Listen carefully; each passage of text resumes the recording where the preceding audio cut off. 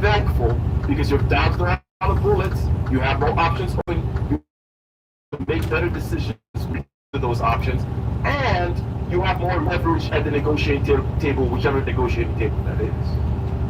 Fast forward. Now we'll come back to that advice in a minute, but you know what's funny? A lot of black men are still complaining that black women just complain. I do not date or take black women serious. And it's not because I don't want to talk or date or not take them serious. It's because on average, okay, your typical black woman will call me attractive, okay? So she calls me unattractive, but yet all the other races of women, immediately they fall in love with me. They love my personality, my character, the way I move, my intellect, how I do things. But the black woman, what she sees is in her mind, cornball. There is no in between. There is no gray area with the black woman. Okay? So if there's no gray area, I either have to be a thug or I have to be like a super white man, like a black man that's white. And if I'm neither one of those two things, I'm in the gray area. And if you're in the gray area with the black woman, you don't exist. She does not see you. Understand? I literally saw this video. It seemed like to me he'd be a brother that sisters would want to talk to. I mean, I don't see anything that's wrong with him, but the comments told the story. This lady goes, "Hear ye, hear ye, hear ye. We do not give an F. Drop mic and walk away." Ashley Harris says, "I'm a plus-size woman and I can't imagine making a video about all the men who don't find me attractive. I wouldn't give nobody who didn't want me any of my energy." Other person said, "I see why black women feel that way about you. Laugh with Lex. Even when y'all don't want black women, y'all can't stop talking about them. Stop the show. I want your ass for real." So, laugh with Lex. Call me. Other individual goes, "LOL, the things a person can convince themselves of to sleep better at night."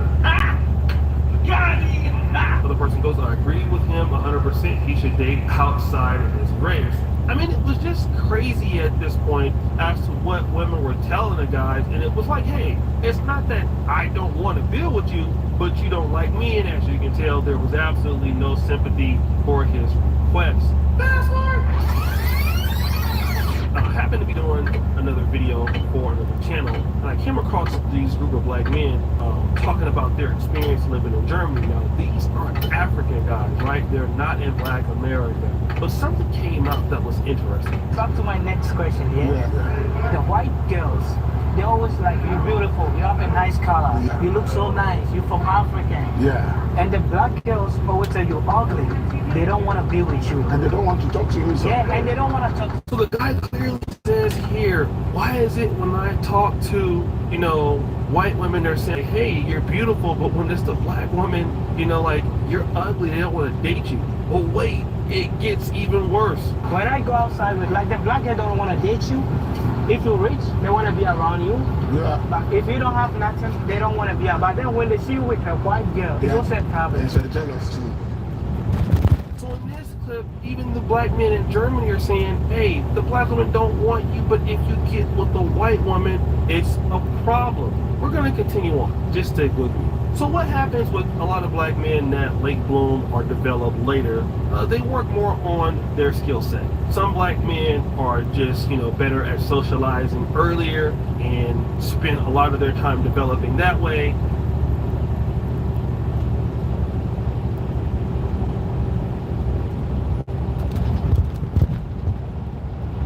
Now, do you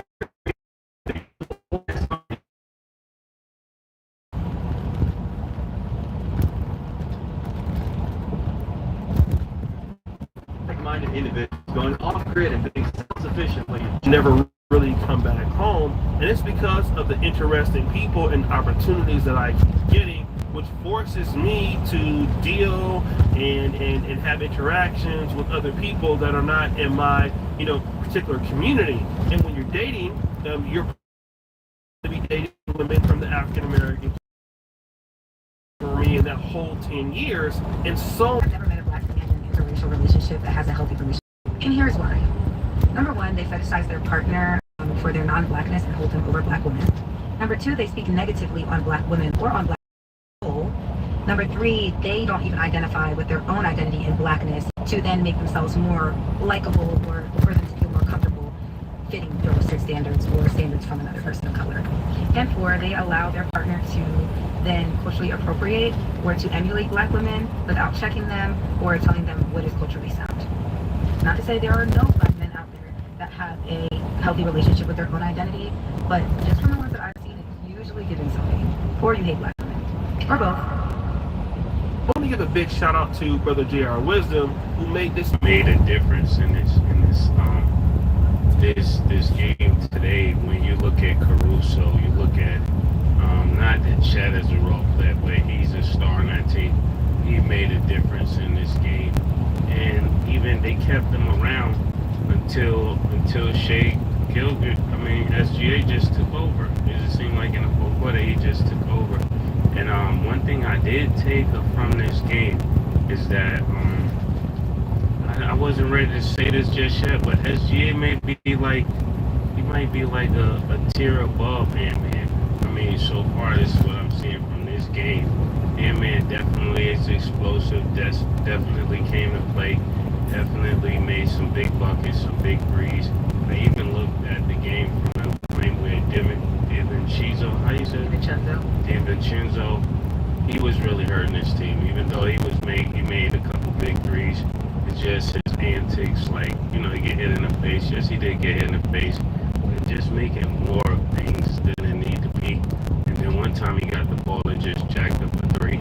It didn't go in, and the threes is hurting this playoffs. When the ball goes long balls, it just puts the team out of position to even defend when you just jack up a lot of threes. And I think if they keep shooting these threes, they're gonna be in trouble. I'm looking forward to OKC coming out of this series. What Mace said is like that they couldn't say Gilgeous-Alexander's a tier above Ant-Man. He is until further notice. Ant-Man don't have no league nominated for no league MVP. I don't think Ant-Man was first team all NBA. Shea Gilgeous-Alexander, what happens is OKC until this year has not been getting nationally televised games. Sin always talking about, I was telling him about Shea Gilgeous-Alexander the last 2-3 years, talking about I can't find him on TV. I don't know what channel OKC play on. Well, you found out this year where the fuck they playing at. And at the end of the day, he's been first team all NBA, not second team, third team. It's going to be his third year straight being first team all NBA. And as we said, it isn't announced yet, but we all think that he'll win the MVP. Ant-Man ain't there yet. You think about Shea Gilgeous-Alexander, not from just the game last night, but just in general, he's never rattled. Even when they lost to Denver, we see him losing a game, one of the games. He's walking off the court smiling. He got a real goose poker face. Even last night, it was a point in the game where Anthony Edwards tried to get physical and push him on the floor and do all this. He walks away. You can't rattle him. I hate them niggas. When you play ball, to bother. So further notice, he's definitely above Ant-Man. Not just because of last night, just because of the work he's put in. As far as the game last night, look, what happened is this. Minnesota was up 4 points at the half. They should have been up about 8 points. And in the third quarter, they fell in love with the jump shot. You keep shooting jump shots and you're not making them. Mace just made a great point. This whole playoffs has been ridiculous with 3-point shots. It's ridiculous, and that's what happened last night. Anthony Edwards in the second quarter, he got hurt. I commend him for coming back. Played well. It didn't look like he was hurt at all. So we're not going to use that as an excuse. But look, my nigga, y'all keep shooting jump shots, and it's not going in. This is a fucking going on the whole fucking playoffs. It's like ridiculous. And OKC plays by committee. Mace made another great point. SGA didn't have a great first half. I think he had 10 points in the first half. The rest of the team held it together. And that's what I said to myself. I'm saying, look, OKC didn't play good in the first half and they only down 4 points. They gonna win this game. I didn't think they would win by this much, but I'm like, they didn't even play good.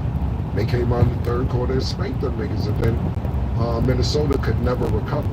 What I didn't like from Minnesota is this. First of all, the threes, and secondly, Anthony Edwards not being the superstar that he's supposed to be. Julius Randle was looking like he's the first option on the Timberwolves. That's not going to work for them to win. Now, could Julius Randle have better nights than Anthony Edwards? Yes. Could Julius Randle have nights where he outscores Ant-Man? Yes. But he cannot be the first option for them to win this series. It's just not going to work like that. SGA, he lets the game come to him. He ended up finishing with 31 points. It was a smooth-ass 31. But like May said, the rest of the team, it isn't just about SGA. He's the leader. He's spearheading what they're doing. But Dort, Jay Will, Shaq, Harslan, let all of them niggas play by committee with SGA leading the way. Naj Reid from Minnesota. You cannot be going with the fuck Naj Reid went. Oh, one for 11. You went for a contract. Contract's up. You said you about to go out in the field to see where that money at.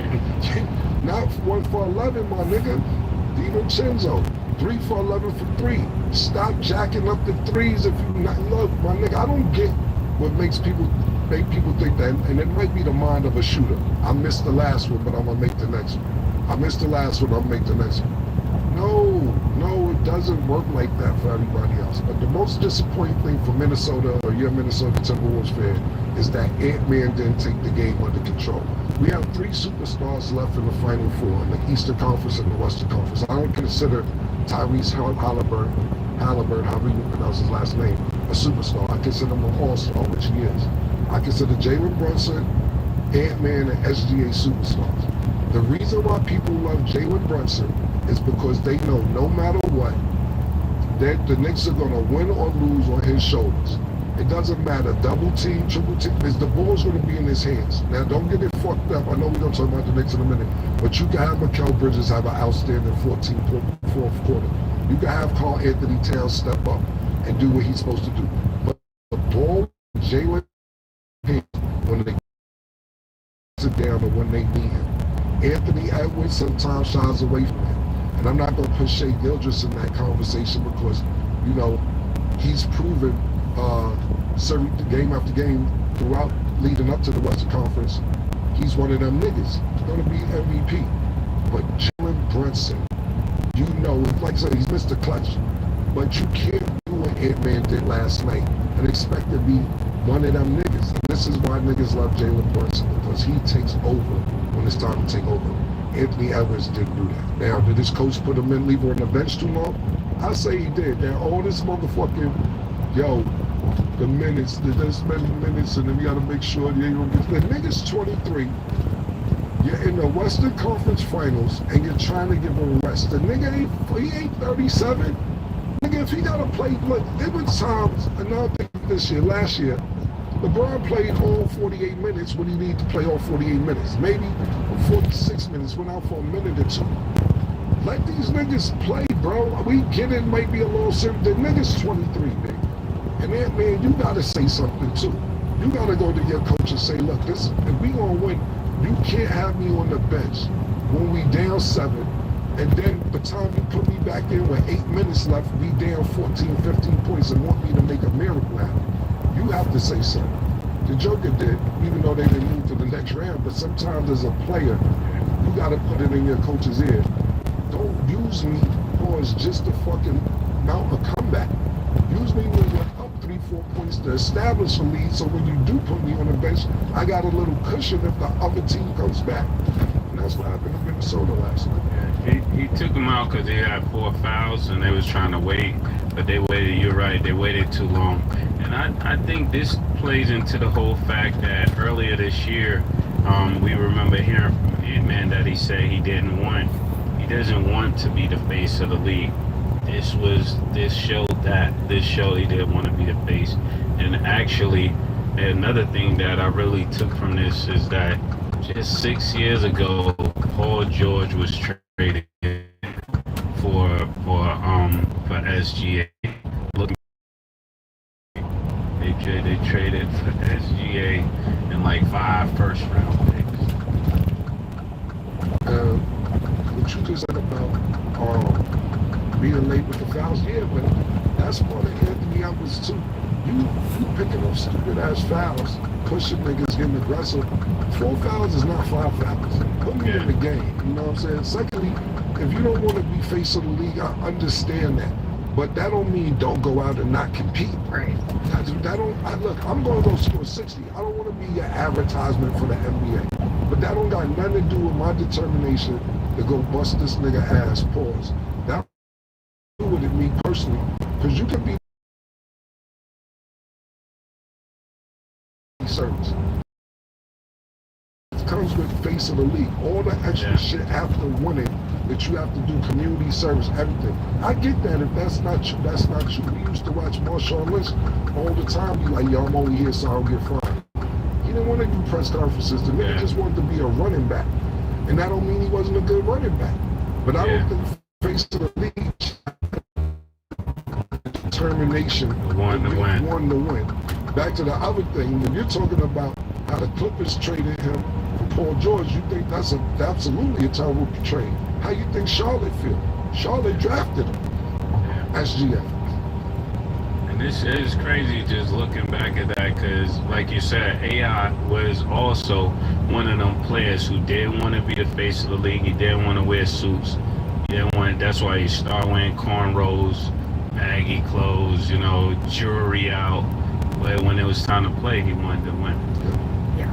I will add though, even though he said he doesn't want to be the face of the league, to Cam's point, that doesn't mean that he's not a competitor. I think that as the game went on, they lost momentum and he wasn't at his best point. Like even in the fourth quarter, he had 0 points. Like that's not like Ant-Man. He only made 13 shots in the entire game. He needs to shoot more. And I just even think defensively what OKC did. 13 shots. Yeah.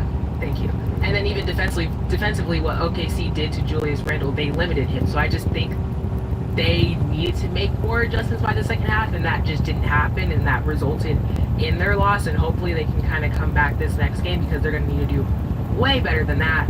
But Cam started kind of explaining this, and I want to get your opinion too, Mace. Who do you feel specifically needs to step it up on the Timberwolves side aside from Ant-Man?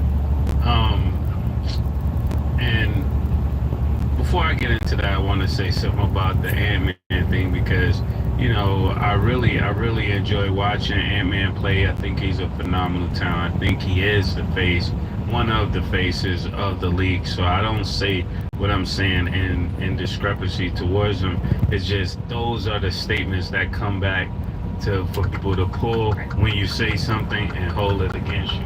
So that's why I'm putting it up there because that's what a journalist would do. They will go back to the point that makes this moment memorable and that goes with this moment. But when you talk about who needs to step up on the Timberwolves, pretty much everybody, other than Mike Conley. I think he did a decent job, but I think they're putting too much stock into Mike Conley. I remember saying this earlier. They got to get the young boy in there and let him play. If you go back and look at some of the early teams that won in Miami, they were infused with Mario Chalmers, Norris. It's sometimes when you bring just that one point guard up off the bench, that's not the player that they're normally looking at. They don't have a plan for him because he's new, and I think that will be the case with this. I forgot the guy's name. He came in here before. He went to Kanye's school. Man, why am I forgetting his name? But we'll come back to that. Dillingham? Dillingham. Yeah, they got Rob Dillingham. Just because he could change the game and the pace. Right now, they're being beat with energy. It just looks like OKC is playing at a much faster speed. Now, I'm not saying he can guard SGA, but I don't think SGA will be able to keep up with him in this change of direction, and that would change the game. Nas Reed definitely got to play better. I remember one time he went to the rack, and it was like Chet just little boy this shot, and that can't happen. As well as who else is on that team that need to step up? DiVincenzo, right? When you look at what the Knicks are doing, he better step up. The worst thing in the world is for him to get traded, and then they don't make it to the championship, and the Knicks make it to the championship. It's going to look like he was the person they had to move. So those are three people that need to play better immediately. And last but not least, Ant-Man. Ant-Man definitely has to be in 28 and up every game. If they want to win this game, they want this to be a competitive series. They got beat by 26, and the 26 that was missing, at least 16 of that is Ant-Man points. So if they want to win, he got to be at 28 points and higher to be a championship team. And then, You said outside of him. yeah. Look, Rudy Gobert can't have 3 rebounds. And know they started playing fucking small ball and all that. You got to play 20. You got 3 rebounds, nigga. Yo, you the tallest nigga in the building. I'm talking about fans included. You have 3 rebounds and 2 points. That's just totally unacceptable, man. That's out of control. It's unacceptable. That's first and foremost. We gonna start there. That you had 3 rebounds, nigga, and 2 points. And that's why they started playing small ball, nigga. You can't even get the rebounds. You can't. You niggas, I don't know what the fuck. Out the last 2 series, Alex Caruso became some defensive specialist. Maybe I ain't been paying attention, but now Alex Caruso is the defensive specialist. He's Bruce Brown. He's Tony Allen all of a sudden playing 1 through 5. That's what's going on. So first it starts Rudy Gobert. Then we got to go to the bench. Naj Reid, DiVincenzo, Alex Walker, who's Shea Gilgeous-Alexander's cousin. You want to go back home to the barbecue this summer and get cooked? I like the food, because that's all they're going to talk about. His mother and your mother, which is they aunts and these shit. Nigga, I don't want to go. I'm not. Imagine me and Mace being cousins and we in the championship or the Western Conference Finals and I got to deal with him this summer. Now it turns into the mothers talking about, your son was never good as my son. He was all right, but he wasn't like that. We see that. He's a role player. My son's MVP. It's all that. You got to take that into consideration. Between Naj Reid, Alexander Walker, and DiVincenzo, they shot 5 for 28 from 3. What are you doing? What are y'all? Yo, this is back to the 3 I was just talking about last day. 5 for 28 off the bench. This is the production that we're talking about. All these are players off the bench. 5 for 28 from 3.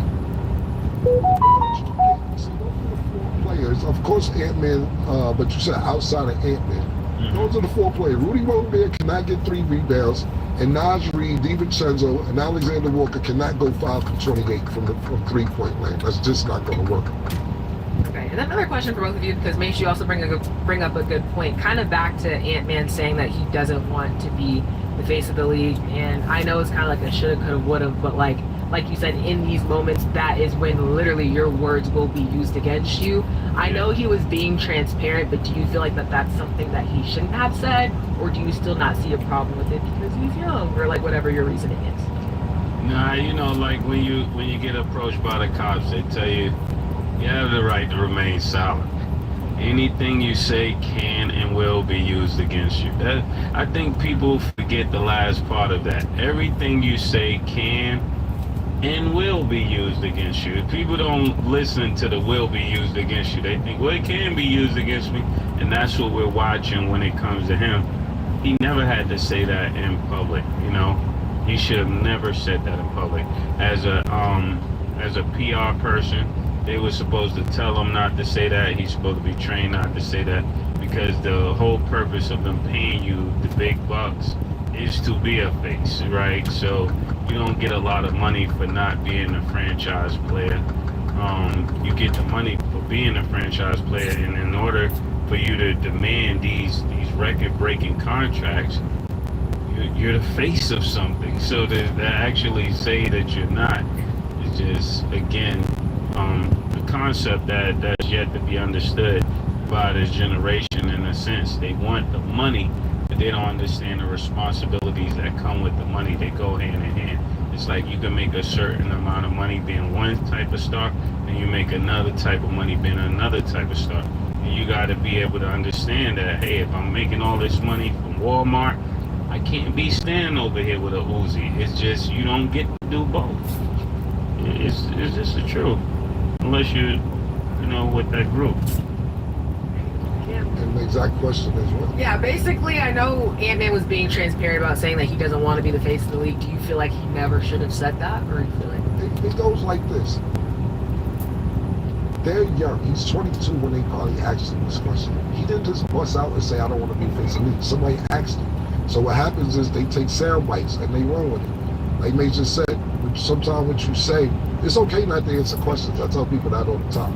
Of course, somebody asks you a question, that doesn't mean you have to answer the question. You could just say, I'd rather not answer that question, let's move on. But at the end of the day, at a 22-year-old, what you gotta realize, some of these niggas is ignorant. And sometimes organized ignorant. I tell niggas, if I'm ignorant, I calculated my ignorance on purpose. Don't just think I'm randomly ignorant, talking about myself.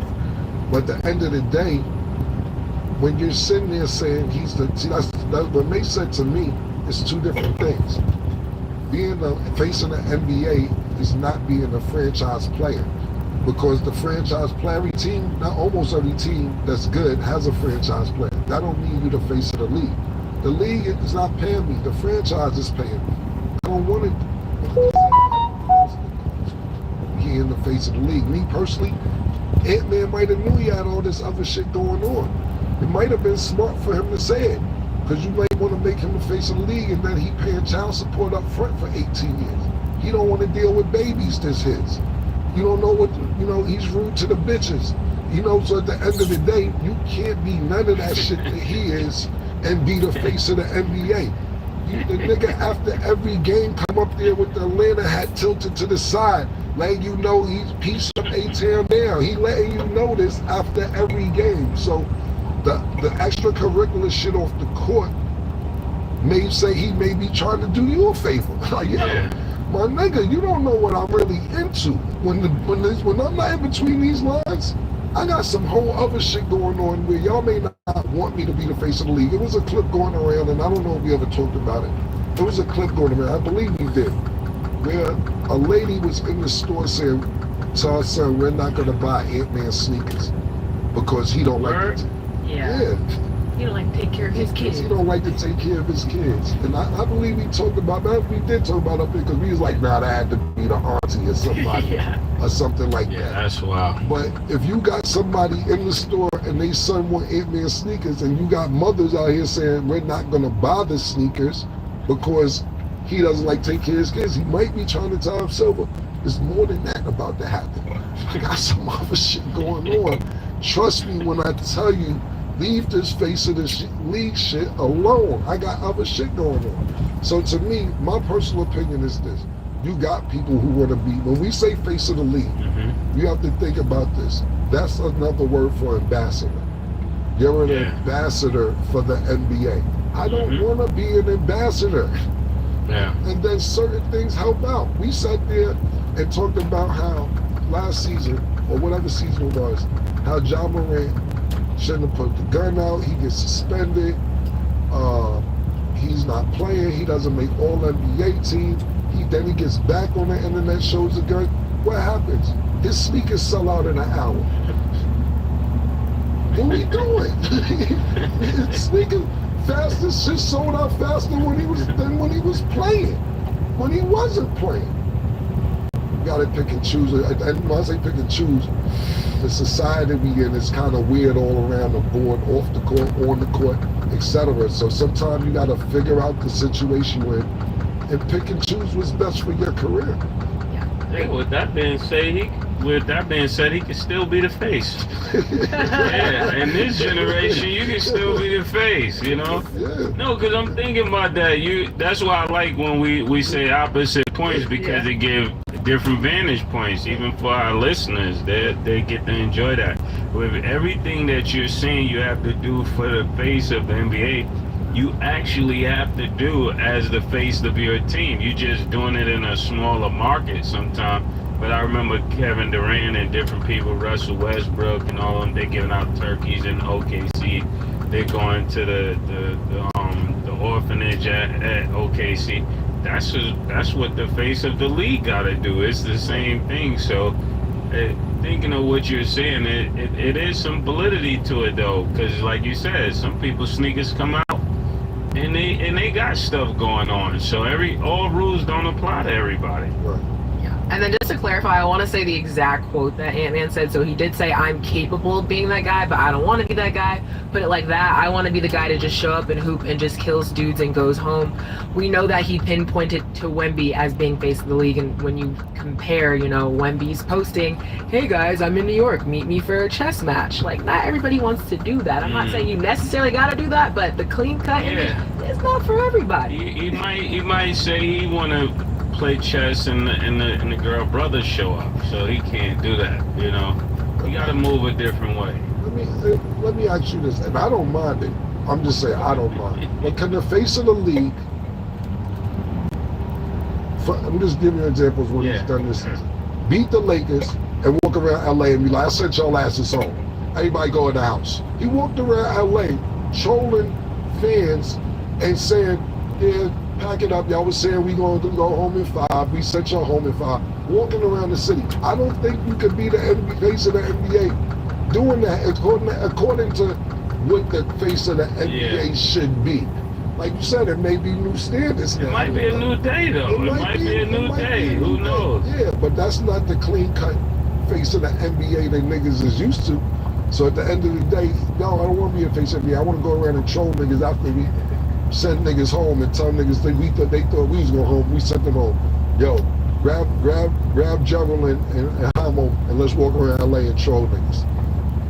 Was that the face of the NBA? I don't know. I'm not, it's a question, but rhetorical. I really don't know. Hey, Jordan gambled, and our president said, grab her by the, you know. Hey, yo, listen. He still won the president. Laughing about it, but just the thing, that's a time we're in. I'm just saying, that's the time we're in. Times have definitely changed. That was my favorite president. Yeah. Bill Clinton. I'm not talking about Trump. I thought you meant, when you say grab by the pussy, you talking about Trump, but I'm thinking about Bill Clinton was getting head in the side office, smoking weed and all that. That was my nigga. And Hillary was with it. Not with it, but she dealt with it. Mind you, that was supposed to be private, though. No, but I know it. I study politics. That was supposed to be private, though. Like, it's not like they flaunted that. And then it happened. It was like, dang, we're here. See, the thing about it is that it's a different thing studying it, and it's a different thing living it. That's true. It wasn't outside when that shit was going on. He didn't have, and he said he had relations. Yeah. That's what I'm saying. Like, he was hiding that, though. He didn't inhale. He definitely said that. And he was the face of the whole country. That's what I'm trying to say. It's a different day. He was the face of the country. And now we got another face of the country. So this is what we're saying. That nigga was getting head from his side joint and smoking weed and denying it all. And they want to impeach the nigga, but he stood tall. But I'm not saying you don't know what happened, but it's like, for instance, right? When niggas be talking about Jordan and all that, I know young niggas be like, oh my God, enough with the Jordan shit. But to be in it, like right now, right? For instance, right? Let's just think about 30 years from now. Yeah. And the Knicks don't go nowhere. And you sit there and remember, you're alive now to see how crazy niggas is going. Yeah. So if niggas don't go crazy again, you try and explain it to somebody in 30 years, they be like, all right, in 2025, the nigga was acting wild, we get it. But explaining it and being there or seeing it is different from trying to explain it to somebody. So I'm not saying you don't know what you're talking about, but sometimes just being in the essence of it. They've been like that since 1990. Yeah. We can remember them being like that over and over. Even before that, Bernard King running out the side of the locker room, halfway hurt. 83, 84, 7, 8 years old, like. Yeah, and they've been this crazy since. Yeah. Without winning. Yeah. What you saw the other day, since the 80s. Yeah. That we can remember, not winning. Yeah. Actually. Yeah, getting that crazy year after year. Yeah. You get tired. No, but what I'm saying is, my point is, they do get crazy, but what's going on is, as the Knicks win more, the level of crazy gets crazy. Yeah, niggas standing on buses with their shirt off. To get to this round, this crazy that's going on in New York wasn't the crazy that went on last round. It's a crazy. Yeah. It's an Eastern Conference Championship crazy. It's a second round crazy. Like May said, all year round these niggas is crazy. But the more it gets, the I prefer that they get. Look, nigga Simmons on the phone. I'm not supporting this and nothing. But if the Knicks make it to the championship, he just said somebody might get shot. That's what he just told me on the phone before we started the show, man. And you know what? I said, maybe. I'm not saying I want that to happen, not going to work for somebody, but this is what's going on. That's why when they made the Brooklyn Nets, I didn't understand it. I was like, yo, this is too close right here, Paul. This is too close. They doing too much. We already got a team in the city. That's why I never went to the Brooklyn Nets. Okay, that's like the one team that's like an off for you. Yeah, I didn't even go for the Biggie celebration. I just couldn't do it. Because the whole thing about it is this. Outside of basketball, New York got 2 teams and everything. 2 baseball teams, 2 hockey teams, 2 football teams. They said, why not just do 2 basketball teams? We got 2 teams and everything else. Okay, so Thursday, game 2, Timberwolves versus OKC. Underdog has Julius Randle at 33.5 points, rebounds, and assists. Do you have him higher or lower, Mace? I'm gonna go higher. It's a must-win game. Everybody got to show up. So, what's the chances of him not having that much? He definitely got to show up. I'll go lower. Okay, DiVincenzo's at 14.5 points, rebounds, and assists. Do you have him higher or lower, Cam? Who knows what this nigga? It's like my nigga. He could heat up, or he could just be a male ginger. Like, who fucking knows? I'm gonna go higher because he didn't play that well. I'm gonna give him the benefit of the doubt. I'm going lower. I don't have no benefit of doubt. You know, there's no benefit in doubting. Yeah, it's just a slow saying. I don't know. You know more about sayings than me, but you know, I don't like who let the cat out the bag. Who put the cat in the bag in the first place? You know, That's a good question.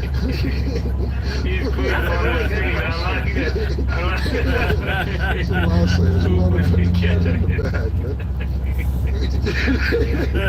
You can't have your cake and eat it too. Then why I got the cake? Yeah, why did you pass why me would the I have cake? the cake and I can't eat it too? It's one of them shits that just stupid to me. So I'm gonna use dumbass shit. So I'll take your word for it. That's good. That's another one of them know-it-all statements. Yeah, it is. My son said that one time. I said, you know, I'm gonna give you the benefit of the doubt. He said, you know, there's actually no benefit. I'll be mad. Like, thank you. That's good though. I'm gonna start saying that. Okay, SGA's at 6.5 assists. Do you have higher or lower, Mason? Oh man, I'm going higher. I think SGA just takes over this series. I expect Ant-Man to show up, and I think it should be like the clash of the Titans, but I definitely have him getting more than 6 assists. I'm gonna go low. Okay, make sure y'all download the Underdog app and you can make your picks too. We're gonna go to break. When we return, we will discuss expectations for Knicks versus Pacers. Don't go anywhere. On Underdog, you can play your way to bigger boosts each round of the playoffs with the extent. Start a series by using your K1 boost and continue boosting each subsequent game. The longer the series, the bigger the boosts. Underdog, the best place to pick playoff basketball. Welcome back. So y'all, we're just gonna get straight to it. Knicks versus Pacers, game 1 tonight. Mace, what are your expectations? My expectations, being that it's in New York, for it to be crazy. All of the new Knicks fans, cut it out. You're jinxing the Knicks. The Knicks need all the good support they need. That's why I didn't wear my Knicks stuff today, you know? I'm not really a Knicks fan. I wish them well.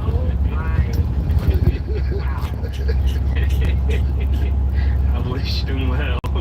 I'm supporting from afar, you know what I'm saying? I'm with them in spirit, even though I'm not there personally. And I think the Knicks should be okay the first game.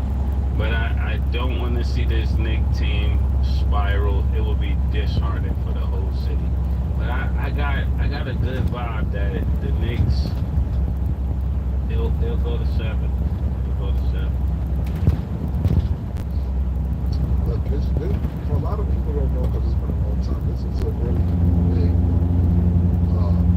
I'm kind of, maybe I will say rivalry like in the 90s. Yeah. Like the Knicks in Indiana. You know, people don't remember the Chuck Persons and the Dale Davises, Yeah. Indiana. Davis brothers. Yeah, exactly. Like Rick Smiths, you know, Indiana had a really good team. They made it to the championship one year. They lost that year.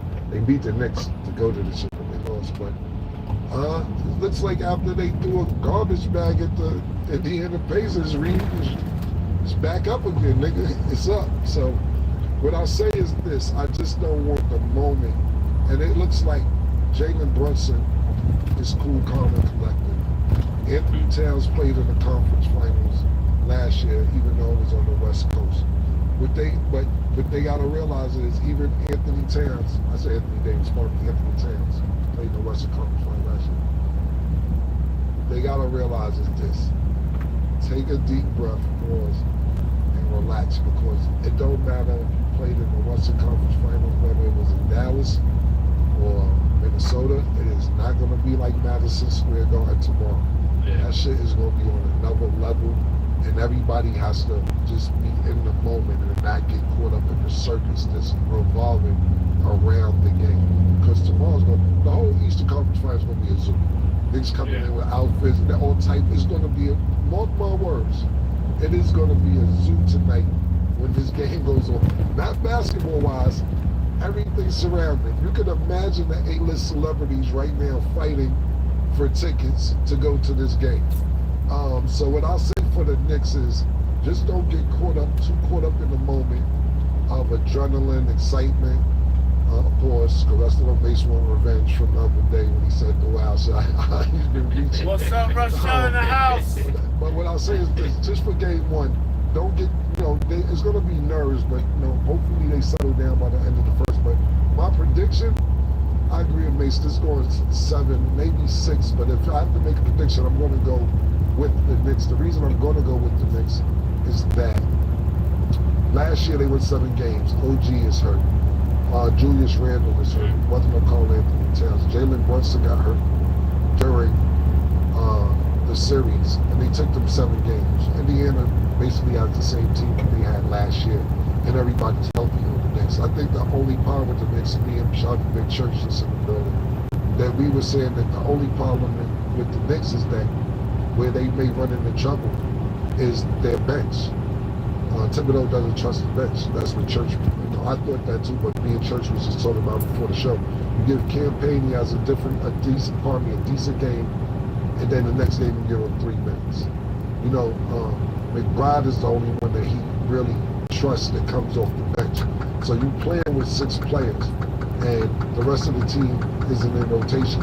You got the Garden cheering PJ Tucker's name to get in the fucking game. They need PJ. So Tom Thibodeau doesn't trust his bench. So the only problem I see for the Knicks, not saying that Indiana is somebody they should just look over, because to be honest with you, my personal opinion is Indiana is the most cohesive team that's left, because they're playing together. Turner, the center's playing good. Toppins is coming off the bench playing good. McConnell's coming off the bench playing good. Tyrese Halliburton, he doesn't have to score 40 to be effective in the game, not just offensively, defensively. They're very cohesive, and they use their bench. The only problem I see for the Knicks is that Thibodeau doesn't use the bench and he burns his players into the ground. So if we run into foul trouble, Josh Hart gets 3 fouls in the first half, or Jalen Brunson gets 2-3 fouls in the first half. Karl-Anthony Towns, then you don't trust your bench, and then you make good players in there that may not be able to produce points. Because Mitchell Robinson is great defensively, but he's not going to get you 25, 30 points. So that'll be the only problem for the Knicks, that they don't use their bench, and Thibodeau doesn't trust them. It's to the point where one of the games, Rick Brunson, Jalen Brunson's father, is telling them, yo, take niggas out. The last game they played against Boston, they were up 25, and he had the starters in with 2 minutes and some change left. And they said, like, yo, get niggas out. Let niggas get a standing ovation, not just a standing ovation. Let's pray nobody gets hurt in the last 2 minutes. So I think that'll be the only problem for the Knicks. If we're playing competitive, nobody gets hurt, mano y mano, I'm going with the Knicks, but Indiana is nothing to look over. Not at all. And I think before we move on, we definitely got to put some respect on Rick Brunson's name. I was watching some videos of Rick Brunson training Jalen Brunson, and it was about the fight, and he was telling them to do everything he's doing right now in this series. I thought that was like a remarkable piece to look back and say that his dad was practically forcing him to be the player that he is right now. And he's like, no, you make this shot. No, you do it from here. And then looking at the game, he's doing that same move is like really surreal. That was really beautiful. What I say is this for Rick Brunson, and he's super duper smart. He's nepotism, never way. He's reversing up. I don't know what you call it when you use your son. Seriously. I'm dead serious, because you got to think about this. Listen, to Mason's point, that was great. That was a great take, because I was doing some due diligence on it as well. Rick Brunson, of course we know he played in the NBA, but the reason, and no disrespect to the people I'm about to say, but he wants to do more than just be on the sideline cheering for us. He don't want to be T. Moran. He don't want to be LeVar Ball. I'm in here. I made this happen for us. Rick Brunson, when Jalen Brunson was in high school and being recruited, and he was picking his teams of where his schools or where he wanted to go. Yeah. Temple was one of the teams, schools that Jalen Brunson was thinking about going to. They offered Rick Brunson the job. He was going to get the job at Temple, but he got arrested for whatever he got arrested for. Temple was like, nah, we can't have you on coaching the team. He just got locked up for what he got locked up for. And Jalen Brunson said, oh, well, y'all are off the list for what schools that I might attend. They've been manipulating this shit since high school. This shit been planned out. It's like Braun and Bronny, just the other way around. Now he's the coach of the Knicks when he couldn't even get a college coaching job for a minute, because that's what happens. I don't know if it's still nepotism, but it's the other way. Yeah. Reverse nepotism. So shout out to Rick Brunson. Absolutely. And they're winning, so you can't be mad at it though. Yeah, it's just real funny because it's been less than 7 days. Still to see you go from a Celtics fit to the whole Knicks gear. Yeah, that's how you were talking about Stay where you at. Stay on him. Pause. Look at Cam. That's the New York Minute. That's what happens in the New York Minute. It could change that fast. So what are you? Let me tell you something. I'm gonna be totally honest with you. I got all type of levers in my closet. I just happen to pull the Boston lever out. Niggas know I'm not a Boston Celtics fan. Everybody knows I'm a San Antonio Spurs fan. And that's just that. But my real team is the Harlem Globetrotters. Outside of the Spurs, nigga, we never lose. The origins are New York. I'm not even mad at it. Wait, let me ask you something. How far do y'all think the Knicks can go, though? Do you think they could win it all? They're second to win it all now. OKC is favorites, and the Knicks are actually second favorites. What I say is this, though. Somebody from the Knicks is going to win a championship. If Indiana go, Obi Toppin will win. If OKC win, Hartstein will get a win. And if Minnesota go, Julius Randle, DiVincenzo get a win. So at the end of the day, I never took this truck off y'all could go on that if the Knicks don't actually go. You could be like, niggas took our players. Definitely. That's what Sin always, niggas got our players over there. I said, Sin, you can't keep beefing about Minnesota having y'all players, and you got Minnesota players. Yeah, I ain't think about it like that. Yeah, nigga, what are you talking about? So somebody who played for the Knicks is definitely going to win a championship if the Knicks don't. And right now, are we in agreement that the Knicks got the better of that trade with DiVincenzo? I'm not. I think we still have some games to see. I'll say this. I'm sorry, Simon. Yeah, no, you're good. Is that, look, everybody's still in it. Yeah. So and Randall just got busy. Yeah, but I'll say is this. The matchup that I would like to see is Minnesota against New York. Yeah. And you'll see who actually got the better of the trade. But to be honest with you, so far I'll say this, Mace, is that the Knicks got the better of the trade because they went further than they went last year. Yeah. But now, today, I'm talking about May 21st. I'm talking about today. Because Minnesota was in the conference finals last year. Now, if Minnesota get to the championship, we don't know. So to me, it's still to be determined. So now we're going to switch gears to WNBA. Some pretty deep conversations over just a regular game. So Caitlin Clark got a flagrant foul on Angel Reese after a hit in the Fever versus Sky game. In the game, Angel Reese attempted to approach her and said, "What the fuck is wrong with you?" Meanwhile, Caitlin's teammate Aaliyah Boston is trying to hold Angel back. Angel's kind of pushing her out the way, just trying to get at Caitlin. After the game, Caitlin said it was just a good take foul. Either Angel gets a wide open 2 points or we send them to the free throw line. Basically, people have been going back and forth about this all week, all day. Mace, what was your opinion on what happened? What was your thoughts on the play? And then how did you feel about Angel Reese's reaction? Because I saw this and I talked to a few people, there's several narratives right now flowing through the ghetto, right? Right now, this is what the ghetto is saying, you know. They've been doing this to black guys the whole time, so it's just now made it to the women that a white person is pushing you down. So that's the first thing they're saying in the ghetto. The second thing they're saying is this is... What ghetto do you be in? What ghetto is this? What ghetto is this, bro? I want to know what ghetto this is coming from. Is it in America? Because I know you go over the world. What ghetto is this coming from? My bad. I don't want to cut you. I'm just trying to get the origin of where this is coming from. Okay, should I say my ear to the street? Is that better? I have my ear to the street. This is what they're saying in the street. Don't have to be the ghetto. Ear to the street could be where there's rich people at.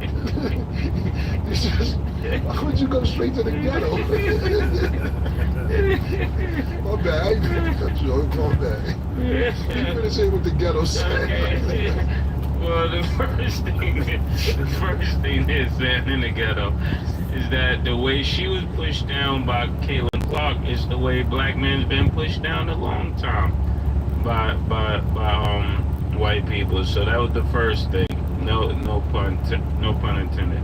The second thing, I think this shows that there is a pure hate that Reese has for Caitlin Clark. I'm not sure if this has something to do with the LeBron picture or the Michael Jordan comment, but this shows that there is something real between them two. And the third thing I looked at from my own vantage point is that she fouled somebody else really hard before Caitlin pushed her. So she pushed a member of the Fever, and then Caitlin pushed her. So it wasn't just Caitlin pushing her, it was also you pushed my teammate super out of the way, and now you look like you're trying to get an easy basket after they let you go with a foul, and now she fouls her really hard. So I saw both of those things. But did you answer the question? No, that's what I was going to ask you, Dan. It took me a second to kind of, what did you, not the ghetto, not the streets, Mace, what did you think of Angel Reese's reaction? Oh, I thought her reaction showed that I agree with the ghetto. I agree that you know, she got some animosity towards Caitlin Clark, and because the way she got up, it was a foul, but I didn't see it as that crazy of a foul. I think she was trying to. You ever try to foul somebody hard, but you're not strong enough to catch them, so they fall, and it's some acting in there too to make it look like it's more than what it was. Yeah, I agree with what they said in the beginning. Not the ghetto. I don't know what ghetto is like. But what happened is, and that's the problem. They're not showing it. This is what I'm talking about. If you watch the news, and not really the news, I'm talking about growing up watching the news, because now the news is on your feed. They would start the news off the 5 o'clock news, 6 o'clock news, or the 8 p.m., 11 o'clock news. Wait, there's been a murder, or it's a fire in this building. It's not the good part. They only say like 6 minutes of good part towards the end of the news. It's all drama when the news first comes on.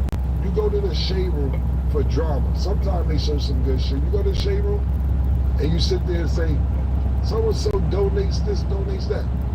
It's 2,000 likes. Niggas fighting, shooting, whatever, 200, 300,000 likes of comments or whatever, because everybody's opinionated on drama. Main point what they said, they're not showing that Angel Reese fouled the shit out this girl before Caitlin Clark actually fouled her. They keep showing the Caitlin Clark foul. To me, the shit that Angel Reese did was worse than what Caitlin Clark did. Caitlin Clark, it wasn't bad. She pushed this bitch out of bounds so she could get a rebound. Then Caitlin Clark actually, if you looked at the ref like, yo, you ain't call that? And then fouled her. Angel Reese falls, gets up, Caitlin Clark walks away, and now we're still talking about this 5-6 days later. You know, at the end of the day. So nobody remember Angel Reese doing this after she won the championship? And Caitlin Clark's face, and she had to take all that? What we want to do is make it a race war. And it's a right and wrong thing to me personally. I want to make it a race war. I don't want to make it a race war. No, That is the one act. I'm just saying, like right This is now, trending. shout out to Brian Clark, and him and RG3 are going through some shit, and it's turning racist. You know what I'm saying? Because RG3 got a white wife, and Brian Clark had to take with to where all because of this foul. And Brian Clark's my man. I don't remember. I'm a real fan of his. I like his journalism and his working. From him becoming a football player to where he's Yo, at. Mr. Chesterfield, what's up? Almost summer holiday. His Hey, trick it was, sure is. we're talking about a foul. It's This shit almost time for turned school into to let a out, and whole I'm gonna pick up my son. He'll black be with woman me in the truck growing all up. summer. What they had to go through and struggle, and they just don't see it. I'm not saying black women did, but this is all from a foul. It turned to a foul into Rosa Parks. Who said that about the black woman growing I'll up? read it out because I have it. We'll talk about that in a minute. All right, cool. We'll talk about that in a minute. But I was going to put that in my take. But back to the foul. These two been beefing since college, to be honest with you. And to me, Angel Reese, and not even to me, it's really facts, but she vocalizes how the reason people love America or beyond America love Caitlin Clark is because Caitlin Clark needed a bad guy for you to love her. And she says she was the bad guy. She has no problem being the bad guy. To Angel Reese's quote-unquote good guy, good girl, I mean, whatever. And she's like, I'll play that role, but I know Caitlin Clark wouldn't be where she's at if it wasn't me. And even Angel Reese, she's a little braggadocious, man. You know what I'm saying? But because she's black, and we're talking about black and white and everything, and like I said, I'm not taking color out of it. I like braggadocious. I like people who pop shit. I don't have a problem with it. But what I'm saying is, when you braggadocious, sometimes people don't like that. Because she's black and white, black people don't have a side. But what I'm saying is, she sits there and says, in 25 years, I know niggas is watching the NBA because of me.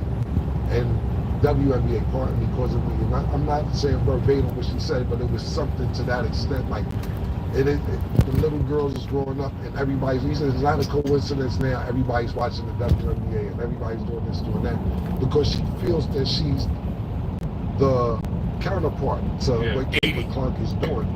To me, all this shit is over a foul, bro. They stretching it. Talk about this shit that went into American history and black history and civil rights and all that other shit. It was a hard foul. To me, the foul was deserved. It was be a layup if you didn't get the foul. Wasn't no blood on the play. But if you look at the play before it actually happened, Angel Reese pushed the shit out of the girl on the feet. And that's what led to the foul. I think it's really silly to be racist, actually, black or white, because a lot of black women wear white people hair, and a lot of white girls want black girls' butts. So I think they both like each other in some kind of way.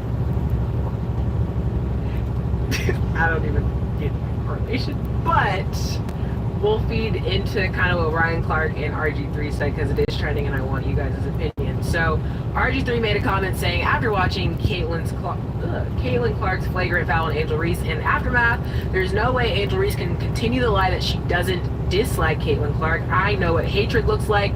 Angel Reese hates Caitlin Clark, not some basketball rivalry hate either. It's hate. So then Ryan Clark responded, and this is what Cam was saying.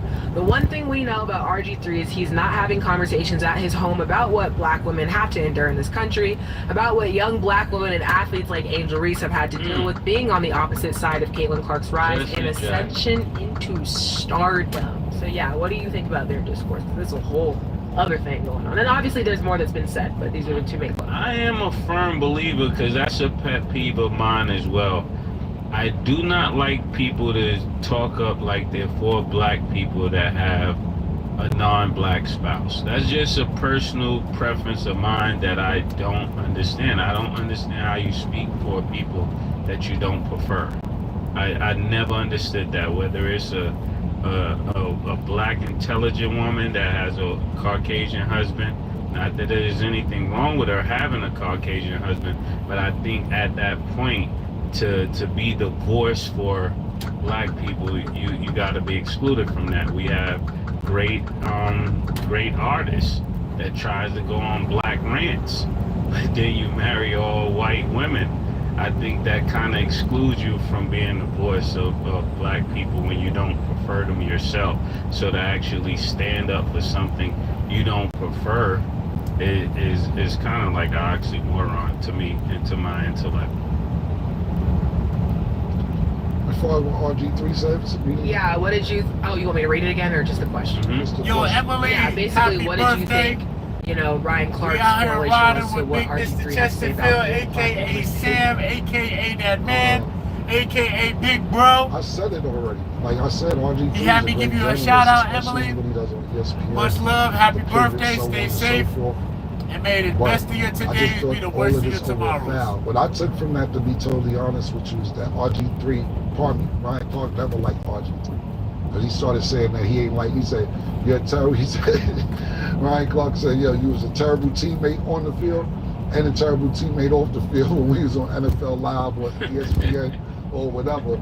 So I'm taking it that he never liked RG3. And he said, and he basically finally found the reason to let him know that he didn't like RG3. That's how I took it. But then RG3 doubled back and said, yo, crossed the line, told him about my wife, this, that, and the third, and went too far.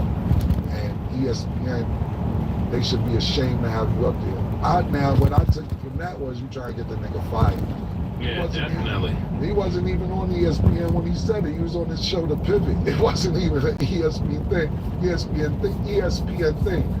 But I believe that RG3 may be better because he got let go from ESPN. But for what Ryan Clark said, the way I take it is this. He never liked RG3, and he been looking for a reason to tell niggas he don't like RG3. And this was the door that opened so he can say his real feelings about him. For him to say he was a terrible teammate on and off the field and on TV too, this sounds like he been wanting to get this off his chest. Called him corny too. Yeah. He said you corny and all type. He was dissing him. Yeah, it definitely went in multiple different directions where it didn't need to go. And like you said, Ryan Clark definitely did take the opportunity to throw a jab at RG3. But as far as RG3's initial comments, I just feel like it was a little tone deaf, because I just feel like, you know, people feel some type of way about Angel Reese for certain types of things, and then the platform that you have being a media person, I think feeding into the constant negative narratives that she gets for something like, you know, yes, I do think that Angel Reese overreacted, but in that moment, in the heat of the moment, they're trying to win the game, don't know what was going through her head. She's probably pissed off because she's like, I know this girl just ain't hit me like that, even though it shouldn't be that serious, but whatever was going through her mind, she acted on impulse. What do so you I think that went through her head? Because you keep saying that. What I'm went saying, through her head? in the spur of the moment, when she was thrown down to the ground and she looked up and it was Caitlyn, mind you, the media already does this whole thing with them. That's annoying. Okay, but what like went through her head, Stat? That's what I don't know. That's what I'm saying. Whatever specifically went through her head. Black girl power shit, man. It was saying. It was saying.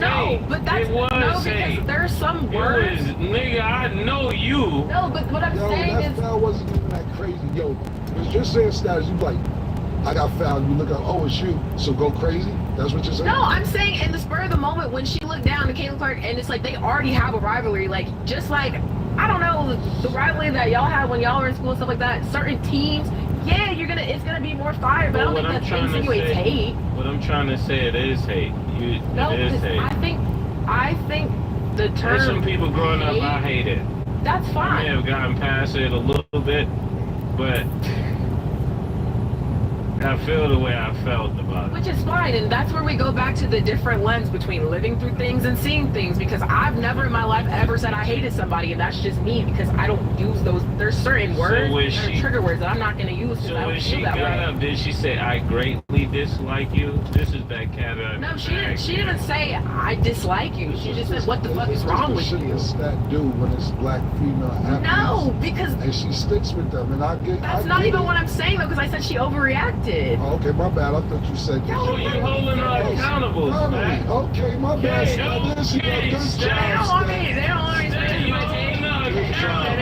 Good job, man. Yeah, yo, public figure. I said Angel Reese overreacted. I don't know what went through her head when it happened, but I'm sure spur of the moment she was frustrated. But the term hate is a strong word, and so I think for RG3 to then see that play, make a whole 2-paragraph thing about Angel Reese hates Caitlin Clark, like, you already know the narratives that people feed in. I just feel like with your platform, why would you feed into that knowing that people quite literally discredit her when she doesn't even probably hate anybody? What I'm trying to say, I'm in agreement with you. I'm saying even RG3's comment can be seen as hate because they don't prefer black women. To some I didn't even get to that part yet, which that is also your opinion. I do think the messenger matters. That's not my No, but opinion. you did say. That's what the ghetto says. No, you said that. You said because you don't agree with certain people who have certain partners, you don't feel like they should be allowed to speak on certain things, and that's fine. No, that's a fact. Exactly. We're on the same page. Fact. I'm confirming what you said. The I'm messenger, not saying that. No, I'm saying that the messenger matters. The messenger matters. Y'all blacker than me. That's also not what I said. I'm just asking. I'm asking. I'm not saying. I'm asking y'all now because y'all fuck black bitches. I fuck white bitches. Y'all are blacker than me. You can say yeah if you want. I'm just asking. If that's how you feel. That's a good point. That's a good point. The difference, and I'm not changing this because it's you. No, I know that. The difference between you is that you don't just do white women. Okay. Yeah. If all you did was a white woman, and then you come up here and say, fight the power. You can't do that.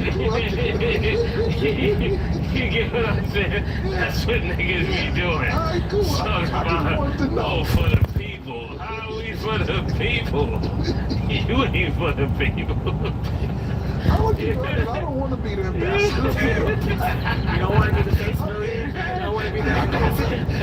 I don't want to be ex-Klan. I don't want to be Clever J. Yeah, so you was ex-Klan. And then we find out you married Trish. Brother J. Yeah, I got you. Brother J, listen, my brother. The Nubian power and all of that. And then he walk in with Trista. What we gonna say? Like, don't drink your juice in the hood.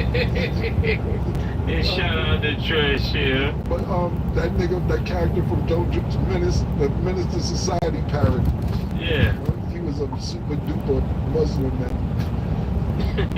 Don't drink the juice in the hood. One of them shit. That shit was hilarious. So when when RG3 gives his take, because of that is his reality, it makes his commentary comes across as vague and pretty much desensitized, and sometimes that's the case. So that's what I'm interpreting Ryan Clark was trying to say. I just think regarding the relationship, that didn't get translated well, because I do agree with you, but I also don't think that his opinion should be discredited because he's married to a white woman. But at the same time, it's like, if you always have certain comments that look a certain way and then you're never really around us and that type of thing, it's like, okay, where is this coming from? So like, to that point, like, I do agree, but also he's allowed to make a statement. I just don't think that he should be into the narratives that we already know are like annoying. I think he still could have a voice, just maybe on a different subject, Yeah, just on a different subject. Like, I'm gonna ask you something, right? This Okay. is just a question. Like when women get their hair done, right? Where do they mainly get their hair from? I don't know. Okay. Malaysia So it would be like, had a hair company. yeah, it would be like talking against Malaysia while having Malaysian hair in your head and trying to be a voice against Malaysia while you're wearing Malaysian hair. That would look crazy. To the saying, person that knows you're wearing you're saying, Malaysian like, hair. kind of like cultural appropriation to an extent. Exactly. Cultural appropriation. That's a great word. Thank you, Staff, for your journalism. That's what I do. But I don't see the correlation. This might have to be continued because I do think this is a good conversation. Yeah, it's but I see cultural. where you're going. Yeah. Yeah, it's like But he can't culturally appropriate. Like, he's still a black man. But I get what you're saying. But also, he is still a black man, so he can make those comments, but it's not sounding right coming from. It's messenger. it's the messenger. Okay. Yeah. We're on the same My page. point is this: is that RG3 to me is smart because I didn't even know RG3 had a podcast. Now we up here talking about RG3. Niggas got to know what clickbait and what niggas want to grab and make stories and so on and so forth. I ain't see RG3 since he got canned from ESPN. Now I'm sitting up here for 15 minutes, which is a great topic, for 10, 15 minutes talking about RG3 and Ryan Clark. But when's the last time we brought up RG3 name? But because he's talking about Angel Reese or Caitlin Clark, now it's a topic. Salute to you for getting the clickbait, nigga. But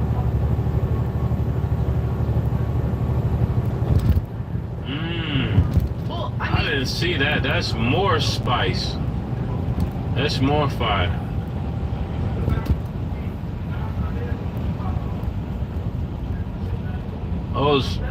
Oh, so she put him up to it. That's what it That's what looks you like. said. That's what the streets is saying. That's what the ghetto is saying. They yeah. put him up to it. To be continued. What's her name? But I don't know. And I'm really not even. Shout out to Ryan Clark. Shout out to RG3. Yeah. And all the people that like what they like. Yeah. I don't know. Like we all said, it was literally just a foul, and it came to all this. But shout out to them for getting one of the most views in a WNBA game in recent years. There's a lot more to come, but that is all the time that we have for today. Thank y'all for watching, and as always, it is what it is.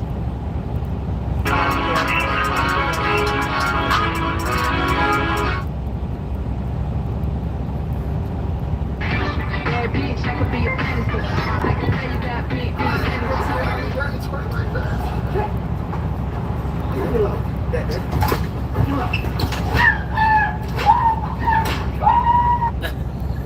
Hey, help me, you gotta shoot, you gotta shoot. Oh, you got the issue? Come on.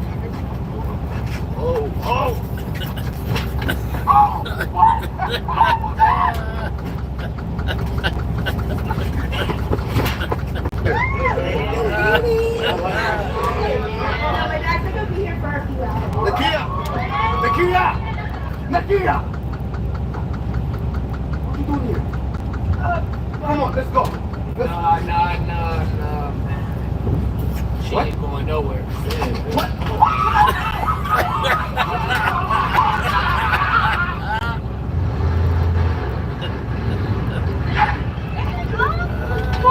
Fuck, old man. You know what? Get out of the car. Fuck out of it.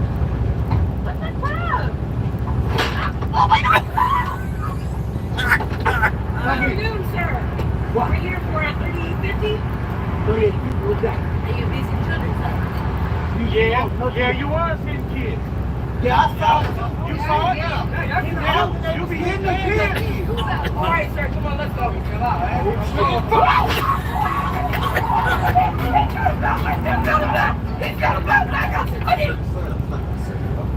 Your Honor, he's going to have to tell the truth. Is your father hitting you, yes or no? Now, son, your father can't get up to 25 years if he's hitting on you. Tell the truth, son. Let's hear it. Your Honor, he's been whooping my ass! All right, Pops, look. This is how you stop somebody if they're coming at you with a knife. Now watch carefully. You ready, Mike? Ready. All Ready? And go. See that? Now go ahead. Show me what you got, Pop.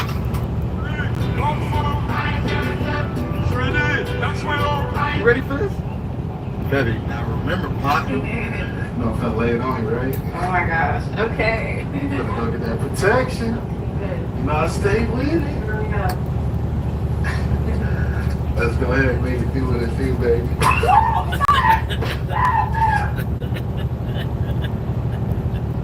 They are stupid. Hey guys, forgive me. I got pancake mix all on me. I don't care though. I'm about to go to this closet so I can go out for my girl celebration. Happy birthday. Y'all know how I feel about going to these closets. Oh my God, I hate going to these closets. It's just too much. But just give me 1 minute, y'all. Okay, today I'm gonna be a savage. So I got this little savage tank. It's real cute. It got little. I'm trying to be fast tonight. Going up here with a pair of black sandals. I'm going up here with a Coopers. Got the ground action going around the whole turn around. So you think you can touch me? Is that what it is?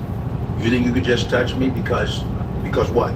Huh? So what? Because you're a photographer? I don't give a damn. All right. So what are we gonna do? Huh? Yeah, you're not ever gonna touch me again. You understand me? You don't ever touch me again, huh? Yeah. You ever see Man on Fire? Yeah. You ever see Man on Fire? You never seen it? Huh? Is that what you're telling me? You never seen Man on Fire? Huh? Huh? You want to be equalized? Huh? Is that what it is? You see Equalize? You see Training Day? Huh? You ever see that movie? You see John Q? Huh? Have you seen any of it? King Kong ain't got on me. I meant that. Okay? I meant everything I said.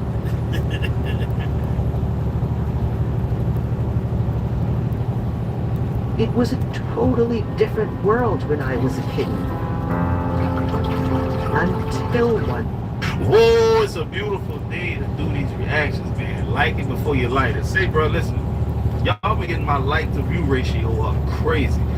But man, I need y'all to get it up crazy, bro. That's how the views come. You hear me? What's all that movement back there? Say, bro, listen.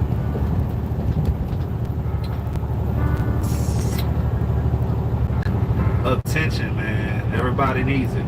It's crazy. She know what she doing. That's the crazy. She know you niggas is watching, man. Hey, bro, I'm telling you, bro. Scientifically speaking, when people get likes, comments, views, all that kind of stuff, stimulated now. They all, I don't care if they old, white, Arab, I don't care. They all get addicted to the attention eventually, bro. Real talk. And posting a picture before I see it, that's cheap. Cause how they get to see me look good before I do? Send me everything, even ones you don't post. Facts. When he dark skinned with yellow eyes, bitch, them either perk, demons, vagina. Kidney failure. Every man, that one woman he don't play no games about. Now I'm telling you that because I'll bust your dome by mine. I'ma bust your dome. If he say that's his old lady, he'll bust your head about her, boy. My old lady. Man, I'ma bust your head. Oh, what did I work fighting about? Why you cause I know what kind of women you been dating. Man, I done fought a woman's husband before. Throwing straight hate papers. Because, sir, you not finna be disrespecting my girlfriend like that. Cause I don't know who you think you playing with me, please. Spit or swallow? I said, I'm sorry. No, absolutely not. Yo, these freaky frog clips, man. I love it. You is nasty. I will put it in my cereal if I Oh, shit. She look like she's ready for a Diddy freak off. Let me tell y'all one of the biggest red flags that women sleep on. If y'all see any man take pictures like this, or they squint their eyes like this, when they take pictures, baby, just let it go. He gonna waste your time. I'm telling you, he gonna waste your time. Probably. He on that light skin. A lot of women are claiming that they have to be masculine until a man comes along and brings out their femininity, and that's just delusional. Yeah, it Paying is. bills and taking care of responsibilities does not require masculinity. It just requires organization. And saying that because you're in survival mode you have to be masculine is also delusional. You can survive in your femininity. Yo, you know, my mama kicked me out the house and everything. Granted, she was emotional. But one thing I can say about my mama, she's very feminine and she works hours. Well, used to work a lot of hours. She was working 50 plus hours a week and she was never masculine. My mother is the true definition of a Southern belle. Beautiful, I tell you. God damn it. Can't be using that as an excuse. You say you never had no good cats. I ain't never had no Never great. had no Panthers. I never did. Never had no Panthers. Never had no Panthers. Nah. But I got a feeling that you got it though. I'm not saying nothing. I don't want my church to say it. Now the church ain't gonna see this. Said, bro, y'all know what I come to realize? To these young niggas, an older woman, it could be really 28. Real talk. If he's 21, an older woman is 26, 27, 28, dog. Because that woman don't even sound older. She sound like she younger than me. You see what I'm saying? And guys, let me tell y'all something. These 32, 33-year-old women, they are smashing these 19, 20, 21-year-old dudes. I don't know if y'all know that or not. Don't think your girl's safe, bro. You done gave him something. You gave him something that night. What? What? If he give you some money, would you give him some of this straight book? Would you give him some of this? I almost knocked you on your ass then, okay? Okay, so don't come in. Don't get it twisted. Because I'll knock you off. I was accused of being a lesbian. And I told her, I said, I ain't no lesbian. Two sockets bumping together ain't gonna get my electricity started. I need a plug. Come on, man. Then I found out about the extension cord. Now, see, I'm not about to play with you. Country bumping, coochie bumping. All I want to know is who paying the electric. Why would you charge me $100 just to mow 3 acres? What? That's a deal. What you talking about? I ain't paying no $100 just to mow 3 acres. She's slow. That probably ain't gonna take away. On the riding lawnmower, what? 30 minutes? You still been paying $100? No. Man, I'd have threw that $100. It's literally always the guys that pursue you first that will then proceed to be like, well, I'm just actually not in a good place for a relationship. That's how it be. I'll speak for all the guys here. Usually it's because we're like, damn, she's pretty hot. And then we started talking to you and we found out that you suck.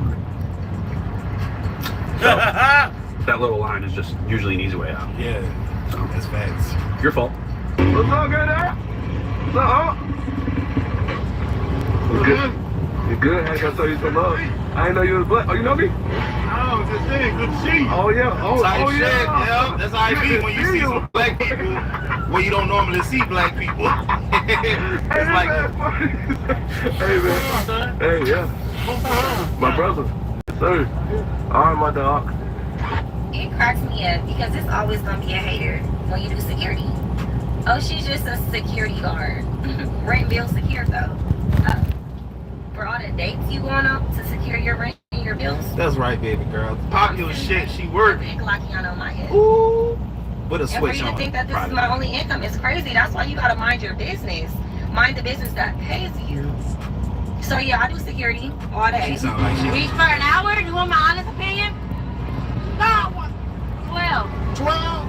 12 bands or 1200? 1200. So how much? God damn. You want for the white man? That's a lot of For the money. white You man, want to know how much a black nigga want to charge for an hour? how much? A black nigga be like 200. I'd be like, oh, bet. Black dude We gonna don't do put you through 200. So that's why you only mess with white and you work for I that fuck with white men 200. because they know what's up. So do you think a man should ever tell a woman how to dress? No. No. Why not? Because women should dress how they want to dress. Oh, that, he had some input, goddamn. Straight up. If she's coming outside too revealing, would you ever tell her how to dress? Hell yeah. Cause that's mine. You have to claim it like if you own it. You know what I'm saying? Put her in place, brother. So if he told you to change, what would you do? I would go change. Welcome, Tavern Keeper. In this game, you will become a tavern owner, managing your own cozy... If he told you It's literally so funny when men tell me like, oh, you can't be that picky, or oh, you can't be that type of girl or woman. Like, yeah, I can. Like, I'm so sorry. The dating pool nowadays is number one, trash. Nobody knows how to court a woman anymore. And number two, when you're dealing with a woman that doesn't really need you, like, you have to try harder. I'm so sorry. Like, when you get to a certain level, like last night, certain fucking moment, I decided I want to be a gamer. Try hard. Start streaming. Just picked up her PS5.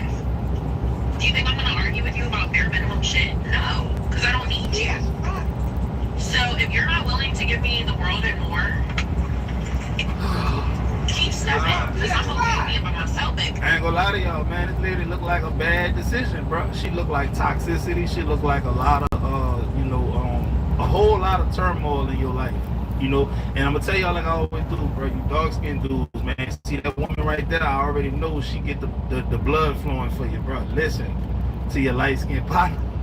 Don't do it. After I bust this nut, I don't even want you to go. I can get lit and take a girl shopping and not think about it tomorrow. And just be like, whatever. And she can wake up and repost all the gifts and show it to another proper women that think that I'm a trick. But the reality is, when this nut creep up the side of my leg and off my side and jump out me, do I still want you around? That is when you are golden. That's when you're somebody that's really great. Do I still want to hang out with you after that? That's a woman's biggest quality. That's when she knows she winning. I want to kick it with you some more. You really locked in with me. Like, man, go get the food. Let's figure it out. You know what I'm saying? And you don't want that experience to end at that moment. I have this saying that I say, a lot of people don't understand the difference between I will f you versus I f with you. So in a nutshell, he's talking about post-nut clarity. He a nut ass nigga for saying that. That's what y'all niggas from Philly say. Yeah, bro, a nigga from Philly will call you a nut, bro. It won't even say pause. It's crazy. Bad, like they want bad shit. Yeah. But the bad shit, the game is up. So they're able to see like, oh, she got a wig, she got this outfit from this one. It made the ugly think that they like deserve the same thing, and like it made everybody think they on the same playing field. So nobody wants to play that level anymore. Like an ugly right now that knows she ugly, like let's not say ugly, a fat, right? No. That's even worse. Less attractive to your liking. No, a less attractive to they liking, because people pop out the house knowing what they feel and look like off the rip. That's not true. That is because people. No, bro. I really feel like, bro, beauty is in the eye of the beholder. Name your woman that everybody think ugly that you think is beautiful. I'll wait. Exactly. So damn, dog. You ain't got nothing to say, Cam. Real talk. That was an absolute bombshell. Name a woman who everyone, bro. Me personally, I would love to hear y'all thoughts and opinions on this. Alright, you little bastard. You want to challenge my pack? Well, I hate to say this, but I'm not the alpha that you want to challenge. Because my true alpha is right there.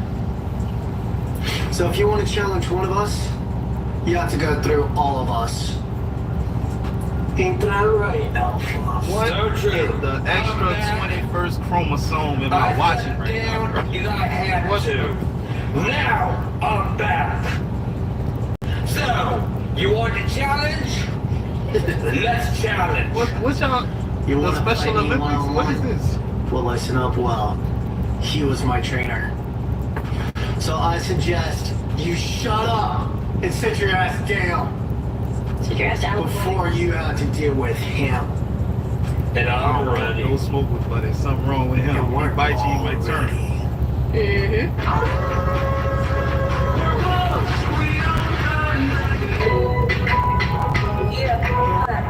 let me bring it back, let me talk to him. Had to come through, yeah, he wanna walk with it. Yeah, I had to tell him that I'm really hurt. I got that glizzy in my hurt. Men up in jail. If I give y'all, you know I'm not gonna tell. Yes, I go. In the bag looking real mighty fine. About to give you all this cash. You can hear from the man. If you put up on this, you won't have a heart attack. You're smiling. Do you really smile? Do you wanna fuck a real Barbie guy? Yes, you do. You wanna come and eat it. Michael J's in the bag, that nigga wanna come and beat it. Give us two, nigga. You wanna come a figure? Put it on your books that the pussy really thicker. I said I'm belling out, belling them out. Come here, boo. Oh my God, bro. What the Bring it back home to me, baby. It's yours. Oh my. Anywhere, everywhere, baby, it's so well. You like that shit? You like that shit, nigga? You like that shit? I ain't gonna lie to y'all, man. You know, I got partners that's in jail. I have friends. I have family who's in jail. And this is some diabolical shit right here, dog. I told you, Joe, I'm short on cash. Quinn, I'm not leaving you alone tonight. Not after what Kathy did to you. Diabolical shit right here, dog. Intentional damage, intentional property damage. It's a misdemeanor. You want me to read your statute? Why are you dressed like that? Why are you wearing a robe? You look like a judge, dummy. Surprise. Judge. I'm not a judge, I'm a police officer. Not you. Me. How about that? You're a judge. No, I just wearing this robe because I have nothing else to do. Well, you don't act like a judge. You definitely don't look like a judge. Oh, yeah. What do they look like? You mean you're not a white man? Oh, not me? A white woman. What do they look like? I don't look like a judge? Well, guess what? I am one. And I'm on my way to work now. But you know what? I've sentenced more men with better discipline than you. You'll be standing when I walk to court. Surprise. Man, why didn't you just leave with telling me that you were a judge? All you had to do was tell me you were a judge. I didn't have to tell you nothing. You treat every citizen with respect. I do. I'm just doing my job. What would it make if I was a judge? What difference? You still didn't have the right to break my tail light, and then you give me a citation for that? I'll see you. 1019.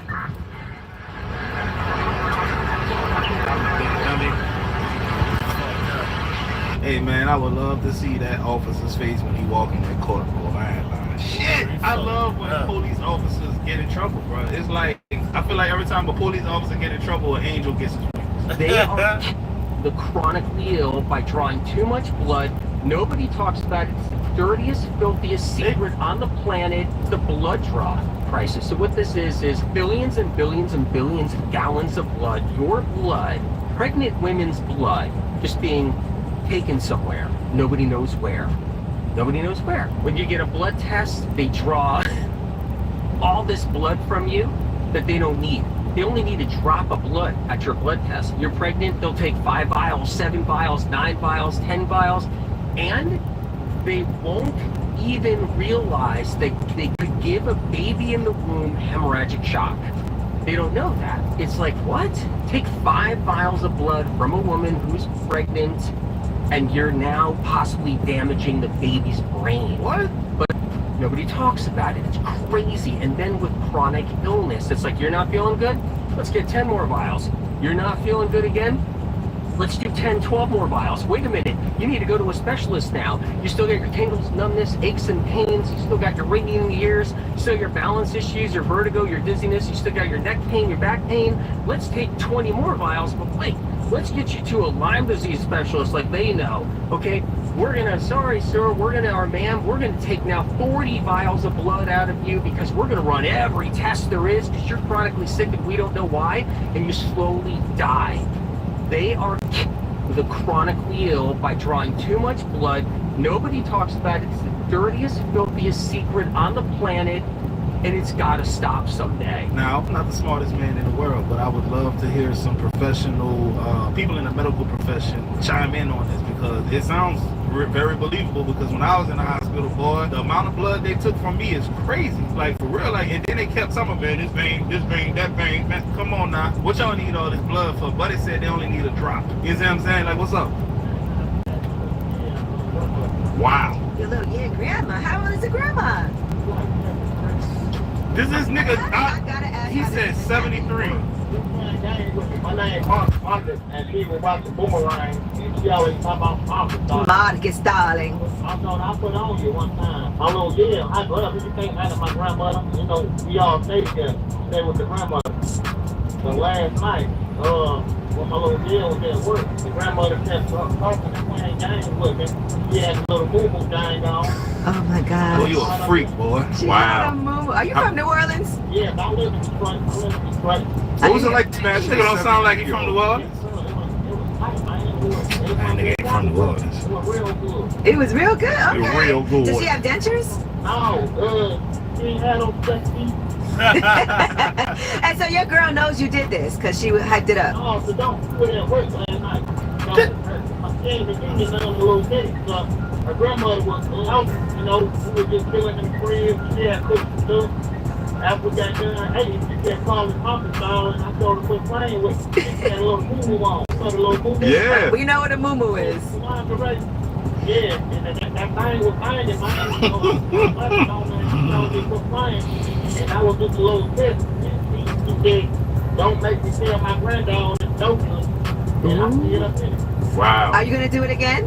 Man, the way he's looking, I might ask you. Man, this nigga stupid. You already in the chat, Pop Tart. Tell him what you want to say. Marcus, You know he's gonna be in the well. oh my gosh, that thing was stinging. This nigga said that gravy So now on you got it. your little year and big year. Bro, a lot of y'all don't know this, man, but those sweet old ladies y'all be looking at, catch her coming out of Walmart. Oh, let me help you with your bags, ma'am. That lady might have been a freak in the 60s, the 70s, dog. I'm just saying, bro. Anything, hey, bro. And they will, dog. The world is funny, man. Welcome to Planet Cola! Have you ever dreamed of making money with your voice? Well, in the next 10 seconds, I'm going to show you how to make money with voice act. Willie D Live. What's up, family? Talk about disrespectful.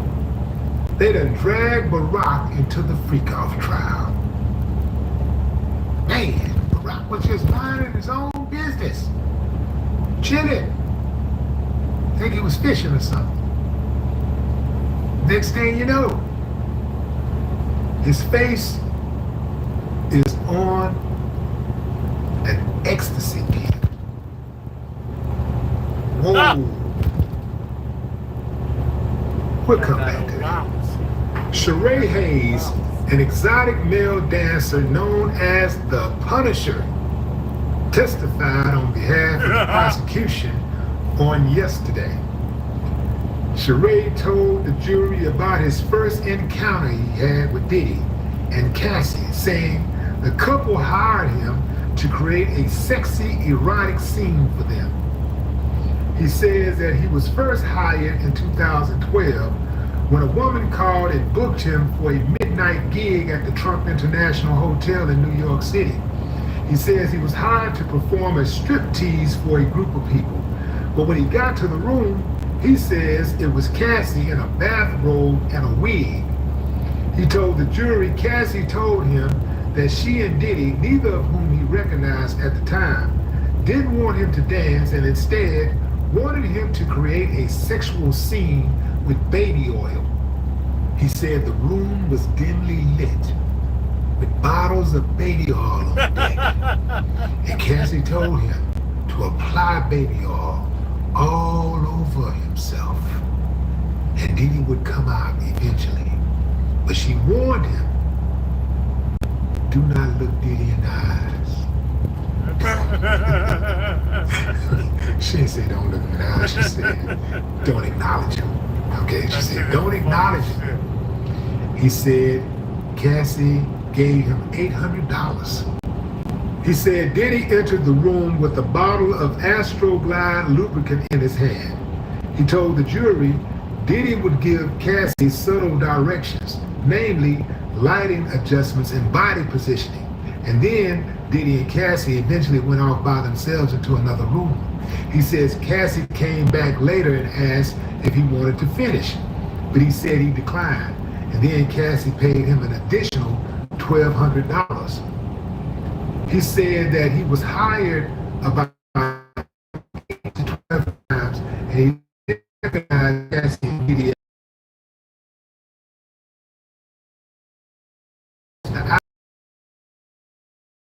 He came into the hotel suite and noticed played on the TV. The Essex House would like to welcome Mr. Combs. He testified he was a fan of Diddy and followed Diddy on social media. That's when it all clicked. He recognized Cassie on IG. And he was like, freaky diggy. Yeah, man. So anyway, let's get back to the drugs. During week 2 of testimony, the court heard from Diddy's former personal assistant, David James, who revealed details about Diddy's rumored substance addiction. David, who worked for Diddy between 2007 and 2009, told prosecutors that one of his duties was to maintain a supply of medications for Diddy. At any given time, he had as many as 25 to 30 bottles of pills. There were various pills, but one was in the form of a former president's face, Barack Obama. This guy alleged that Diddy had themed ecstasy pills with Barack Obama's face on the pill. And he's eating Barack Obama's face. Can y'all figure that out? Why? Why? Why? Why? Why? Isn't all ecstasy pills created the same? No, I guess they're not, depending on who hooking them up, whatever. But I find that very strange. Ecstasy pills, themed ecstasy pills with Barack Obama's face. I'm trying to figure out what's with all of the pills. It appears that he had a pill for everything except self-control. Yeah. Like, I would absolutely not want to take anything necessary. I don't deal with medicine and all that kind of stuff, man. If I got a problem or whatever, I might jump on something for a minute, but I gotta jump off of it. Don't try to put me on nothing that's gonna be a maintenance drug where you try to have me on this stuff for a whole lifetime.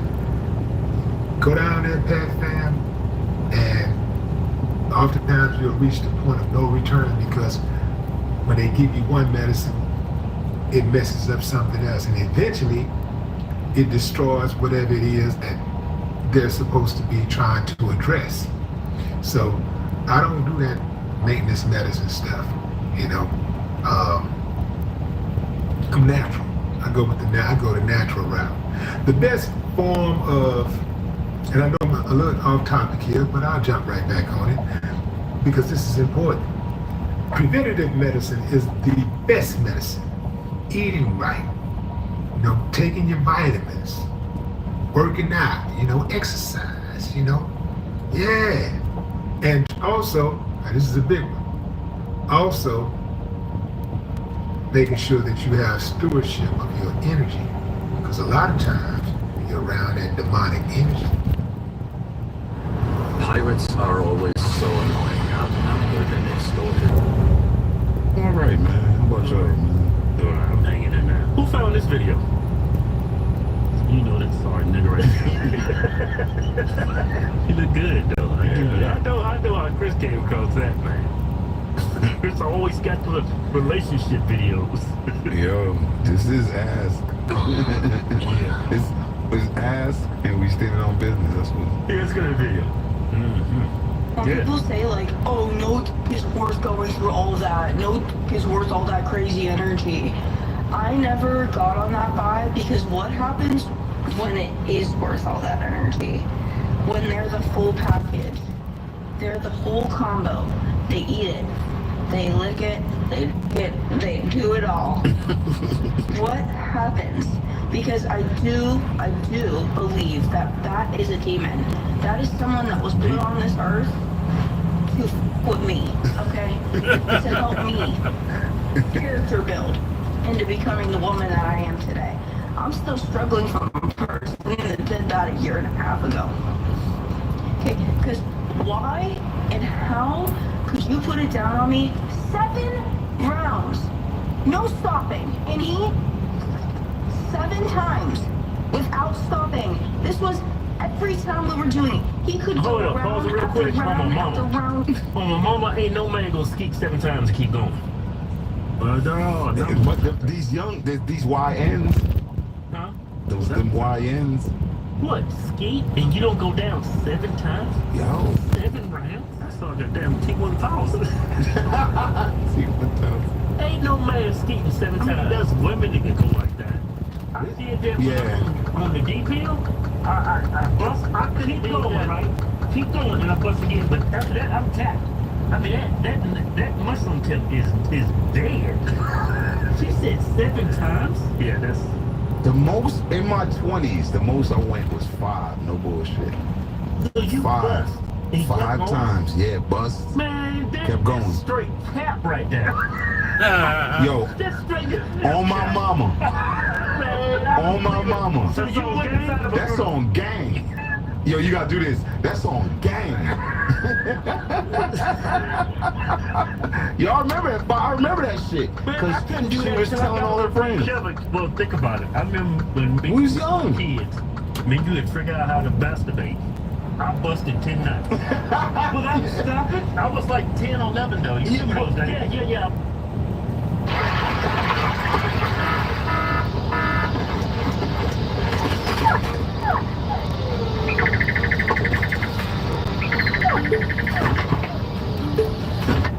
First of all,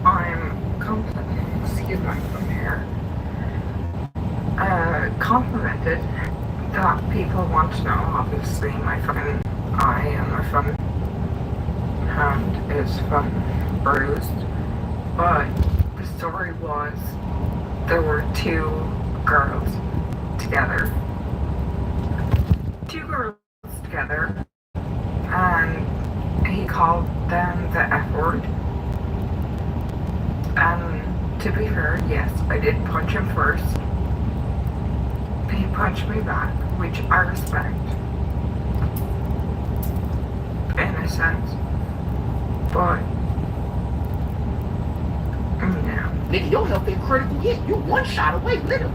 Y'all gotta stop trying to hit these men, because a lot of men are gonna give you a pass, but one day you're gonna hit the wrong man that's gonna give you the equality that you've been asking for. Just because somebody's verbally insulting somebody doesn't mean you get to escalate the situation to violence. And if you choose to escalate it to violence, you better be ready for violence. Oh, you think you're better than us because you don't have an OnlyFans? I don't think I'm better than you. I kind of am better than you. I think I just have nice standards. Or something? No, just like standards. Maybe you should have some standards too. I'm getting cooked. Whoa. Hey, wait. You guys okay? Yeah. Very important for me, like, I have my husband approval of the person that's gonna be part of this open marriage, which is you. And you can hear and he can hear you. So I'm gonna be here just, have some questions for you. So go ahead, You'll wear a condom if you have sex with Jasmine. Yeah, of course. Well, it doesn't look like he did, because she's... Surprise! Wow. Whoa. His wife might have gotten pregnant by another man, but at least he isn't insecure. That is the natural conclusion of what you will become if you continue to listen to a woman tell you what a real man is. Bam! Okay, y'all, patiently.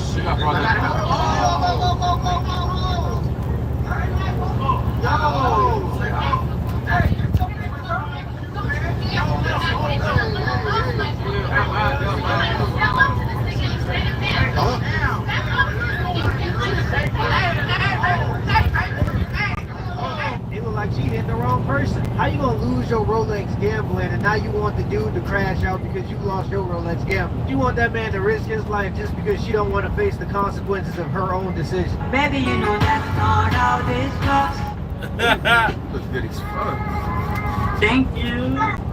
Or you got a kid? Mm-hmm. Shit, let me get your number.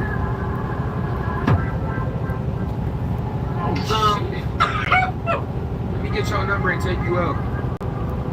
Are you serious? Yes. No, word to your mom. Word to my dead partner, Larry. Larry, strike me down right now if I'm lying. Give me your... Give him a good game, though. That's on the top. They give him a good game, though. Yeah. They give him a good game. What's going on out here, bro? I mean, he just took Tony if I gave me here, bro.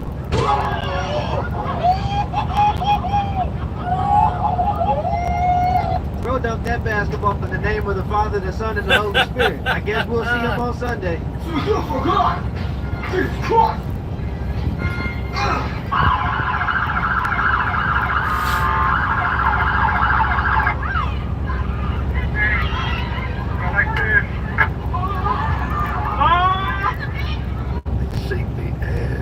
I've never heard a woman in my life advocate that we change child support into money and the man must spend time with the kid. I've never heard a woman say that in my life. All they've ever advocated for was more money. So if you advocated for money, then that is the outcomes that you get. You have told men for at least 50 years that the most important thing that you can bring is money. So if I can give you the most important thing, I don't have to give you anything else. And that's what you told men. That's what makes it Anthony Edwards. The child support system is about women and the state teaming up to extort men for money under the guise that they're doing it for the well-being of the child. By the way, you'll never see a feminist advocating for men to have more parental rights because the kid is their leverage for the extortion. If I'm lying, I'm dying. I think straight men in particular, myself being one of them, have a hard time reconciling their trans attraction. They are so afraid of being outed as being gay or whatever, or just being attracted to trans women. It goes down to the same violence that trans women face. Exactly. They literally face violence because men find them attractive. Yeah. A man will be like, "Oh, you are gorgeous," and then they'll find out that they're trans, and it's just like, "What the f do you mean?" Like they get mad at themselves for feeling like they've been bamboozled or whatever. And it's just like, no. My brother, listen, she bad as hell. She's shaped like a Mexican coat. You like women, she's a woman. What the f is the problem? If shorty bad as hell, giving me eyes, and she got the body right, she, you know what I'm saying? I'm sucking whatever. Hey, bro, come on now, Wait a minute. Come on, You lost your man. fucking mind. I'm sucking whatever she pull out of the body contrast. Do something. You think I give a f, bro? Hello? Bro said that like was the most rebel thing in his life. Duh, are you dumb? He thinks he's speaking for straight men? Brother, I promise you are not. I promise you are not. First of all, let's get this straight. The LGB didn't fight for years just for nobody to know what the hell lesbian or gay means. These are sex-based attractions. That means male and female. Something that y'all continue to confuse with gender expression. Imagine telling a lesbian chick that she has to like James Charles because James Charles appears to be the epitome of femininity. Bro literally just sat here and said, if a male looks enough like a woman to me, then it is a woman. Therefore, you should have no issue going the whole 9 yards with that male. But what about women that don't look like they've had 8 BBLs? What about women that don't look like Jessica Rabbit? Are they no longer women because they don't have Coke bottle bodies? Having characteristics that we associate with a particular gender does not make you that gender, brother. It just doesn't. And the fact that you try to shame somebody for attempting to hold true to their sex-based attraction, I just think you progressives don't know what the hell you want at this point. People just be complicating this stuff by using silly words, but the truth of the matter is, if you are a man and you are attracted to men, even if they're dressed up as women, you are gay. If you are a straight man and somebody is able to shame you into becoming a gay man, then you are a gay man. Shut up, gay boy! For 10 years, he's loved my life. He's here tonight, and he's sitting right over there. And I want to say publicly, I would shoot you in the fucking face for a lottery ticket to stop this guy.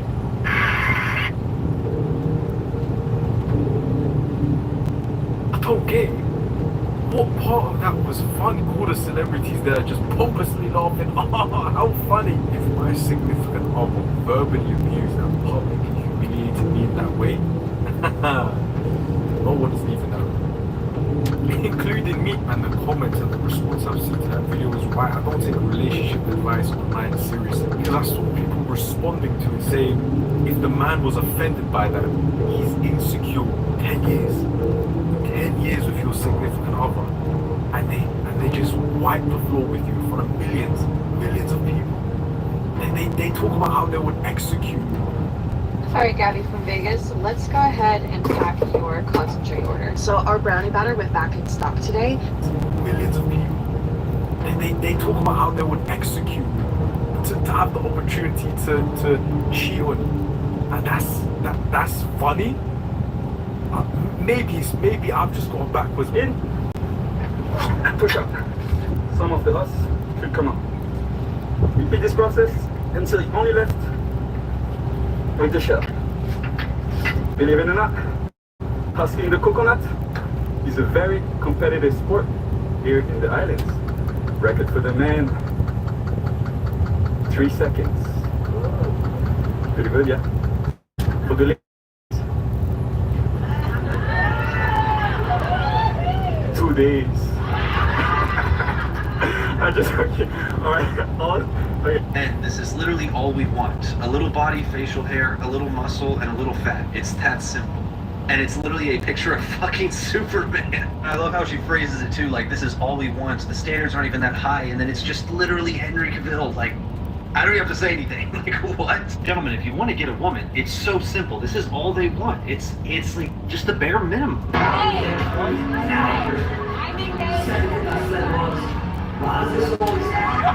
All I'm gonna say is my grandma's been married for 50 years and I don't remember her going on girls' trips. Changed my mind after a man got on one knee is diabolical. I hope he sees it. She belongs to the streets. You just graduated, so I thought you did. I do. I haven't graduated. I graduate in a few weeks. Yeah, okay then.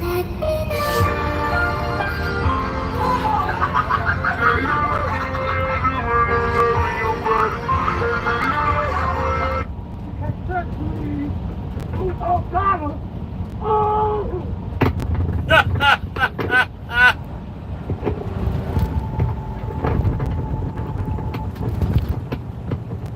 Don't watch it. What be in your head when you pleasure yourself? I don't pleasure myself. I've never in my life pleasure. In your life. Never in my life. All right, Brian, you got it, bro. You got it, bro.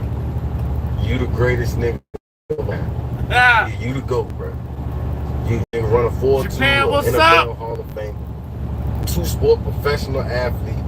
Got a son going to the league. Kids going out. Ain't never beat. You going to heaven too, man. It's okay, don't worry about it. Just don't do nothing else you good. Nigga, you're the greatest nigga to ever be. How you 50-something you ain't never beat off? You're missing out. I'm gonna just say that you're missing out. You ain't got to do it, but it's something that you probably should try. Like how you 50-something you ain't never beat off? You ain't never got bored. You always got something to do. Okay, Prime, you the greatest nigga ever. Oh, use my time wisely, ass nigga. You right. Can't stand this nigga, man. I fuck with you, but now you're going too far because I don't believe you. All the time you just spent, y'all just in there not doing nothing. Okay, you right. You right. Maybe I'm just a bad person. I've been doing, I'm 30-something years in. I'm 30-something years in the game. You talking about you ain't done it in 50s. All right, bro. You right. I'm a vet out here. I'm a Hall of Famer. You want to talk about Hall of Fame? I'm a Hall of Famer. And you're missing out because as you get older, I thought when you was younger, it was just something you done until you got older. But once you get older, you masturbate better. You got just different shit to watch. You can put it on the Bluetooth speaker if you want to. Turn the sound up. Fuck it. But no, not Prime. Prime the greatest nigga of all time. You right. You right. With my life. This gonna hurt someone's feelings, but what's a green flag that low-key gives you the ick? Oh, I know my answer. And my answer is for surely gonna hurt somebody's feelings, but I truly don't give a fuck. I cannot date a man who is a good father. I'm ready to give up! Hey! Can you make me some chilaquiles? Is that your final decision? Okay. Watch this. Hi, mommy. ¿Cómo? No, es que no tengo ganas. ¿A poco te llamó? ¿Cómo? Ni siquiera oí que te llamó. ¿A poco te mandó un mensaje? Ay, Dios mío. Espérame, mami. You are so sneaky. Now you're texting my mom? I just told her I was craving her chilaquiles. That's it. Estoy cansada, creo. ¿Cuándo tienes ganas de regañar, Joan? Por favor, hazme sus chilaquiles. Si no quieres que venga de aquí, se los voy a hacer. Ok, entonces se los voy a hacer. Tú mándale un mensaje. Bye, mami. Now you're texting my mother? It wasn't working, so he went to the manufacturer. Do not mix salt with these 3 ingredients unless you want the Manjaro effect on your body and your pants loose in a week. Look, today I'm here to teach you the new salt recipe for fast weight loss, or as some people call it, homemade Now you're texting my mother? It wasn't working, so he went to the manufacturer.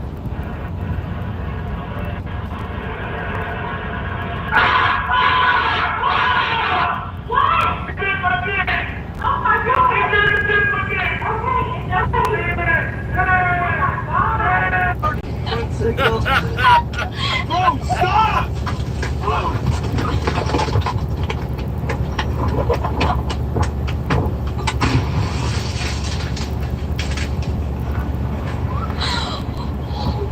My fucking God! Holy shit. What the fuck? What the fuck?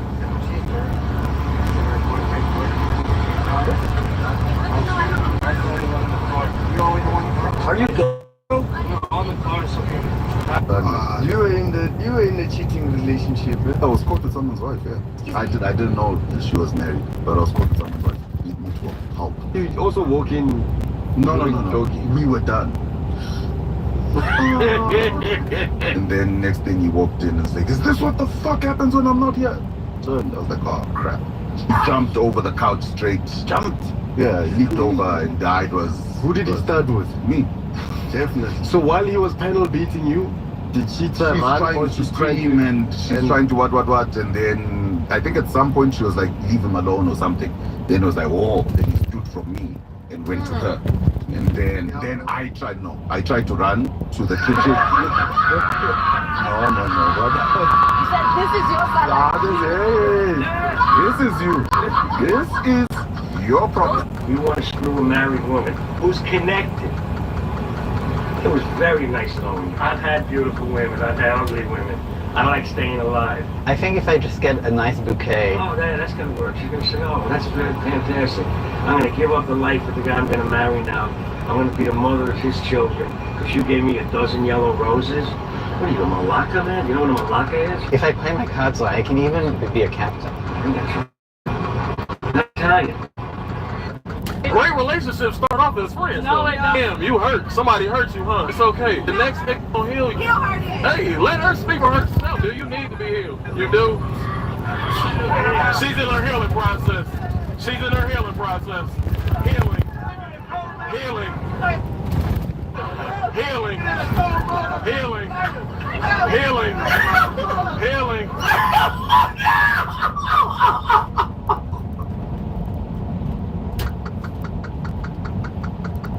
Can you imagine? Can you imagine? This is your ex.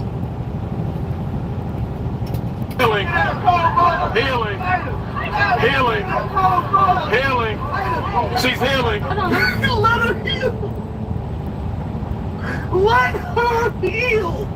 Going through a phase, healing, my journey, putting myself first, all euphemisms for host now. If a woman says she going on a journey, best believe she ain't hiking the Appalachian Mountains. It's probably a euphemism for some house shit. Somebody said, but women have sexual liberation too. That's what I wanted. That face right there. It is not natural for us to have multiple sexual partners. It's just not. It's not natural for us to be But we do it all the time, Sarah. Yeah, it doesn't matter. We're different. It is a double standard. Sarah, but it's a double standard. Sarah. Sexual liberation, you could be as free as you want to be. If that's what you want to do, go ahead, do you, boo. But it is really hard to outlive the title of being a hoe. You cannot be a hoe and think for 1 second, especially if that man is connected in the city, that any man that's also connected to that man that is also high value, high earning, and masculine would want to choose you. Because ultimately, deep down, I believe, and y'all let me know in these comments, but most men want to think that their girl she's a good girl until they're with him. Men don't want you to be able to imagine, oh, my friend Joe over there, my friend Jay over there, my friend Mark, and my friend Daquan, they all smashed my lady. I actually was having a conversation with somebody and he was saying he's been very private about who he's dating. And somebody was asking, well, who is it? Are you ever just going to say? And he was like, nah, man, you'll find out when you find out. And the guy responded, man, it's so funny to me when dudes try to be all private with who they're dating and then they come out after they have feelings for her and find out everybody's ran through her. Like, nobody wants that embarrassment. It is embarrassing. And so I'm saying for ladies, if you want a high value, high earning, masculine man, sexually liberate yourself. You better learn your bodies in new ways you never knew your body before. I don't know what it is that you got to do. Pray about it. Talk to God. Take up a hobby. Get some girlfriends. Go out. Drink some tea. Have more water. Less soda. No takeout. Get into becoming the best version of yourself. Focus on that so you can attract what it is that you really want. Because there is no way. No way. I don't care what anybody says. And I hate when people say, they be like, well, I would choose a woman. You can turn a hoe into a housewife. No, if you are outside of the entertainment industry, if you are outside of sports, if you're outside of that, business owners, entrepreneurs,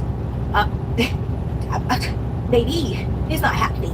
You know, it's just I can't see it. It is a scam. Don't fall for the scam. Sexual liberation is a way for you to disqualify yourself from a lot of things that you actually want. I 100% agree. Sexual liberation was and is a scam. Luckily, there are still some women that understand this.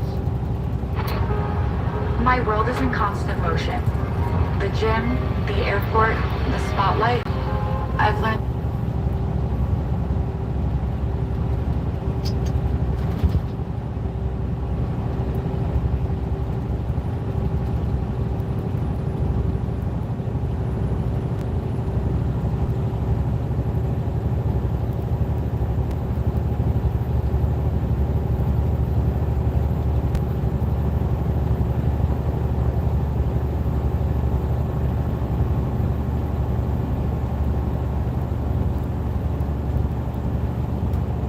I'm serious about spoiling men. There's nobody I can call to help me marry this month. When they see me on Twitter getting thrashed. But just somebody who's down to let me spoil them, like spend so much money on them. Guys, do not fall for this thirst trap, because the only thing you're going to get out of this relationship is a trip to the doctor and maybe a used PlayStation 5. Mano, ei, não é pra você tomar banho não, filha. Essa coisa fervendo aí, rapaz. Que bora, vai tomar. Straight all that stuff on the underwear just to walk down one flight of steps and still smell like red snapper straight out the Gulf of America. Eita, her, she knows all fucking. Don't yeah.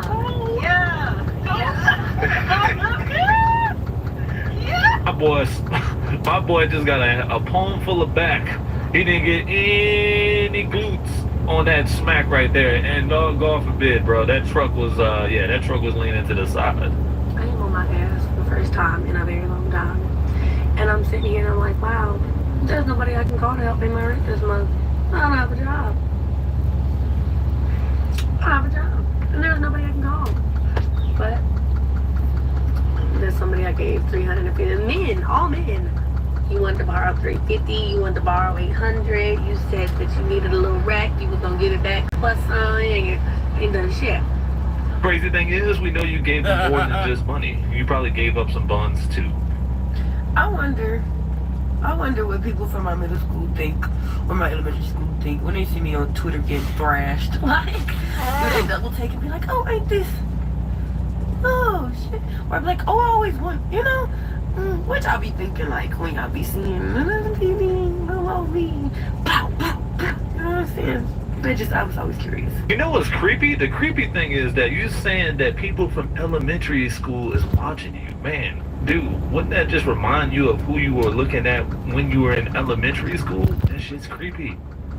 I really hate that the bar is so low that you bitches continue to go over these niggas' houses and allow them to have y'all lay up with them and watch movies and watch shows and shit, and then proceed to do the do and go off on your merry way, and you call that a date.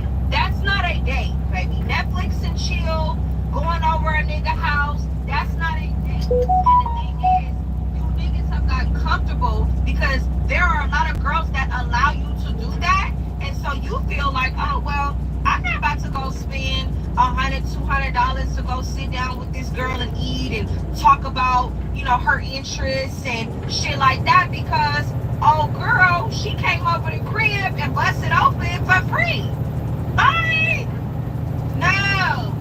I need you ladies to up the standard, okay? If that man is not taking you out somewhere, coming to pick you up, or meeting you at the place where there's a restaurant, the movies, whether y'all going bowling, whatever it is, if he is not taking you on a proper formal date, stop laying up with these men and considering Netflix and chill a date. That's not no date.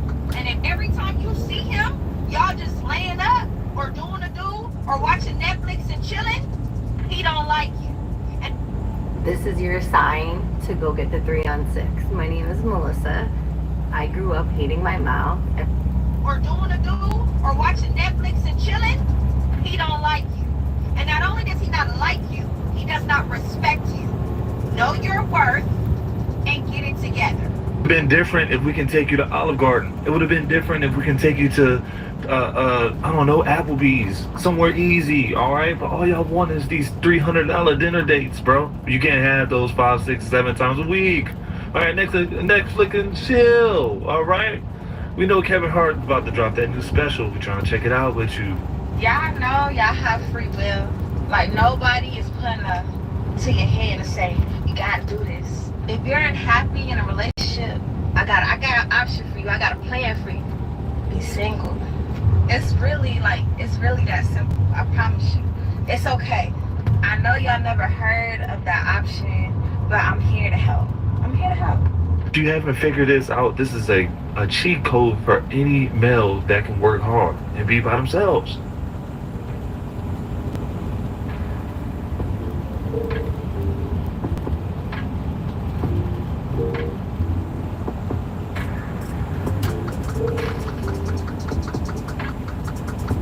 Definitely messed up this man's sleep schedule. You know you don't mess with old people when they trying to go to sleep. Would y'all stroke Superman to completion and then drink the bust to obtain his powers? This new up-and-coming gooner behavior is starting to get very worrisome. A guy asked for my Cash App yesterday, and when I gave it to him, he said, "Great, I'm gonna request $20 from you right now." He probably just wanted his money back from that lame-ass time he spent with you. So I guess me wearing gym clothes makes me look like a hoe. Baby daddies can be so freaking bitter, bro. Yeah, if your old man had to tell you look like one, it's probably because he's right. Have you actually took the time out to look in the mirror? I ain't even gonna lie to you. Like, you gotta let your girlfriend control you so the relationship can work. For me, like, that's the only way shit gonna work. That's what I learned. So I can't give up my soul or my happiness to be in a relationship. No, not at all. Oh, boo. Okay, you know they gotta talk about your body. You don't care? Huh? No. Okay. Because they gonna take me as I am. They gonna say, okay, what's your name? My name is Tish. I'm from Illinois. What you do for a living? I'm an escort.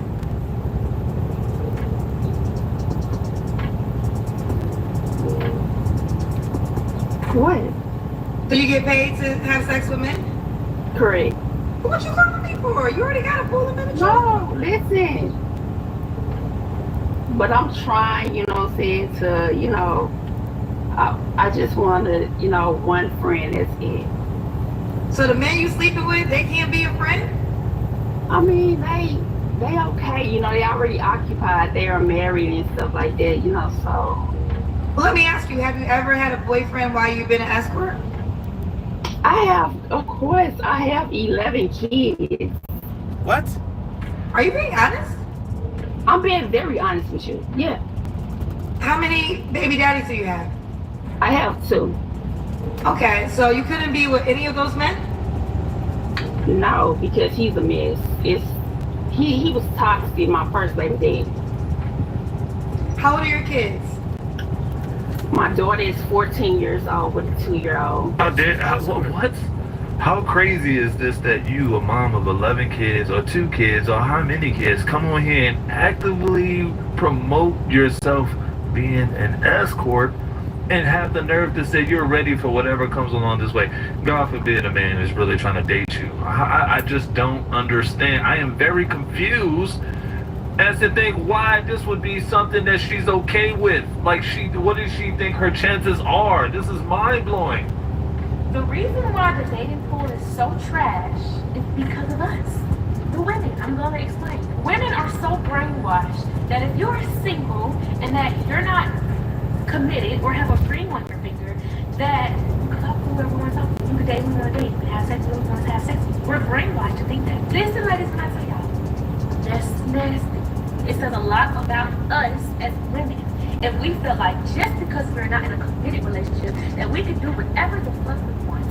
Why is it that what we want is to be outside? Why is it that what we want is to have a roster? That's a problem. And then y'all wonder why men treat us how they do. If you feel like men are treating you like you're easy, it's probably because you're making yourself easy. You're making yourself available, okay?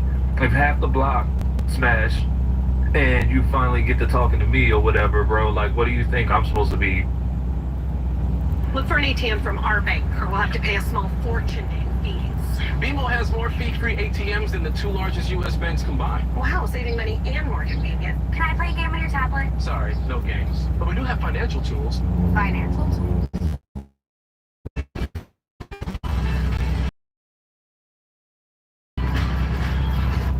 Coming up, so many oil leaks. Everything is covered in oil. A piece of cheesecake working on this car. Hateful. There goes my back. And what do the rod bearings look like? That actually has wear. Today, we're observing the kingdom of broken BMWs. These mythical creatures, known to some as oil-leaking creatures, love to leak oil. Some more, some less. But rest assured, should you choose to adopt one, it'll mark its territory. One large specimen in this wolf pack, known as E70X5, completed a maiden campaign and earned the badge of the ultimate elite. Now let's settle down and see how the cheerful custodian listens to madness and deals with this rather messy situation. Oh, what an off-roader. This is a giant, hateful SUV, and it's currently leaking so much oil that I'm convinced that there are no more gaskets left. They just up and went. They just said, "F this, I'm out of here. No more gaskets for you, sir." And it's leaking oil straight out. It's actually so bad that I'm convinced that the Green Party is going to show up out of nowhere and drag my pretty ass to jail because it's leaking so much oil down on the ground. So in this episode, we got to address this issue, which means we got to perform a major surgical operation on this gate. This is going to be fun. Said absolutely no one ever in the history while working on an X5. So let's bring it inside and commence this surgical process. Oh yeah. Shut up! Tell me what to do. Why do I own this? Why do I have this? Because the wife likes it. And you know what they say? Happy wife, happy life. Respected members of the jury, let me clarify what in the schnitzel we are doing here. As I was vigorously painting a picture earlier, the V8 engine in this vehicle is leaking oil. And the oil leaks are coming from, okay, let's see. The lower timing cover gaskets, the front crank seal, the upper oil pan. It's leaking coolant from the pipe in the middle of the engine, in the valley. Basically, the whole thing is leaking everything that it can leak. It has 212,000 kilometers. It's 17 years old. It has served us well for 20-something thousand kilometers. It runs great, but it's leaking a lot of oil and we need to address it. And actually, due to age and wear and tear and kilometers, while in there and with its spinning distance, we're also going to replace the timing chain, What are you doing, guys, yo? What are you doing? plastic, and I don't know how goodly or badly the rod bearings were on the N60 engine, but we're about to find out. And also inspect the pump. Why are you fucking with me? Feel Get your stupid ass out of the way. Do the whole shebang. So let's begin. Do it! Actually, it's gonna be good. No! I regret saying that. Up you go! Look at this. How is it possible that it's leaking so much oil? Everything is covered in oil and it's leaking like look everywhere. Front, middle, rear. It's actually really impressive. Think about it. So the other day, the guy that maintains the parking garage in our apartment building pulled me over and he said, "Your car is leaking oil." And I was riding my 60 and I said, "No way! That car never leaks oil." And he said, Yep. There's a big puddle of oil in the parking spot." So I went and looked and sure, there was a big puddle of oil. But it wasn't E60. I remember that this third was parked there for 2 weeks while I was in the US.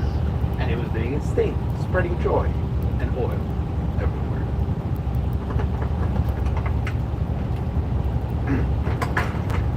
Look at this. Look at that. And look at this. Wow.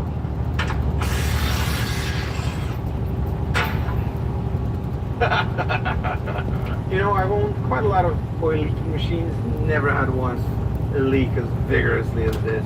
It's literally like someone poured a bucket of oil over the engine. You know, it's just all coming down. There's oil everywhere. Every nook and cranny of this thing is just completely filled with actually dripping oil. Yeah, it's actually dripping on the floor right now.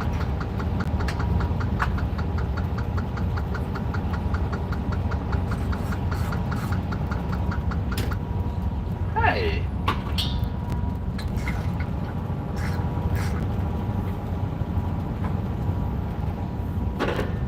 Look at me, I'm a big mean SUV.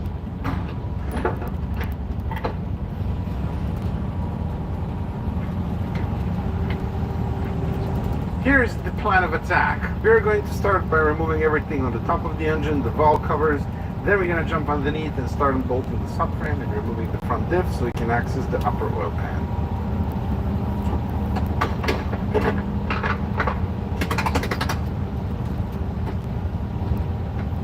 Air filters? Not too bad. No! Come back! Usually when you drop something in the X5 engine bay, it's gone forever. But this one managed to shoot.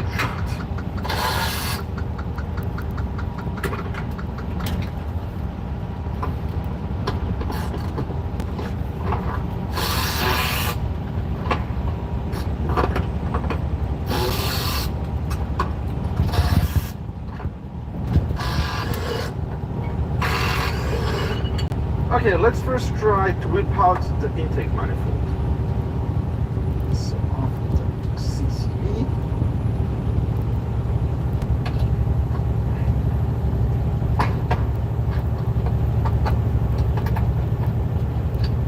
Throttle body.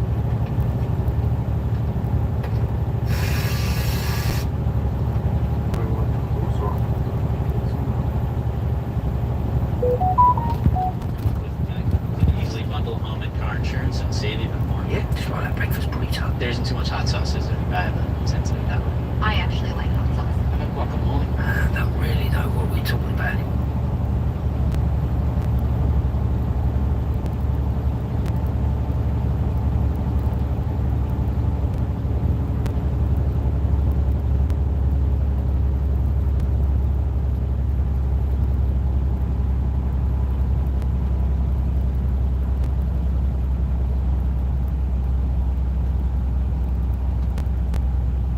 Chinese robots have taken over the moon.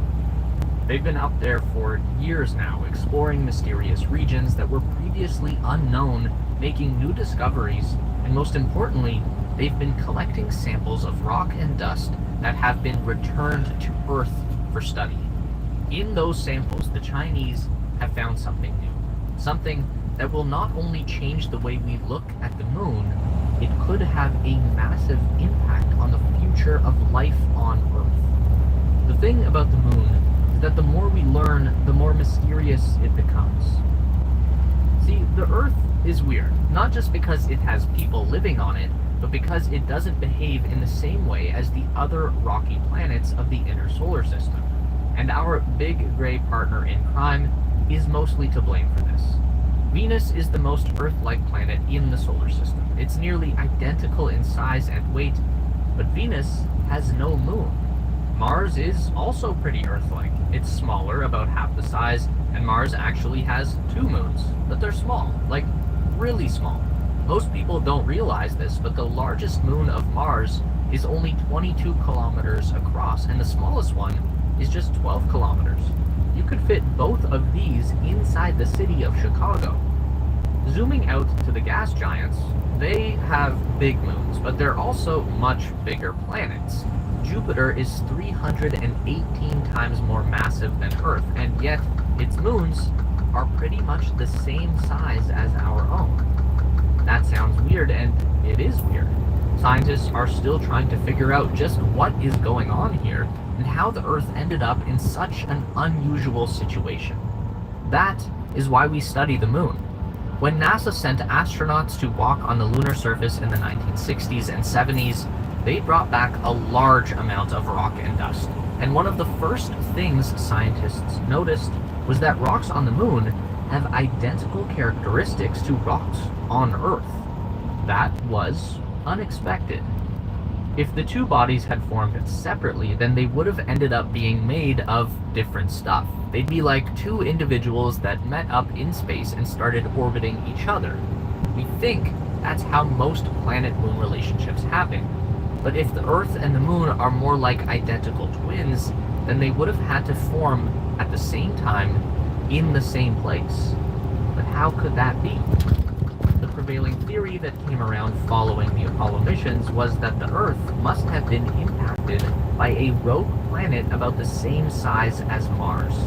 This would have happened just a couple 100 million years after the formation of the solar system. The exact scenario around this collision has been a subject of debate for many decades, but just a couple of years ago, the theory was fed into a powerful supercomputer. It ran millions of simulations until it arrived at an outcome that replicated everything we know about the Earth and the Moon. We call this computer rendering the Big Splash. The energy released by the impact liquefied the two planets, and the force of the collision splashed a... Pirates are always so annoying, outnumbered and extorted. We had no choice but to take a beating. We crash landed. Can you take that real quick? Oh, do this, man. Good. Have a nice day.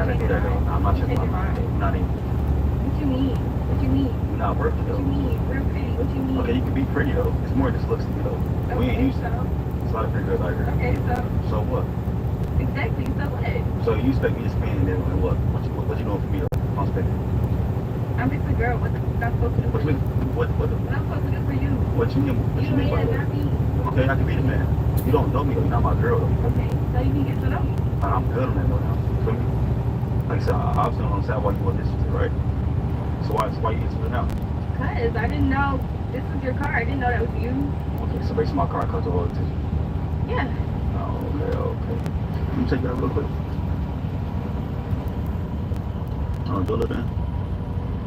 I'm good. Have a nice day. Y'all, I'm leave. You know, go with this, man. As I can see, man, she focused on one thing. Just money. Sad and pathetic. Y'all like the video right now, man. She just gotta comment, turn that bell. She got next video, man. I'm out. Yo, what's this? What kind of big fire? It's their place though. That's a good question. As you, hey man, my jump on the car real quick. My phone had died and I just moved out here. I'm like calling people that I'm outside spotting. I'm already expected though, but I just trying to make a call and know I'm outside, that's all. And I will see if you feel like, you know, generous today to like, you know, make a call.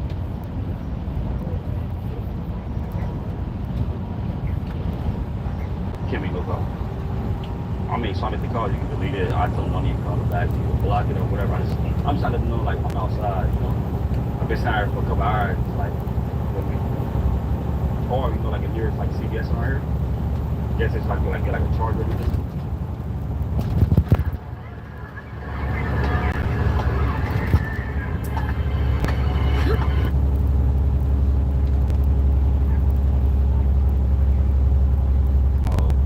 Like the GPS, like nearest like CVS or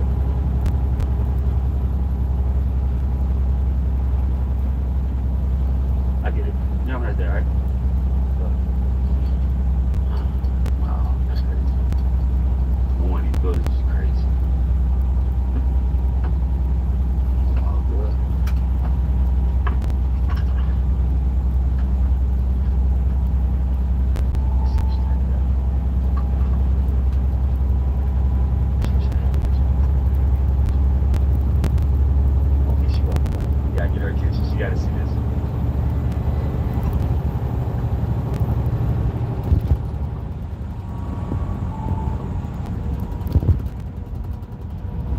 Funny though, she walked back though. That's kind of funny. What's up? Yeah, well, what's up? I like it too. That's why I got it. Yeah, I was just sitting outside. Yeah, because I was trying to like, you know, run to people like you. I mean, not like you, but y'all run to people to see if I can use their phone and purpose myself. No, not like you, because I didn't, you know what I'm saying, you know what I mean, use your phone, you was being like real rude about it, and you couldn't even like use GPS or anything for me, so, no, I don't want to use it now, I'm good on it, I'll just drive around, try to find like the nearest store or something. Yeah, I'm definitely sure. No, I don't need to put up anything, like, it's not giving genuine, like, you couldn't do it on the sidewalk, don't do it now. It's not genuine. What you like to do? So why you ain't show me on the sidewalk? Why not? You walking too, right? So I can't walk? Okay then, so why is calling me walking? I'm just trying to understand where you're coming from. Me walking, like I can't walk, like.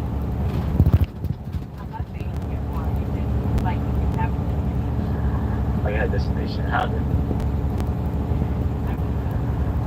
Okay, like what's the one point? Now you're buying into my time. I'm really like, nah, not worth my time. Cause I don't like wasting my time. You made the good, so I think nah. Cause obviously wasn't interested on the sidewalk. I couldn't even get the GPS. I couldn't even use it to make a call or anything. But now you see me. This DC2, the car looks amazing, but it is still not a running and driving car yet. We need to put the shifter in the car because it's right here on the table. It's not in the car. We got to rebuild it first. We got a Blocks Racing short shift kit and a white line bushing kit. Let's get this installed.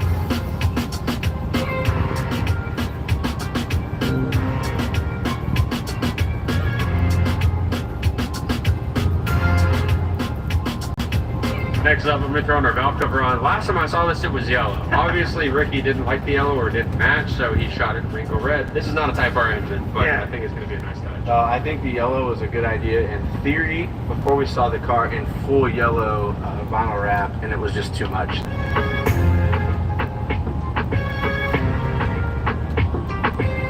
Chelsea got our rear bumper all wrapped up in the citrus yellow from Nosdeck, and we're gonna toss it on now. This is a brand new rear bumper.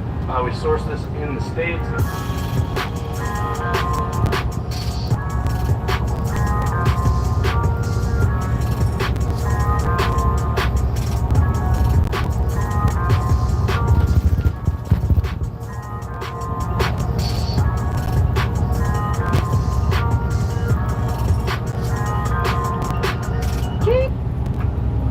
The Xfinity 5-year price guarantee. You get 5 years of the most reliable Wi-Fi with our best equipment included for a price that stays exactly the same. Look for an ATM from our bank, or we'll have to pay a small fortune in fees. BMO has more fee-free ATMs than the 2 largest U.S. banks combined. Wow, saving money and more convenient. Can I play a game on your tablet? Sorry, no games. But we do have financial tools. Financial tools? Try to take that off, man. I like the granny flap. I like that. I didn't think there was going to be enough carbon on the back, but it's like 20 teeth. Like a lot of our projects, we reached out to the team over at Cusco. They sent us over some front and rear strut bars for this thing to tighten up this chassis a little bit and complement the sway bars that the boys already installed in the car. So this is just a blue protective film on here for now. I do like the blue color on these. Always look sharp.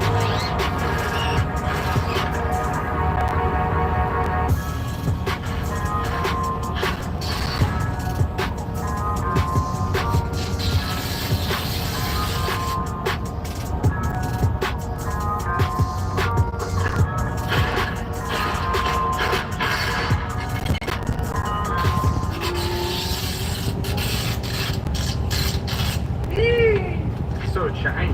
Brush bars are so nice. I love Cusco because they have just a nice hit of blue. And this with the new intake and the valve cover, this engine bay looks kinky, especially since it's been repainted.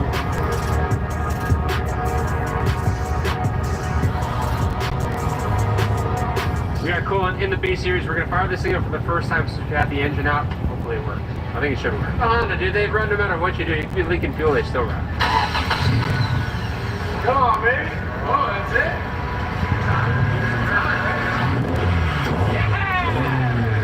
Wow, good.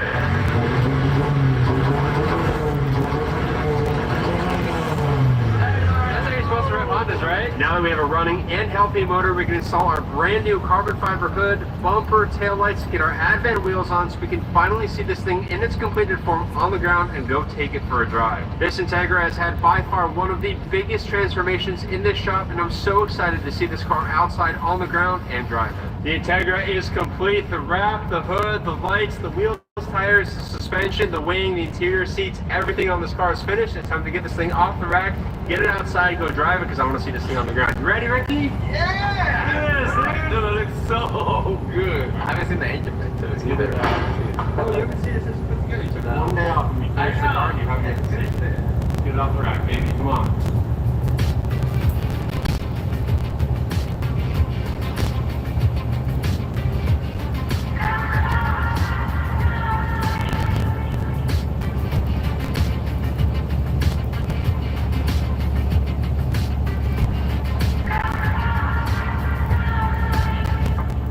Remember what this Integra looked like before. The transformation on this car has been absolutely insane, and I cannot believe we actually got this done in the 5-day window we were shooting for. Now let's go take this thing for a drive. First drive into Taggy, baby. Let's go. Oh, we got a Honda lead in? Yeah, bro, you have to. DC2 with the Honda lead. First test drive. Come on, baby. Yo, Mud Club would be nice, bro. You're there, like you can take advantage of that, man. I need Sonny to try to find something that I can take advantage of. I can be home. But it really isn't nothing except for if I really go into the trampoline park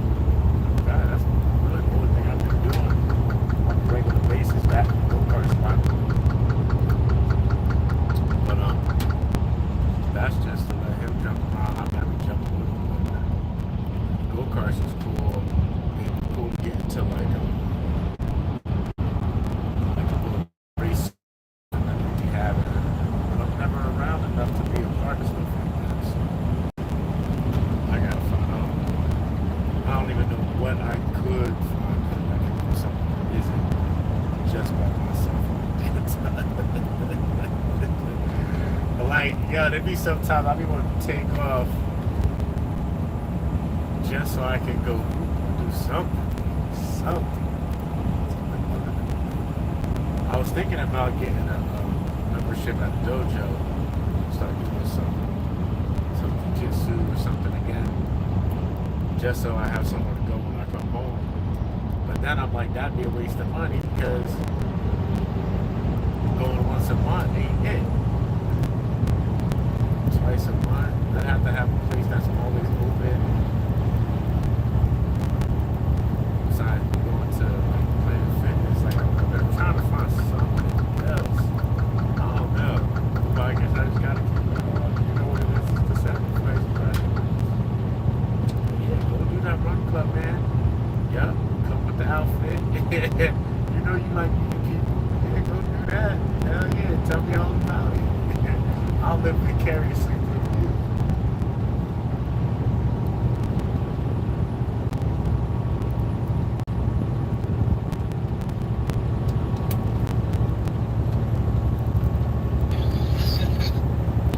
Yo, we're headed to Sheboygan, Wisconsin.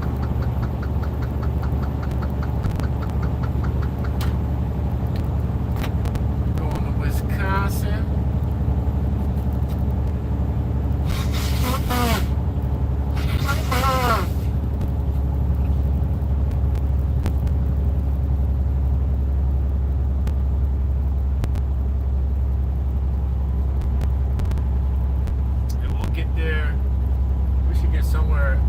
Somewhere past Chicago tomorrow.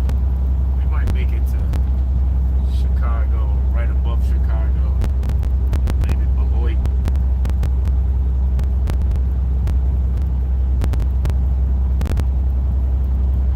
It's gonna be good. It's gonna be good.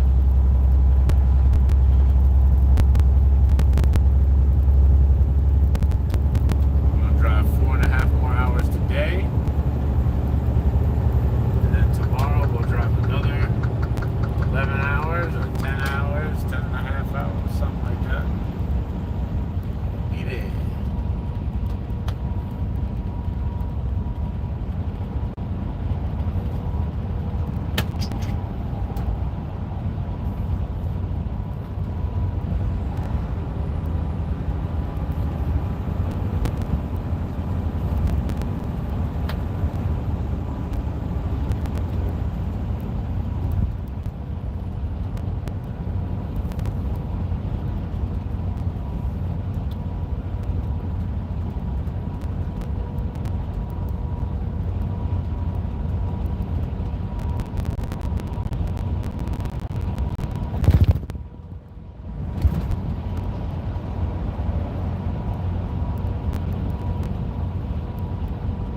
Eastern PA time.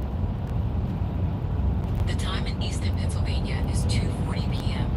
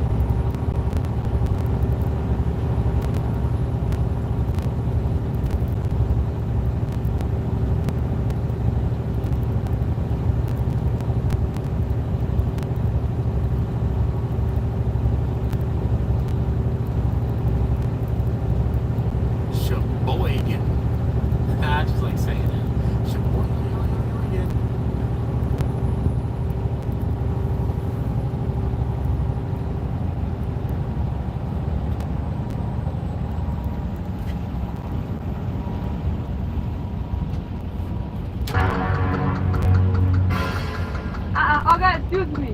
Good afternoon. I beg no vex. Why you dey look my yansh? I look in. I want to pay the shit back in for first tomorrow. You can look it now. Okay, now better thing. Yes.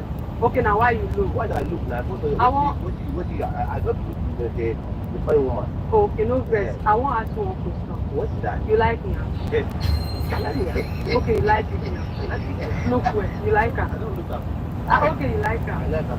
I don't understand. Let me make you fast. Wait, excuse me. Wait. Excuse me. They talk to you. Why now? Okay, let me No first, I beg. As you pass, they look me and I don't understand. I make I stop you. That's what I see now. When you pass the past now, you see anything I see for woman, like a woman, and not what you carry for back now. It's okay for me. Okay, you like me. You live around the estate. I'm not around here. I'm looking from Gabon. Okay, I beg. Yeah. I'm a new person for this street. Okay, I so you get one place where I lodge. So I find man where Sabina, where go follow me to go there. It's like 10 rounds. I do 10 rounds. I do 11 rounds. You don't know me for anywhere. You don't. You agree? I agree now. I'm a free. Okay, you're free. I'm a free. You can knock where? I can knock. Not the same by I can knock. Can you knock? Why? Yes. There's so much thing for me. Okay, you can knock. Why? I'm free. You want to follow me and go now? No, now you go follow me for my hotel. Not me to follow you. Let's go now. Let's go to your hotel. Now this side. I don't trust you. You know trust? Wait now. Wait, trust me. Just follow me. Yeah? Follow me. I cannot follow you like this. Just follow me. If you say I know you for the first one. No worry. I go do you well. So now one day they say trust person. Just trust me. You go do me well. I will do. No worry. How you want to tell me? Don't worry. Move on now. Time no see. Time no see. I beg move. They here now. They talk too much. Move on. Come hold the phone. No worry. Come move. Go the hotel. No vex, I beg. Now play they play with you. It's a prank. See camera. It's a prank. They play for me. Now play they play.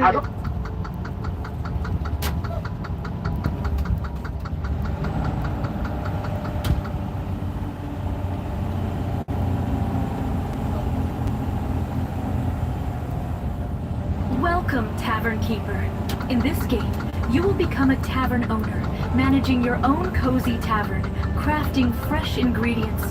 Whoa, it's a beautiful day to do these reactions, dog. I be reading y'all comments. You be like, well, you look like you loaded right now. I'm not. Mind your business, man. I know you is, though. Listen, y'all see this right here? The reason why the views going up is because y'all boys like this so much, man. I need y'all to do the same thing on this, real talk. When you guys see me in real life, you have got to stop asking me who did my BBL. It puts me in such an uncomfortable position. I don't know, Thursday. I can't put this on YouTube. They go, oh, there she got him out, bro. She got him out, dog. Oh, YouTube gonna demonetize that shit, dog. Look, I'm gonna put the link to the video in the. Like I said, big dog, I'm gonna just leave a link in the comment section for y'all boys who happen to give a damn, dog. Cause man, listen, she had it all out. I can't put that on YouTube, boy. Boy, you know how much money I be making off this channel? I can't lose my bread cause y'all niggas is horny. Hell no, but bro, I can see why they ask if it's a BBL. That's a lot back there, bro. Black people, I have questions. All right, I'm listening. How often do y'all go under, the white people posts and just comment hateful shit? Never. Like how often do y'all do that? I don't do it. Never? Oh, okay. I thought so. Hey, they be cutting up on Twitter, dog. They got pages dedicated to hating black people on Twitter with like hundreds and hundreds of thousands of followers. Another black. They just can't live amongst the whites. What one nigga won't do, the next one won't do either. I'm about to say. Crazy out this joint. Like, make sure you got your bag. What the? Bills can be tearing your ass up. Your kids could be misbehaving. You could be into it with your friends. Your hair ain't done. Your lashes ain't done. You haven't had no money or no time for yourself. And here come a man every time. You so pretty. Hey, yo. Sir, I'm recording you now. Snitch ass. That ain't gonna be the first time that I blow your head off. That's why you won't come outside. Okay. Don't go outside. She sound like she mean that. I'm about to put you on Instagram embarrassed. Embarrassed. You embarrassed. Hey, she sound like she from Chicago. Hey, so give me the gun, bro. Hey, bro, this batch of women that came out in the last 30 years, dog, they different. They will blow your shit back. Like, you heard the girl, she said, I'll blow your man. They different, dog. These women gangsters, dog. They don't care. They not scared of nothing at all. Can't show y'all this. Yeah, only real niggas understand this shit. My mama. See, my partner good. A sweater, I'm scared of him. Cause how much respect I show while in front of her. You know what I'm saying? Like, you supposed to show your partner respect. When he definitely in front not of to the point where I look like a sucker. Respect. Anyway, in front of good, like, come on now. Nah. Your niggas be weird though. You niggas trying to pop your shit. I ain't gonna pop my shit either. But I'm not gonna make myself look like a sucker. In front of his female. Nah, that nigga own it. That nigga that a nigga. No, on my mama. He him. Thank God. Yeah, he him. I ain't gonna talk about me. He him. My mama. We could both look like that nigga around your girl. I ain't gotta look like I'm scared of you or none of that, bro. At all. Not gonna happen. We got kicked outside. We, the generation, got kicked outside. They told us, don't come back in the house unless you stand in the house. So you know what that means. Niggas don't want to be in the house either, boy. Get no water. Nothing. You can't come in that to get no air. You better sit on the porch. Straight hose pipe, man. We wait on the other side of town or some shit. All day, I'm talking about you come in the house, you smell like outside. Right. We the generation, we had to be outside all day.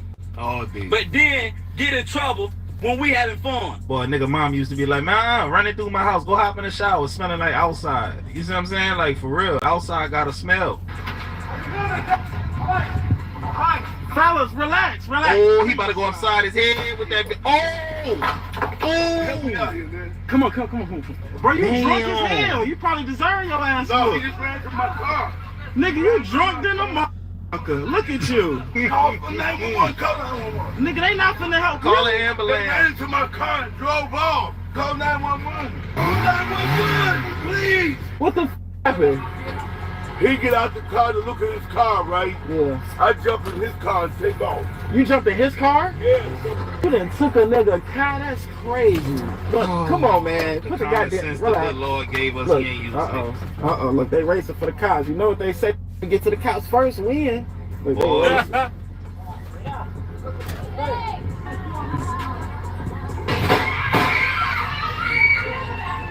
It's going down in this video today, boy. It's number wild shit in this video. Oh, shit. Hell no. What the fuck?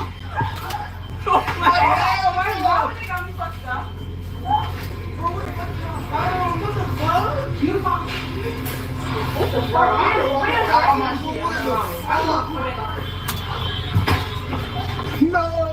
This a real nigga moment. This a supercalifragilistic moment right here, boy. What the fuck? I know they scared. Hello? They shooting up here. They're not coming up here. They shooting. Hey, bro, raise your hand if you ever been in a shootout before. I wasn't involved in the shootout. I got in the middle of it, bro. It was wild, bro. I'm talking about 2002, 2003. It was... I was hiding under a house. Come here. Don't over there. Wow. Come here. I knew she was gonna run. I knew it. Oh, she ran into the... Oh, y'all hear the person in the background laughing. Oh.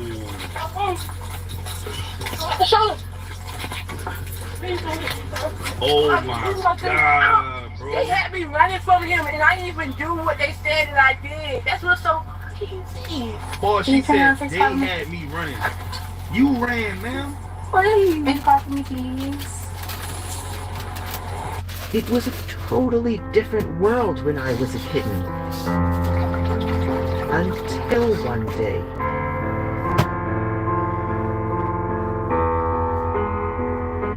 You ran, ma'am? Please. Make car for me, please. She runs into a metal pole. I know that hurts. The blows out her tooth, and knocks herself out just for like a second or two. And had she just stopped and talked to me, the girl didn't want to come do an ID, so she would have been cut loose. So she didn't even do nothing. Man. Well, fill out that. Yeah, if that's what you're gonna file a formal complaint, and I'll give it to. Tina, whoa. Stay on that bullshit and this.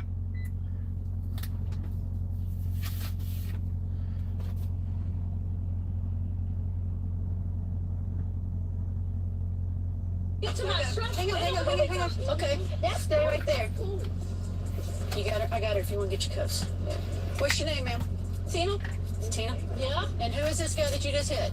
Son, who lives in my house, who was had in my truck. That's fine. Oh, you had a girl in the truck. He's not your husband. No, we've been together for 7 years. My kids are I'm going to tell you what happened this morning, okay? He wasn't home to go to work. I was like, okay, I need my truck. I come over here, I ride up some J-Lo in the back of my truck. My kids are home by their damn somewhere. He's out here acting stupid. Get your car. She's yakking. My kids, they sure are my kids. They are my kids. Here's a witness once he just tried to run me over. Okay, they're both saying that you're a witness. I did witness. Okay, the witness, her hitting. You trying to run him over with that damn car. You scared motherfucker. Is that it? Yeah. Boy, y'all better stop playing with these women, boy.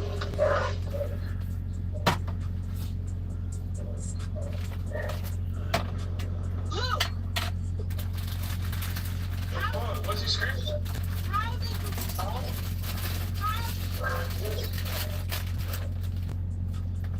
What do you mean? What's the problem? What happened? Look, everyone has been looking for you. You have a whole missing person out on your ass right now. I'm leaving St. Pete from that girl house. JC knows everything. Damn. Mama, Missy, TJ, DJ, Daddy, Grandma, Granddaddy. All the insane people, my phone been dim. I don't have my phone stuff it. The honey wouldn't turn back on. What is y'all doing again? I already told you. Mama is on her way to St. Pete right now. Well, call her. Tell her to turn back around. How you even got the girl like that? Right up there. Hey, bro, New Orleans people known for doing this dumb shit. Disappearing and then popping back up like shit sweet. I remember a girl did it, a chef did it. He just disappeared, bro. People thought this man was dead, bro. Came back like, I just need to get away, y'all. How many times has this happened to you before? Like at least 10. Now, like I said, boss man, if he out there in his car, I would ask him to get back in, and if he did, we'd have to get responded to oil change. I would not do his oil change, because he didn't want to follow the policy and procedure we have here. To make sure that the customer is safe, not to make sure we're safe, the customer. We don't want you to hurt yourself. So, I get that it's hot, sir. I get that it's hot. I get that. But I done did 45 oil changes today, and not once has somebody hopped out the car because it was hot. I get it. But we have rules and procedures that we must follow. So if I don't follow what I'm doing, I get in trouble. So you okay with me getting in trouble and I'm doing my job, and all I'm trying to do is enforce my job. That's crazy. Something you talked off all your customers this way. Like what? I'm talking to you like this, boss man, because you didn't want to follow the instructions that I had. We asked you 3 or 4 times politely to get back in your car. And I told you. And you did it, and you said it was hot. I get that, sir. I get that. That's not my problem, sir. You came at 4 o'clock to get your oil change. Not always I get right. that it's hot. He almost knew I was wrong. That wouldn't help. Okay, that's not my problem, man. You still have to stay in the car. Just like this man right here is in his car, he's staying in his car. You're not open at 9 o'clock at night. Listen, y'all, I'm gonna put the videos side by side while I'm talking. I got fired for that, doing what he just did. But the camera didn't have audio. So if you just look at this man moving, it looks like he telling that man all kind of crazy shit. That man lied on me and said I was threatening them. And they just saw the video of me talking like how I talk, man.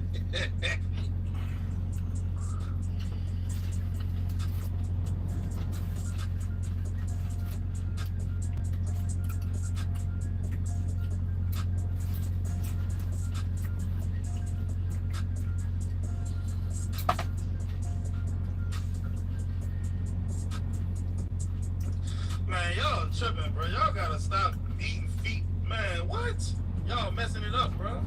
this causes inflation.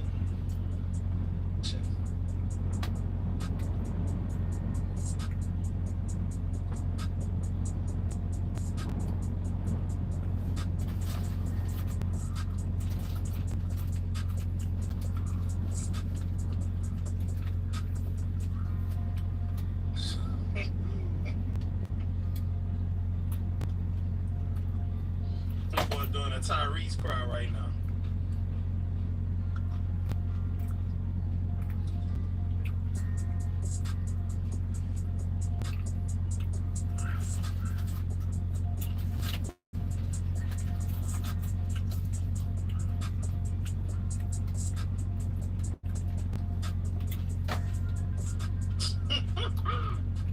I hope this was a skit or a prank or something, dog, because I know you wasn't trying to simp that damn hard. You ain't even secure the cheeks.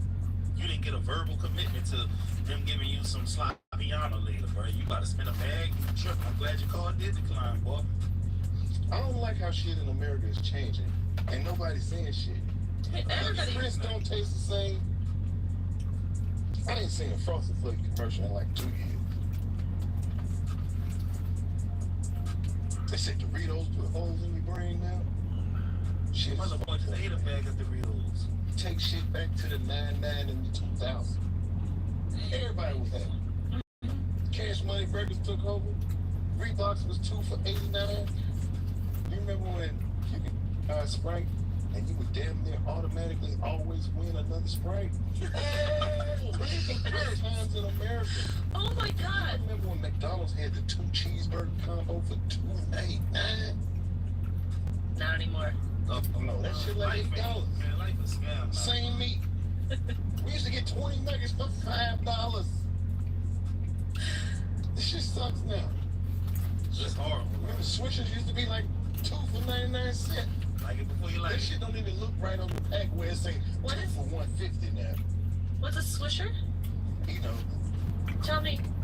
this is a cigar that we used to have once in. Oh. Backwoods is like $10 a pack for 5 of them. 3 of them up. Hey, dog, I'm gonna say it like this. Without that 99-cent menu like Wendy's, Burger King, and McDonald's, never would have made it without you. Listen, boy, that shit got me through some rough times. It's been days where I only had enough money to cover one 99-cent burger. A beautiful day to do these reactions, dog. I be reading y'all comments. You be like, well, you look like you loaded right now. I'm not buying your pictures, man. I know you is, though. Listen, y'all see this right here? The reason why the views is going up because y'all boys like this so much, man. I need y'all to do the same thing on this, dog. Real talk. When you guys see me in real life, you have got to stop asking me who did my BBL. It puts me in such an uncomfortable position. I don't know, Thursday. I can't put this on YouTube. They go, oh, there she got him out, bro. She got him out, dog. Oh, YouTube gonna demonetize that shit, dog.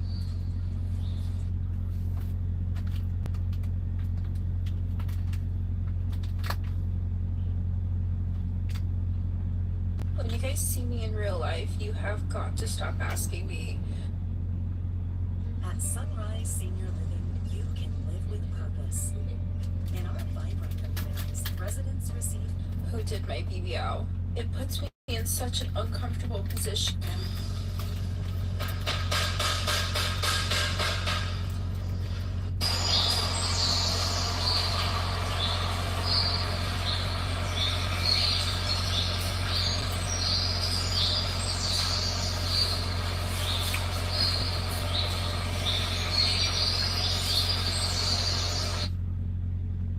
I feel at peace here at Sunrise. I love that my care is tailored to me and my days are full of purpose.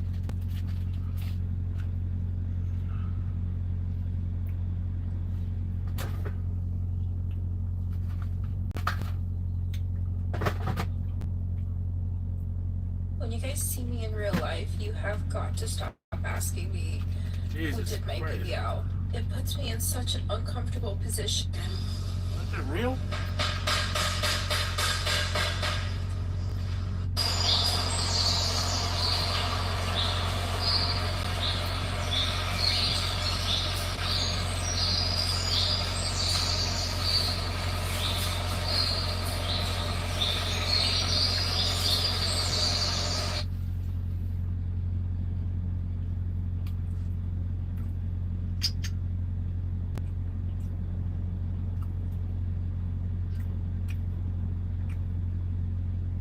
When you guys see me in real life, you have got to stop asking.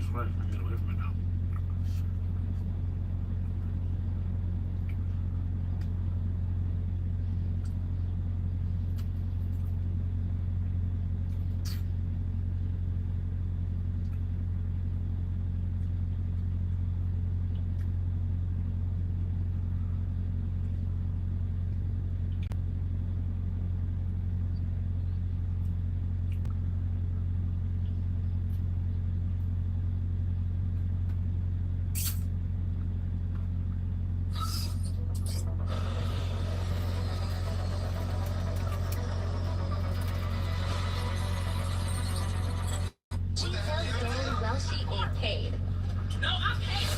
Like, no, what you doing? This is my only transportation. What is you doing?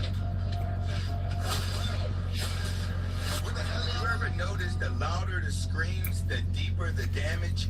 This ain't about a car getting snatched. It's about a mindset where accountability goes missing, bills go unpaid, and somehow the man gets the blame.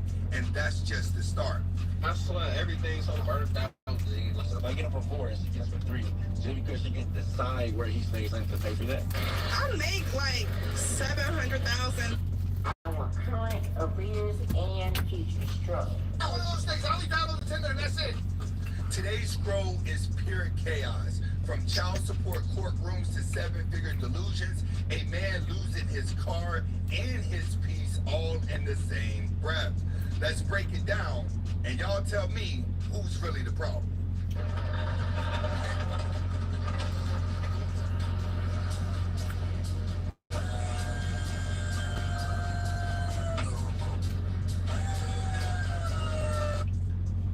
First of all, by the time they get around to repo in your car, you are at least 4 months behind on the repo. So even if you pay it, you still got to go through the bank. Watch what happens next.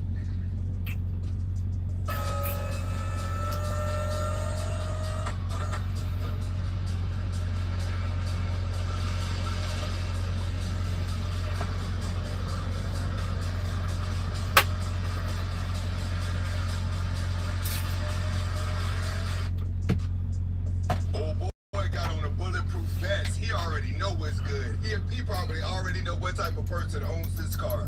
No, come on. What are you doing? No, this is my car. No, I'm paying that money. What are you doing? She asking what is he doing, like you can't sit there and spot out what he's doing. He's taking your car. Stay in there. No, I'm paying that money. Like, no, what you doing? This is my only transportation. What are you doing? Who's right? Who is? Are you serious? Like, there's always something like, are you serious? Who told you to tow my car? What you mean who told him to tow the car? The bank told him to tow the car. They told him to repo it. He ain't out there for no reason. Who told you to tow my car? Don't talk to you. What the fuck is wrong with it? I just paid this. Are you serious? I literally just paid my car bill. And you sitting in there getting your hair done, knowing that you're months behind on the car note. They don't come get it after 1 car note. They come get it after 4. Like this car? I gotta find a number. The thing about a repo is you can't stop them in the middle of the repo. You literally have to let them tow them to the tow truck place, and then the tow truck place and the bank are gonna work that out. What the hell my car is like a repo list? It's my only transportation. Or are you serious? She knows she can't get back on that bus or call her friend. Her friend trying to slowly but surely walk off. But I think she's probably the stylist that's hoping she ain't running out on the bill. Like, I gotta get my hair done this week. Are you serious? She got a nice little caboose back there, but she may want to go home and put that hot comb on the stove and save some money. That's crazy, bro. Don't nobody care if it's your birthday, you need to get your hair done, you got things to do. He taking that car. Listen, I gotta go. I'm not going down. I'm gonna take you with you, bro. Because I'm not going nowhere. All right, get in then. Like, where'd you take my car? I'm taking my lot. Where's your lot at? I'm St. Clair. You got the phone. Like,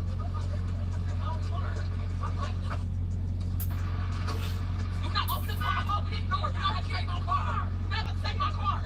He told her to get in. She thinking she get ready to go to the lot. She gonna talk her way into getting her car back. But he just did it just to get her out from in front of the car. He's not obligated to hit her. If she continues to hold on to that car, it's her fault. That's what she not understanding. He already know the rules because he's a tow truck driver that been through this. Watch what happens next. India, let go. My car. Give me my car. I got the flag.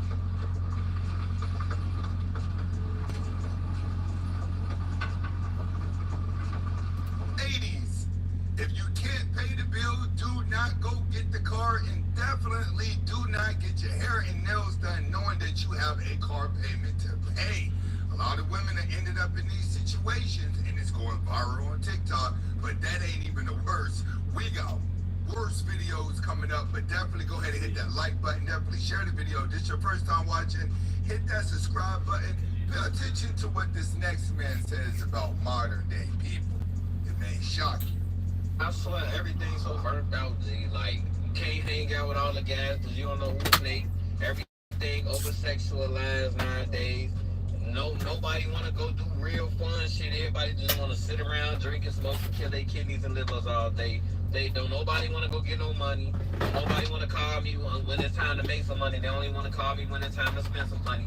You feel me? Everybody being sluts. You know what I'm saying? Like damn, like everything balled the fuck, folks. Like, and everything pisses me off. I ain't even gonna lie. Like, and this is why I say to myself, cause I don't know what's going on right now. Everybody just being weird and shit. And no, I can't deal with this shit. Fuck no. Nope. My question would be, why would I be? And I have to agree, we're living in the last times now where everything is real is considered fake, and everything that's fake is considered real. If you agree, hit the like button. And if you ask me, this man deserves to not pay child support. Oh, you're paying child support because your child doesn't reside with you. Your child resides with his mother. He's the primary conservator. So if she have him for 3 days out of a week, and because he stays with her for 3 days out of a week, I have to pay $400 and some odd number you can say a week just because she stays with him for 3 days out of a week. You did not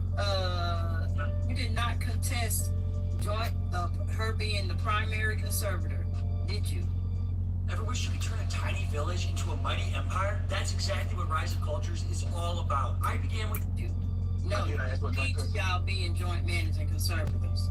With her being primary and getting to determine where the child lives.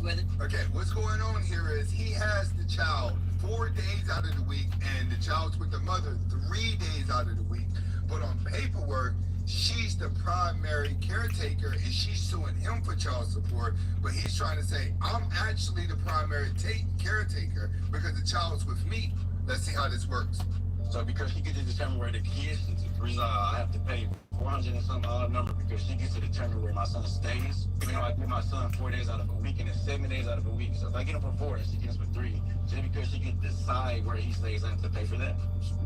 If you want to be the primary conservator, you can find something to be the primary conservator. But right now, you are not. And the thing is, she's just sitting here looking at it like, yeah, I'm still winning. If she knows that man is a good father and taking care of his kids, step up. Why would you still try to take advantage of him? So because I'm not the primary conservator, I have to pay for it. I'm still trying to get it because I'm not the primary conservator. I'm not going to be able to explain it to you because I've already told you.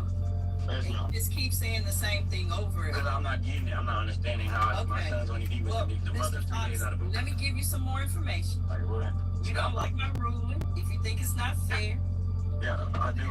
You have 3 days to appeal, 30 days to file a motion for new trial. This case is out of the 254th District Court. That is Judge Kim Brown. She might have a different opinion from mine.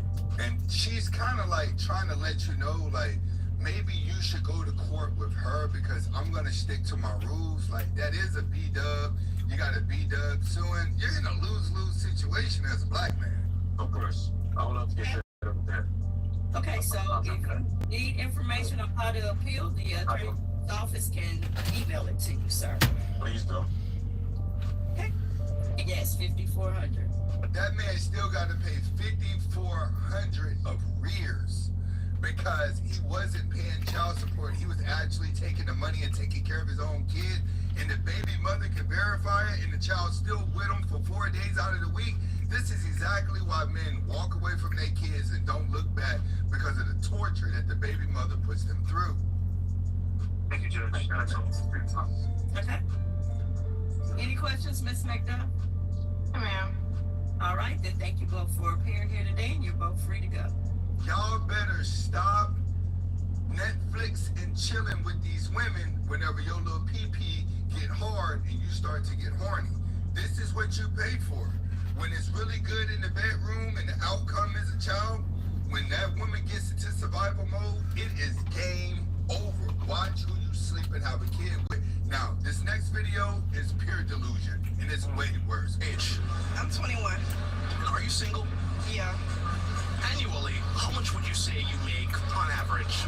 I make like $700,000 to $1 million. Like I'm already. Stop the cap. Anybody making that type of money does not announce it. I know plenty of millionaires. They don't want you to know they're making the money. I've already passed that. So where would you want your man to be? I want my man to make at least 7 figures as well. At least 7? Yeah. You don't think at 21 that just makes dating way more challenging for you? I know it does, but I'm willing to date older. Okay. So what challenges do you run into when you meet men and you tell them, hey, I'm bringing in this much cash? Oh, I've had men ask me, can they work for me? You've had men ask, can they work for you? You're willing to date older. You're one of them black chicks that'll marry a rich 75-year-old white man. And the guys that are asking to work for you lets me know you're still hanging around bumpy dudes. Really? Yes. And what do you tell them? No. Why couldn't you see yourself dating your employee? I don't want a man to meet me and want, like, okay, we don't need to be on a date. This can be a job interview, not a date. I don't want you to pursue me and ask me to hire you. No, we can be friends. You feel like that puts you... She knows she ain't got nobody pursuing her for a relationship. I'm gonna be honest with you. I've never met a dude that said they wanted a fat black woman, ever. Outside of your... I don't want to feel like the breadwinner. I do very good in business, but I have no desire to feel like the man in a relationship or the breadwinner. But how do you calling the shots? How do you combat it though when you're making that much money? Where do you even go today? I don't go nowhere. I just exist. But living in Miami, you see how many young, successful men it is out here. It's a lot of millionaires, billionaires. Even in Atlanta, it's a lot of successful black men who's doing very well for themselves. So, and they don't want you. I've never met a rich black dude that says, I want a black woman, unless he was zesty. I'm sorry.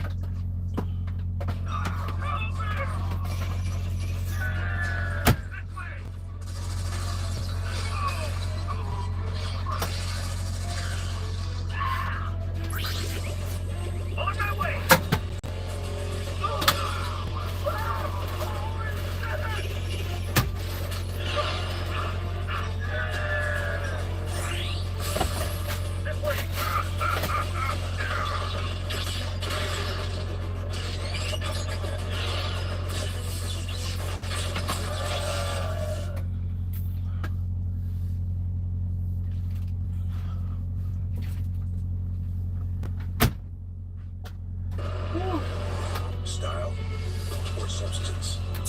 Or here's another choice. Don't stop until you have everything.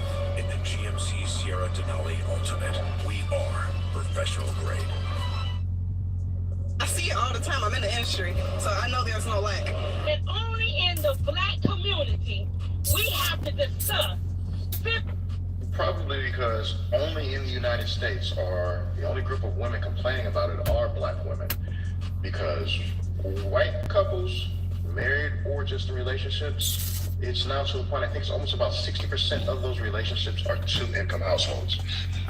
Most relationships are two-income households. A lot of people are comparing their life to Instagram. You have an Instagram life where when you're in front of the camera, you just say whatever you think is going to get the views that make you look good, and then you have reality. In reality, only black women are complaining about having to put in something, and it doesn't make sense at this point. When a king goes to the circus doesn't look like a palace. The king looks like a clown. This is exactly why most of you women cannot get the man you want. It's because you do too much to draw in a circus.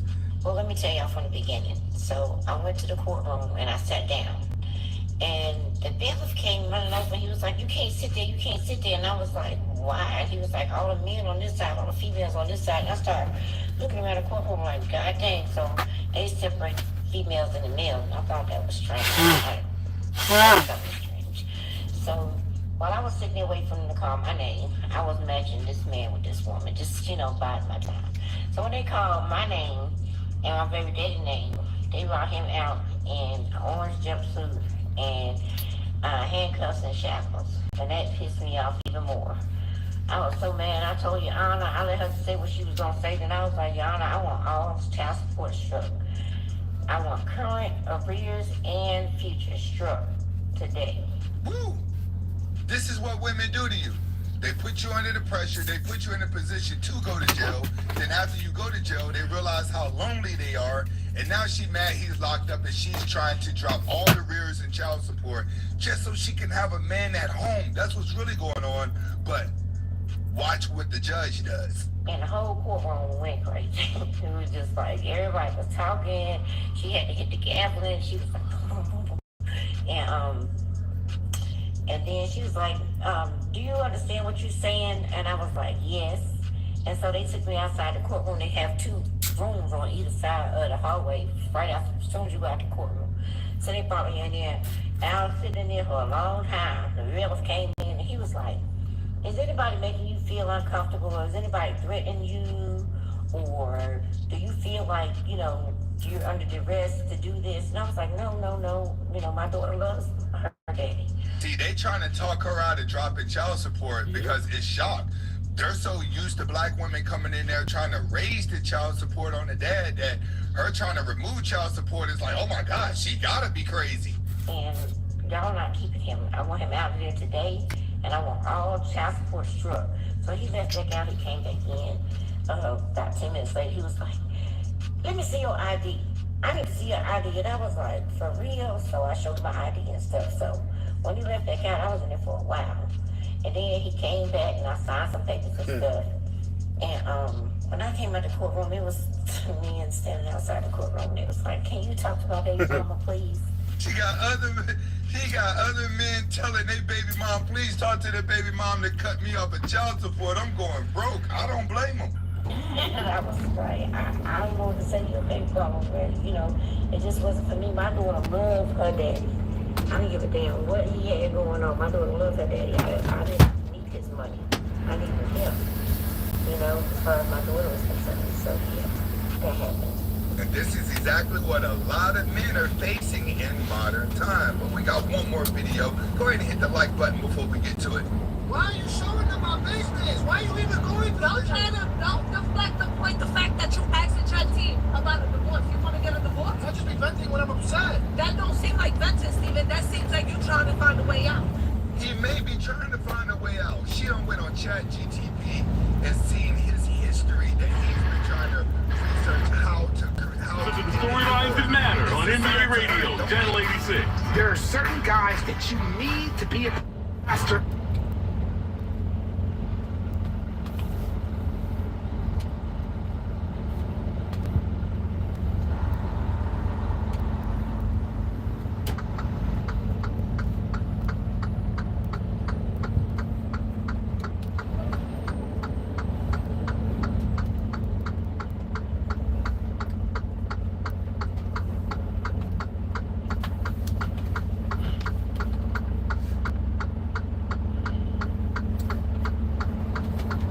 Right now at Les Schwab Tires, save up to $120 instantly on a set of 4 tires. Get more from less.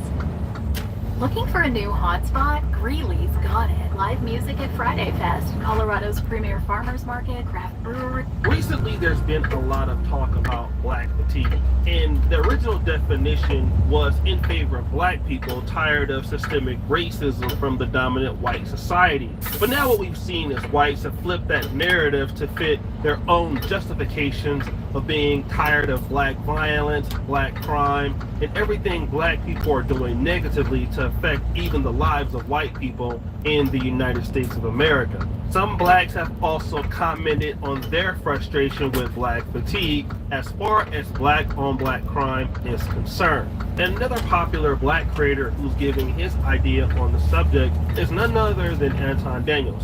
Now, I know Anton Daniels as a creator. I've spoken with him on the phone, and I can honestly say that now he's a much better YouTuber than me. And another person who is bigger than me on this platform is Tariq Nasheed. Both of these guys command different audiences, although predominantly black audiences. Tariq Nasheed has been around for many years, and Anton Daniels is kind of on his way up. Tariq Nasheed holds the dominant society accountable for racism and also focuses on restoring the cultural values of what he considers it to be #FBA, aka the former African American or historical Negro community, while Anton Daniels holds blacks accountable for their own mistakes. Now, Anton Daniels can be seen as an individual that is doing things to get a larger white audience. He's appeared on Dr. Phil, he's appeared on Fox News, and he would seem that although his audience is predominantly black, he might be a person that is saying things about the black community that some of the whites want to hear but are afraid to say. And he ruffles feathers by saying some very, very interesting things. With Americans, but specifically, let's just talk about black people, because I know it's this thing, you know, black people don't really unite until they can find a European entity. Black immigrants don't respect people that are traditionally born in America, especially black people that were born in America. They work relentlessly, eat, sleep, grind, hustle, and go and get it. So when they finally get over into America and they see the opportunities that's presented to them over there, it ain't nothing that Americans. You trying to figure out how to work 40 hours and then go to sleep, and you can't even wake up in order to get to your job that you work from home for. What you gonna do? You can't even make the meeting. Now, this is one of his most popular clips in which he's talking about how immigrants are really taking over positions in America, especially from blacks. And he names two categories of immigrants, Africans and Caribbean. Okay, these people are coming over from third world nations, while African Americans tend to be apathetic, #FBA. And so these are the people that are beating blacks to the punch, while blacks are complaining and not doing very much. Then he made a very controversial statement about this. I have no sympathy for anybody. You get what you deserve. Wherever it is that you are in life, that's your bed, sleep in it. I don't care where you were born. I don't care where you come from. I see immigrants coming over here every day from third world countries, outworking you, outpacing you, and making you look bad. I don't care about your reparations. Listen, I don't care if you ever get it. As a matter of fact, I'm advocating against it because it's on my dollar and make inflation go out of control, and so I don't want them to pay you. I don't want you to have nothing. Don't give these motherfuckers nothing. As a matter of fact, not only do I not want you to get nothing from reparations, I think that they should tax you for breathing. Now, he said here that reparations is something that even blacks don't deserve. And I remember when this first came out, it was a big statement. Everybody was talking about it, and many folks don't agree, including myself, right? And I've talked to Anton Daniels privately, because I do know him, about some of these things we're talking about today. But this next video is even more important. And then we had the panel on Monday night, where I basically said that white people are starting to get fed up, and that is the whole premise behind black fatigue, is that nobody wants you to continue to play victim for the rest of your life. They tired of being held accountable for things that their ancestors did. They tired of you blaming all of your failures and the things that you weren't able to accomplish on white people. They're tired of you sitting there saying that you're a victim every single day, regardless of what your circumstance is, regardless of what you've been given. So this is your sign to go get the 3-on-6. My name is Melissa. I grew up hating my mom.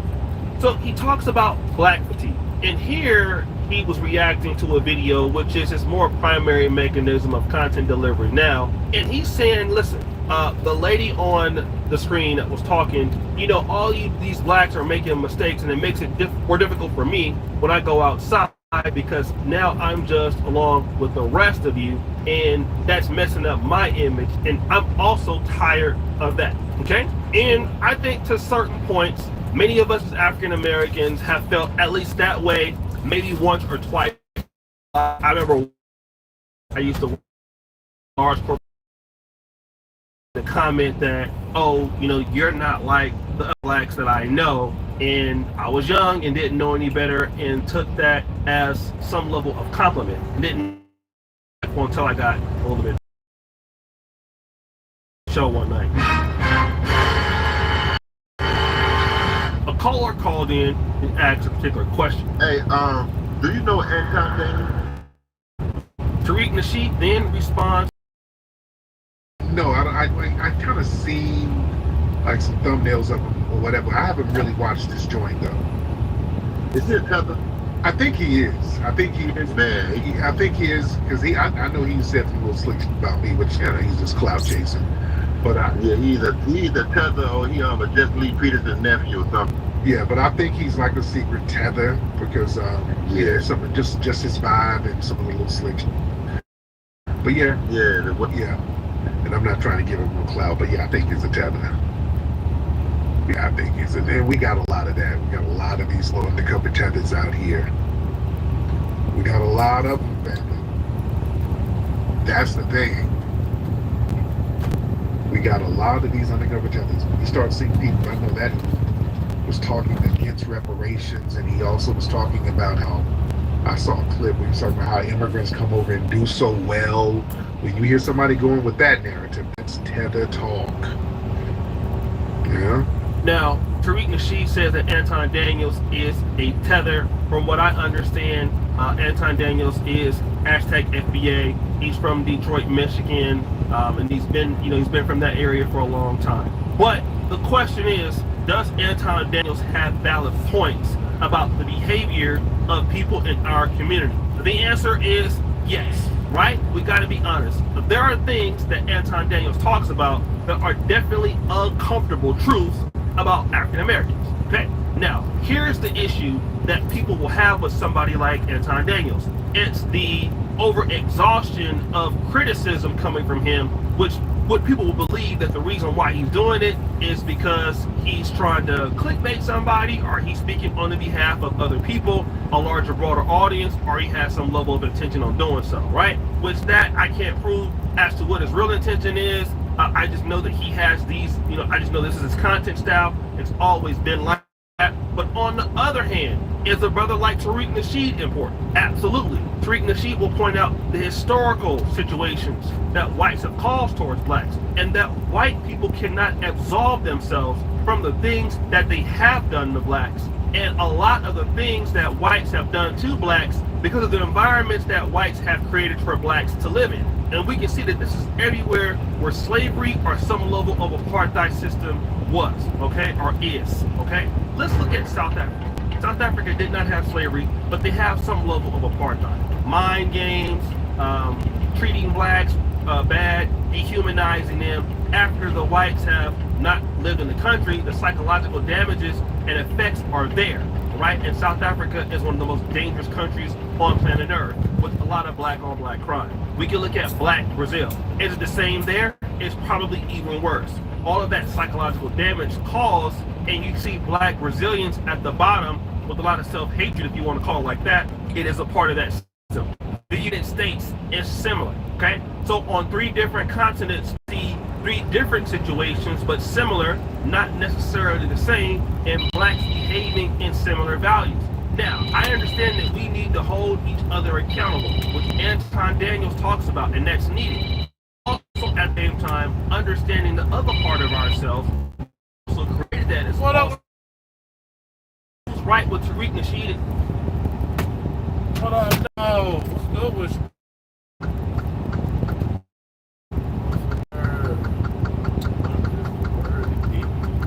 4 hours left of my 4 hours of driving left there. Relax.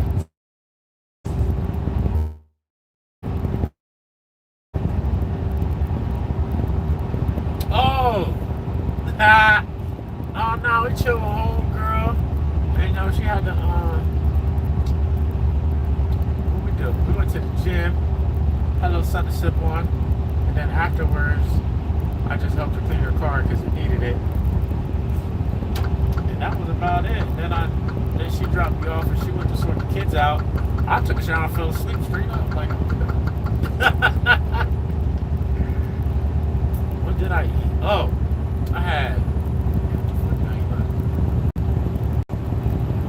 2 chicken breasts and a bowl of pasta. Yep, 2 chicken breasts, a bowl of pasta with some spicy ass sauce on it. I'm all out of pesto. I gotta go get pesto sauce. And yo, I've never stopped, bro. That pesto sauce, I put the pesto sauce with a little bit of butter and some good spaghetti sauce. Tear that shit back. And now I even, so you know those hot noodle packets, right? That got that udon sauce, that super hot red shit. So they sell that in the bottle by itself. So I'll be sprinkling that shit on the pasta with the sauce, just a little bit, just to give it a little zing. You know what I mean? Cause that shit is crazy if you put too much. It'll ruin the food.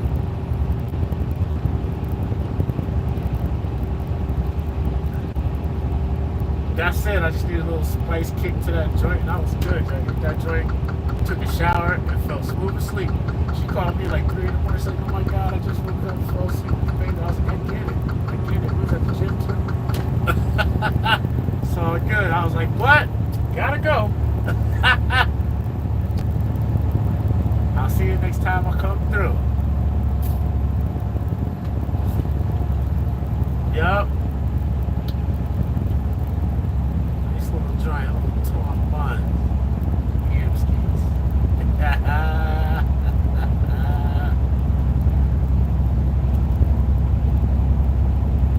It sure was.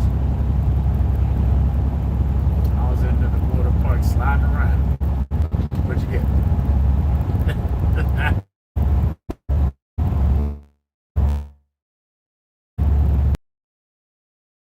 You're in there. It's time to get paid, baby. Now all you gotta do is keep receipts and get paid.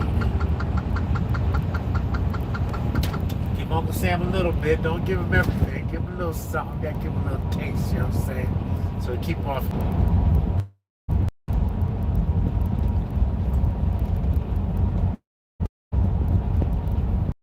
Jesse, that's right, Jesse. Like and subscribe.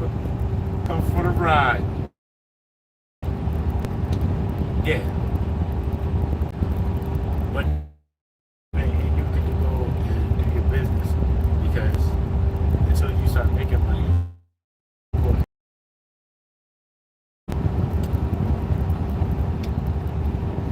It is what it is.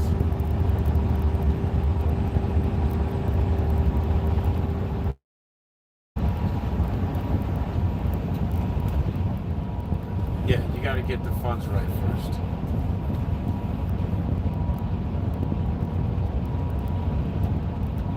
There it is. Make sure the rent's paid, the car's paid, and you get to keep working. And then keep building up.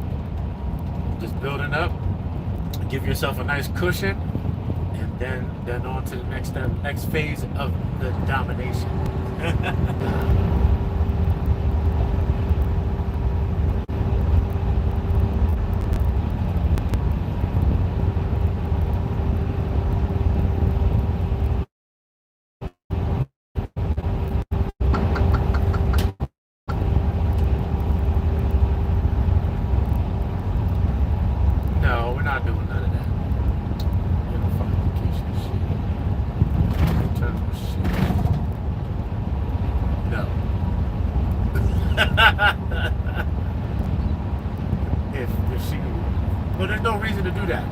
There's no reason to do that unless you need her at the moment. Like, I'm gonna turn my location on, I need you here.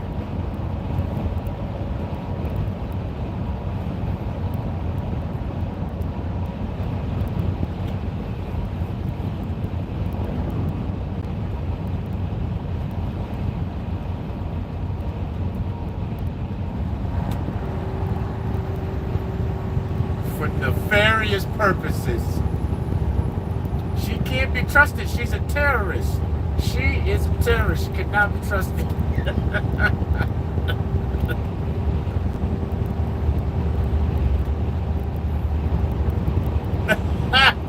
Nah, bro, you can't do it.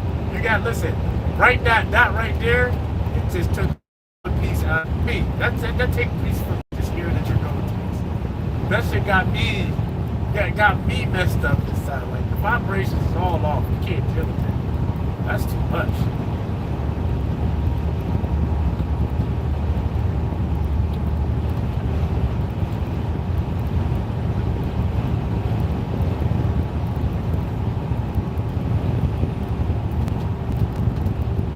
Yeah, you can't be worried about her feeling. You can't worry her about your.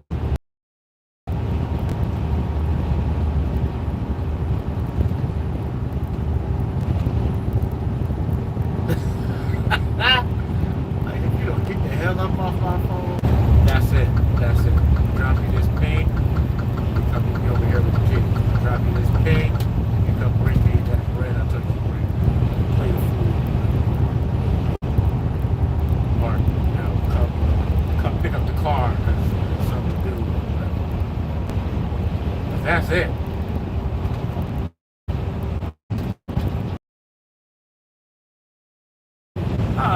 No. Accused enough.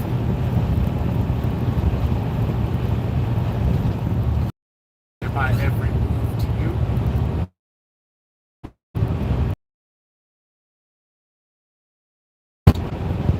Yeah, don't do that because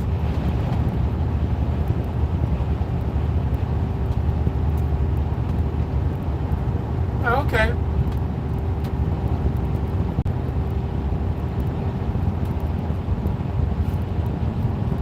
You should be able to do what I tell you to do. That's what you should be able to do. Nah, that shit is exhausting, bro. No.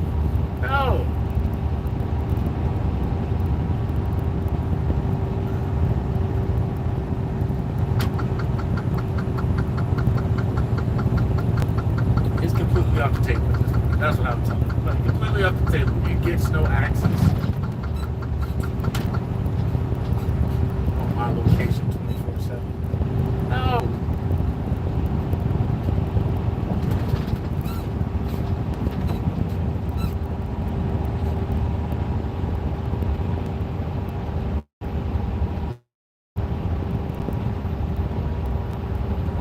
Stop you doing what you so can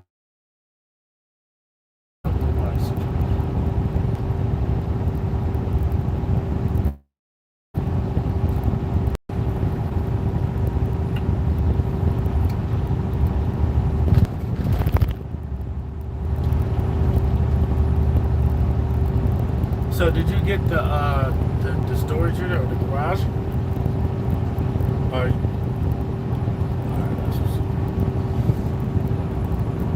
so what's the first pieces of equipment you grabbed?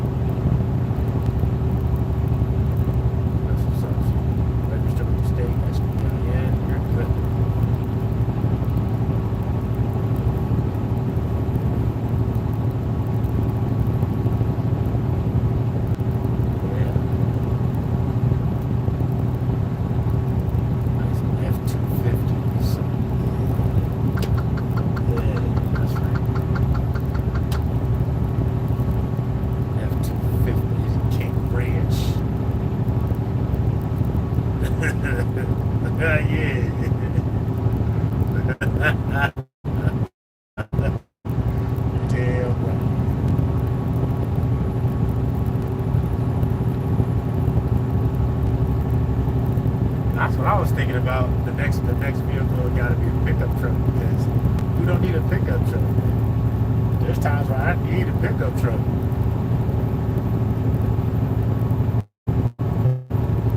Yeah, well, I ain't got one.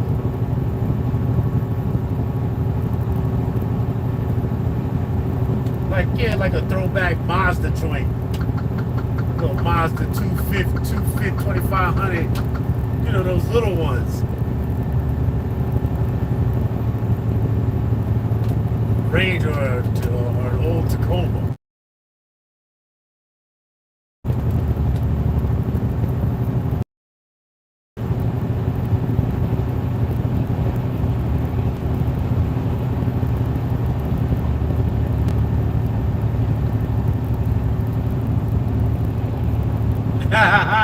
Look nice, but ain't right. That's you ain't lying, boy. You ain't say nothing but the truth. Everything look good about hope. They stand up and they tell, man.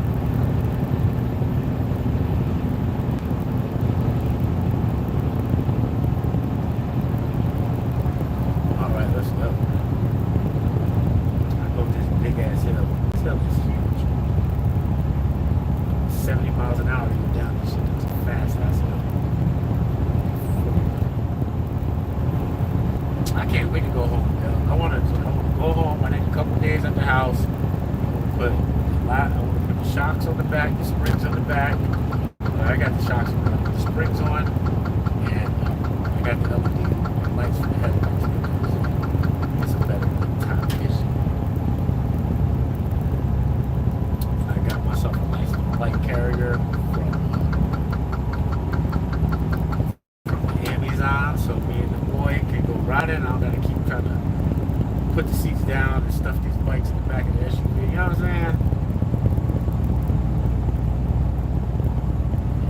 Put that joint right on the back, right down.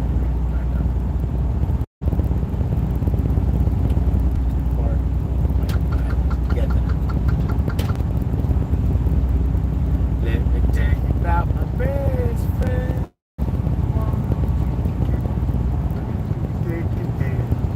Let me tell you about my good buddy. That's it. Yeah, buddy. Over here by Lincoln's bust. Big ass head. Lincoln. Over here in white.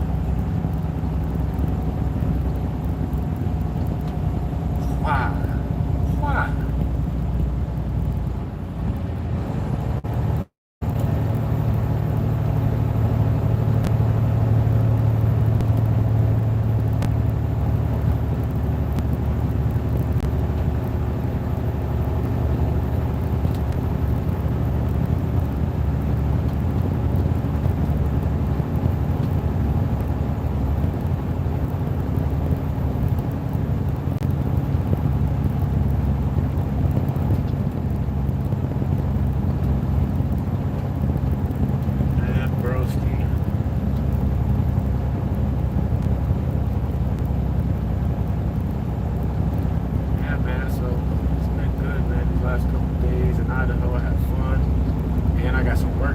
That was good.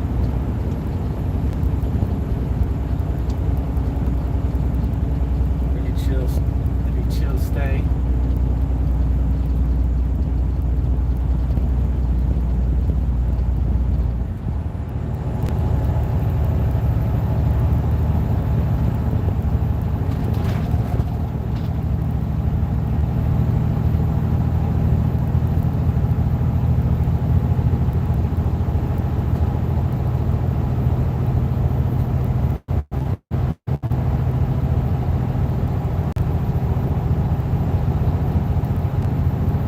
Community or whatever, anybody who talks real black, like it can be him, it can be people like Dr. Lumar or myself, adjacent, like anytime you're telling the truth about what happened to black people, then you are a grifter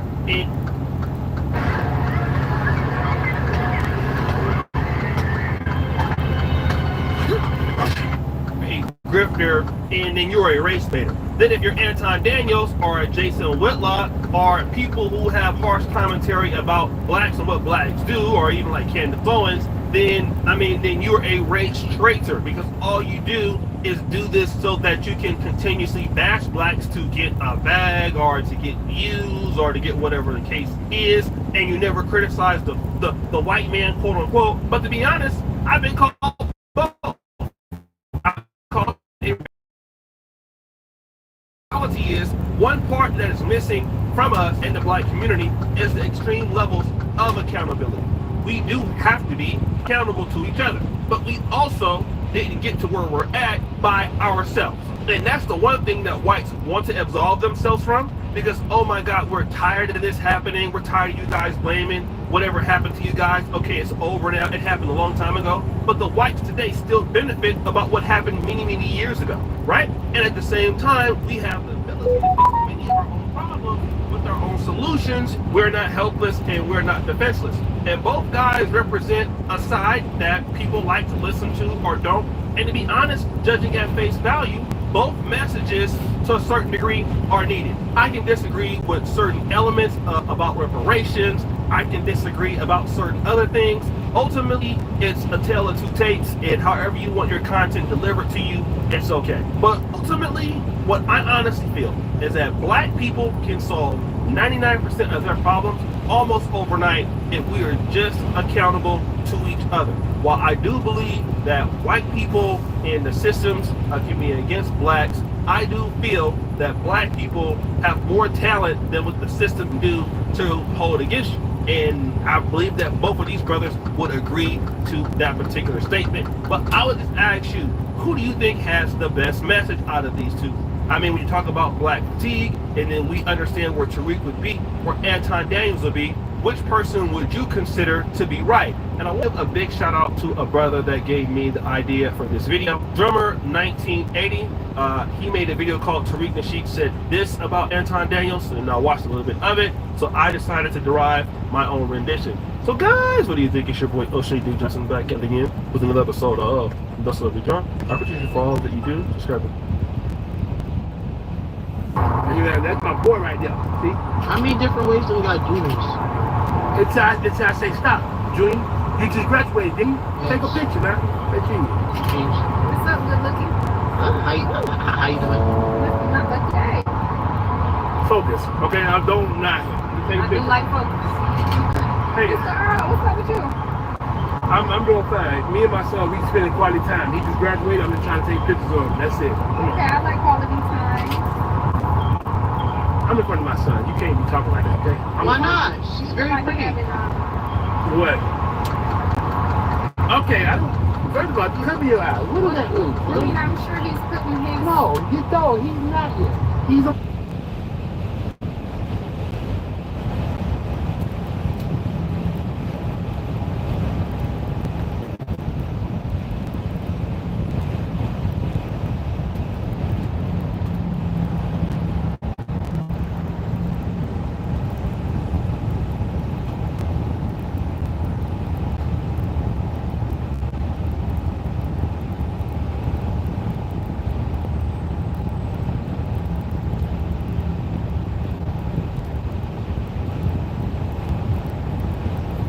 I've never seen such an amazing cleaning product. It's just like magic. This incredible product dissolves oven grease and stubborn mold in seconds without any Ladies and gentlemen, anybody want to tell me just what the butt naked grind is going on here? My man in the background ain't wasting no time. None. Not even the slightest. We not wasting no time. Old girl in the mirror, she taking pictures and all these, like, yeah, damn that photo shoot. I know what we ain't. We know what we here for. I know my.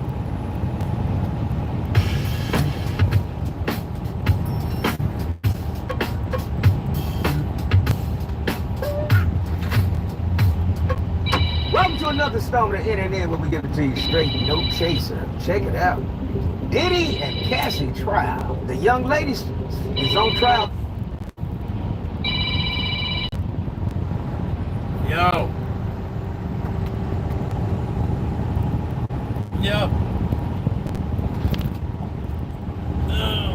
It is what it is.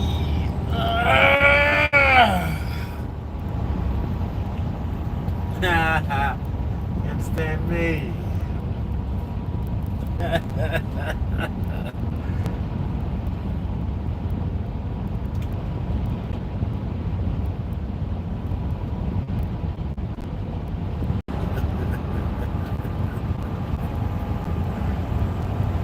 Yeah, so what's good? What up?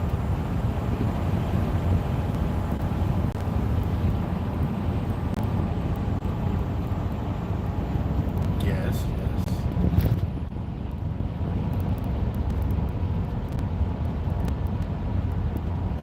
I just had, what I had? Chips and salsa, chicken breast, some garlic stuffed olives. Yeah, real light lunch. More like a snack before I finish this last couple hours of driving.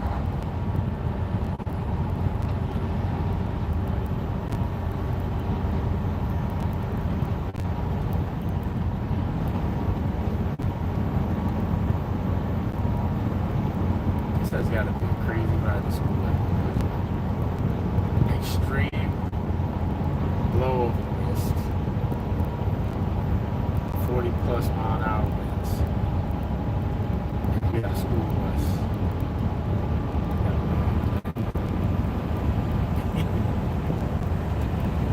A double wing.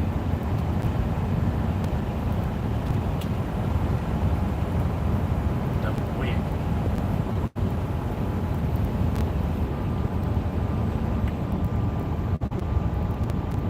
How's he doing?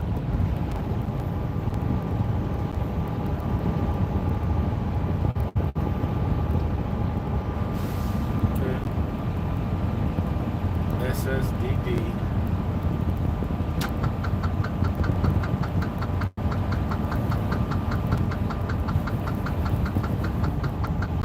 Oh. Yep. When you get old, you're supposed to be at home. In the safety of your own home with a pistol. We out here fucking around.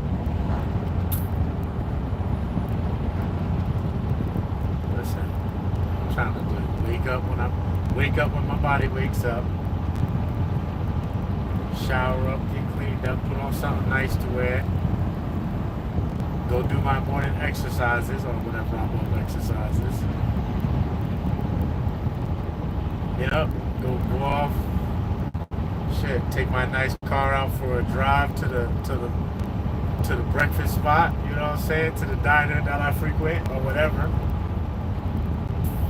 Saying, go give me a little piece of little something. You know what I mean? A little piece of something sitting on my side real quick. Rinse and repeat. Yeah, that's it.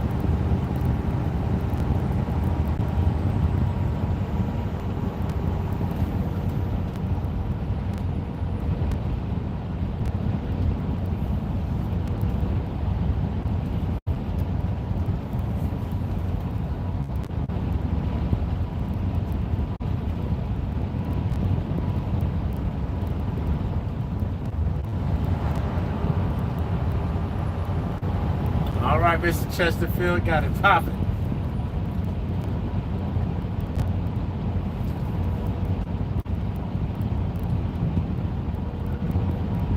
Something nice, reliable. Yep, something clean, keep it clean, and stay out the way.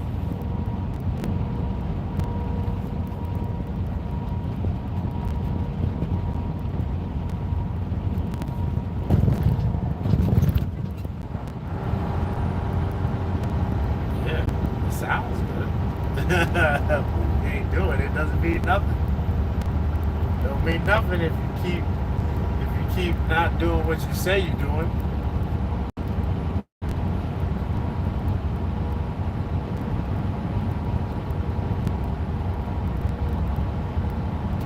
Yeah, that's all.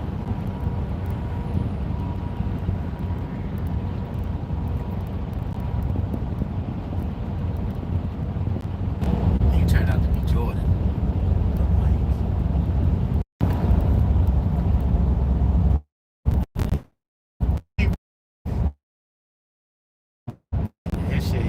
him too.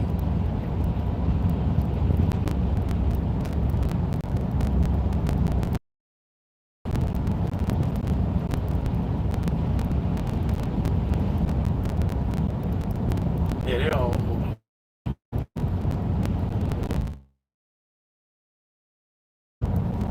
But he been but he was like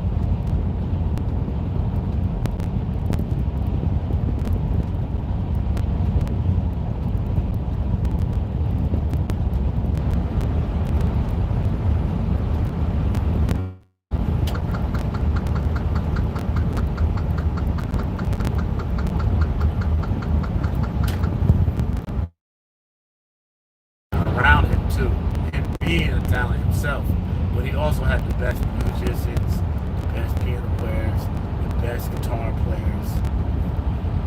He had access to so many other people that were making music also. We got Diana Ross, Gordy,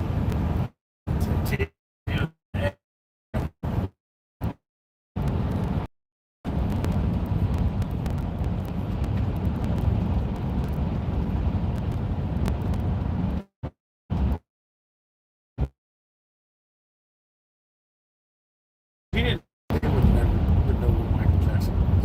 No. He was like, y'all fuck us. No, yeah. Yeah, we're gonna keep this shit on lock. Y'all ain't gonna mess up the meal ticket over some the same. Yeah.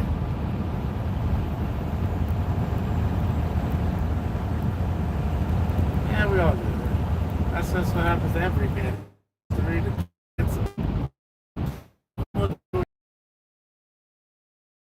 Oh shit, no wonder why I'm so hot. I got to see you sometime.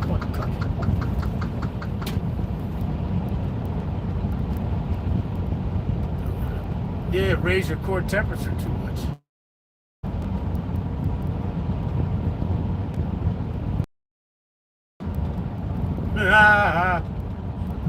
Hey, look at that.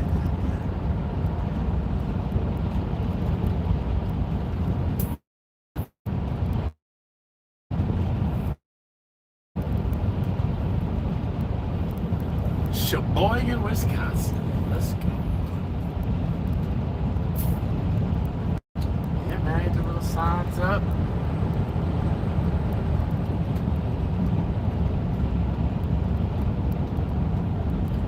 Shoot, you could do simple shit like just go right on Google and call businesses, because every business needs their grass cut.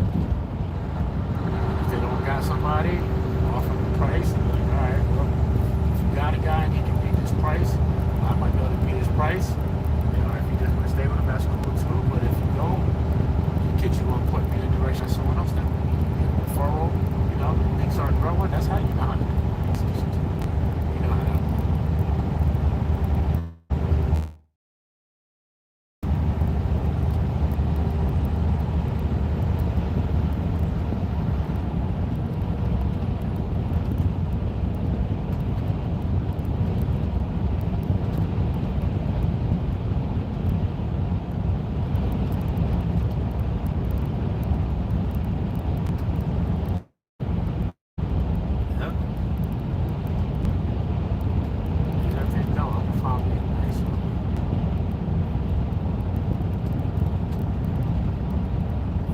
Fast, bro. I'll tell you how fast it comes. Just get focused, and that's what you do. Everything else is extra. Everything else is extra.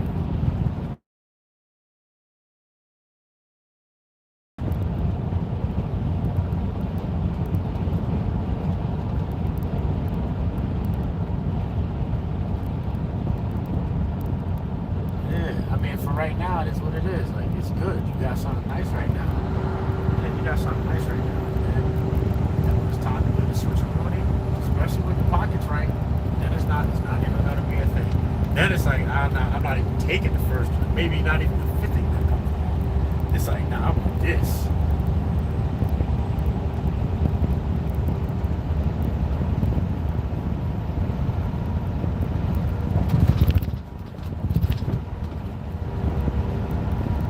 All the way. Yep.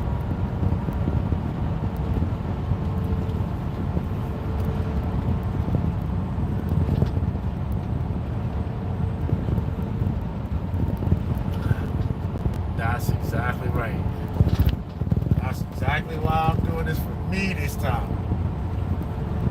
And there was a point too where after everything done, I had to really figure out like how am I gonna do, not how I'm gonna do, like what's my why now? Why am I doing what I'm doing now? Before I knew why I was doing it. But now it really is why I'm doing this, because I wanna be okay. Like I'm getting older, man. We're getting older. 3, so I'm like, I'm not playing around. Like, yo, I'm gonna get me something. I'm gonna get my ass to work. I'm still young enough to do whatever I want. I'm still super fit, and I want to stay like that. But at the same time, I gotta put some things in line. I gotta put some things in motion, like big time. I did all this work for a family before, for all that shit to dissolve, and then have to start over. Like, yo, starting over at 40 is different. I like that, yeah. It's like a different, yeah. Gotta rebuild everything, but you know what? This time there's nothing in the way. Like there's nothing in the way, nothing holding me back. I have everything set up. Everything is in order. All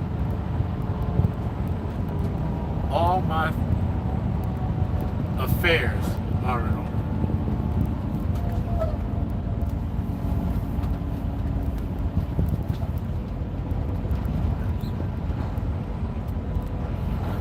That's right. Well, they're not with us.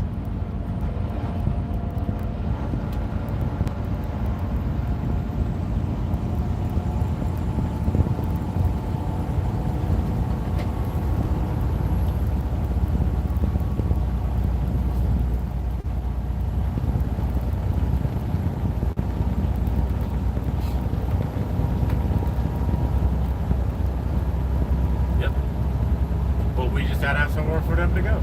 You gotta have somewhere for the kids to show up. So now it's time for us to get on.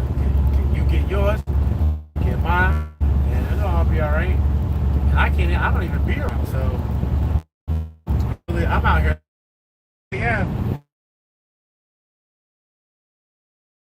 Be there for a minute.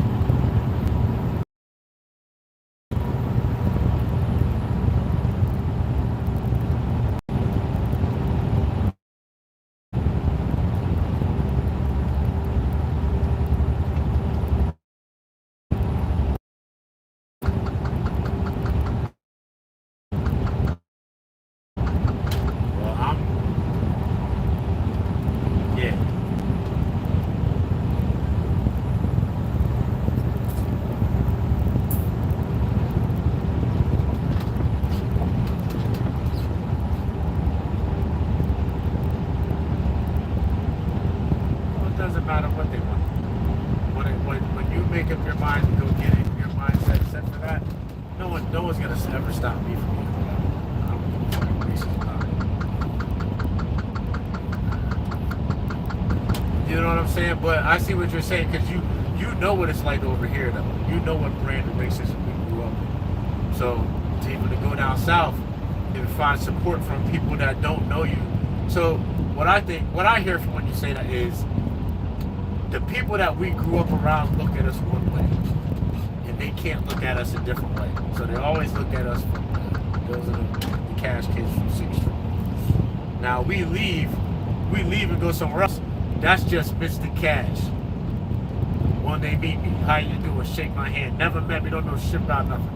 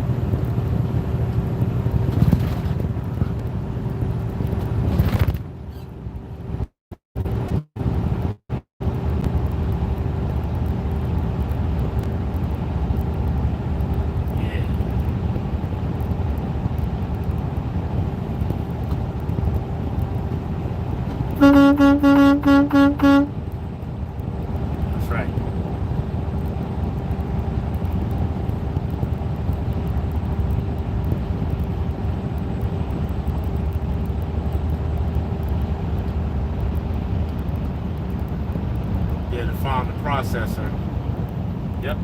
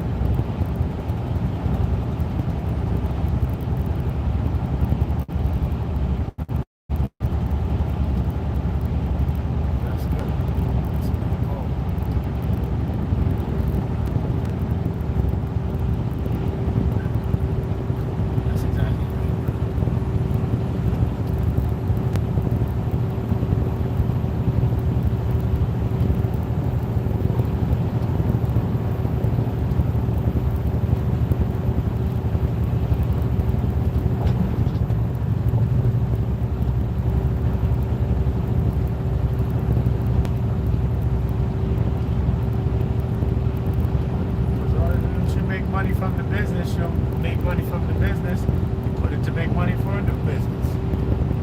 And another one. Keep the shit going.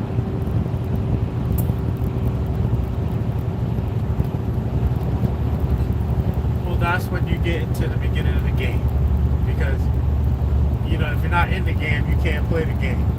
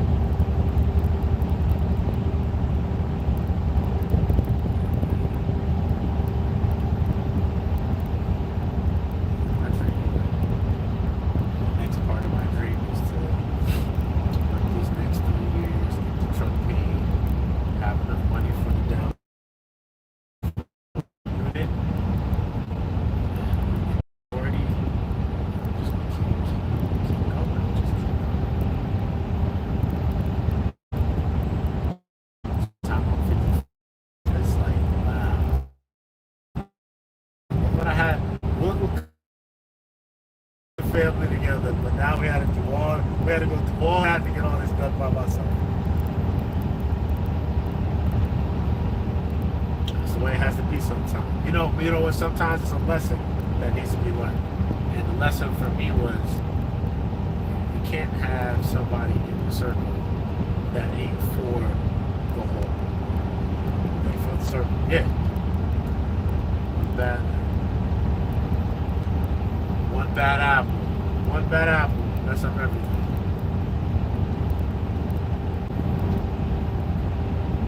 They're just there to mooch. It's just sponge off it.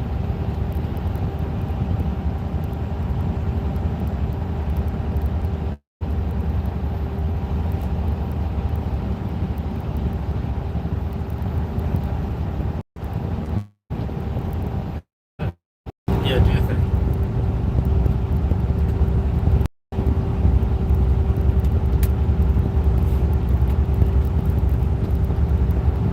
nigga that public was selling piss in his mouth. No, he said piss in my mouth. I know R. Kelly's in jail, crying like a mother. God damn it, I just pissed on just and I'm locked up. This and pissing in his mouth, and then they got people outside protesting. They getting paid $20 an hour wearing free Diddy t-shirts. Why do you feel that way? These are all paid protesters. You can get $20 an hour if you wear a t-shirt. Speak up. She just got recruited, right?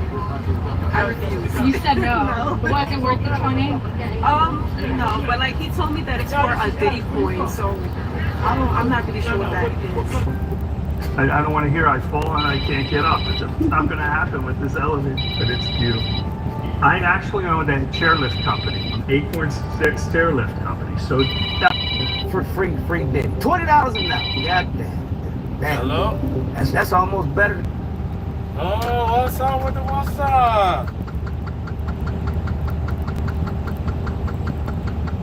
Trying to find some booty wipes. Okay, alright.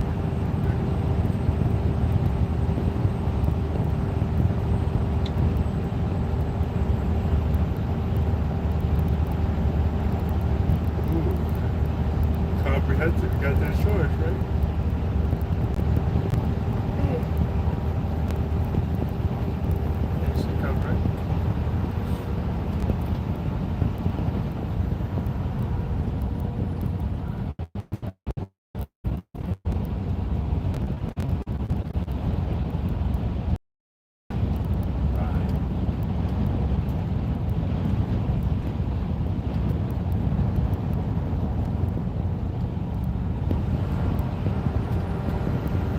Sounds better than insurance thing.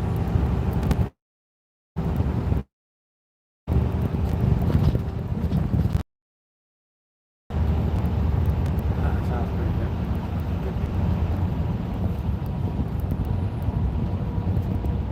Ah.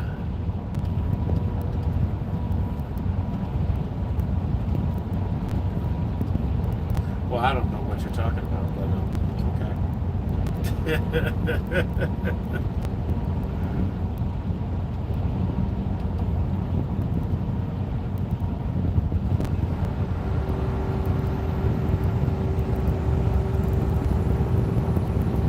How about that? That's a waste of time.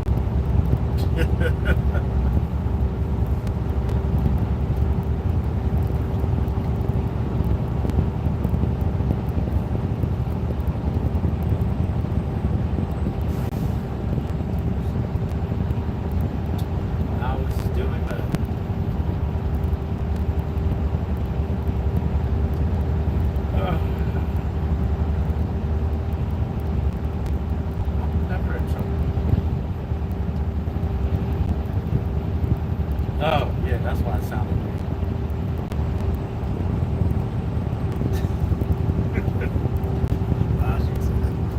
They's still young, though. So.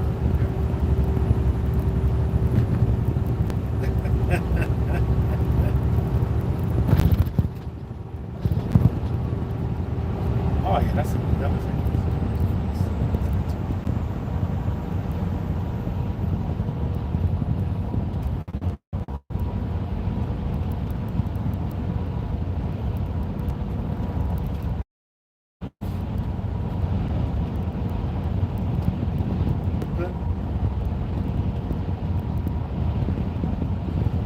Lies.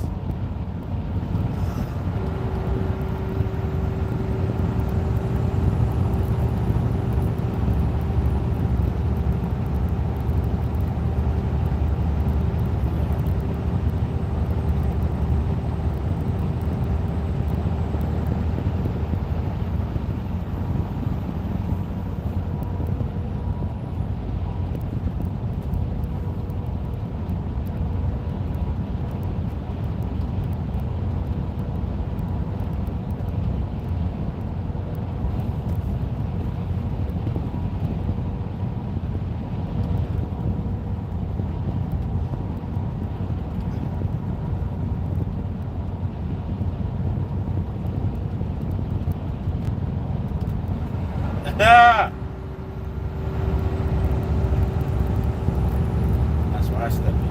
surprise, motherfucker.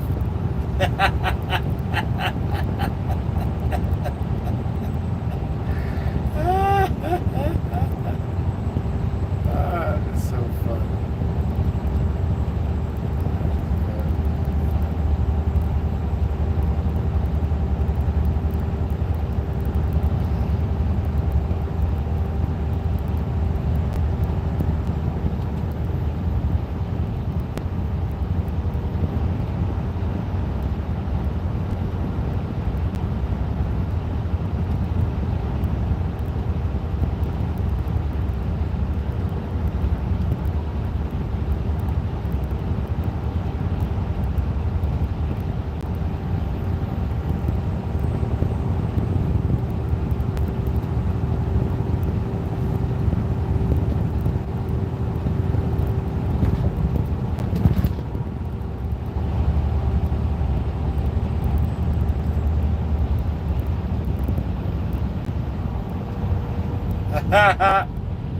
They forget that part.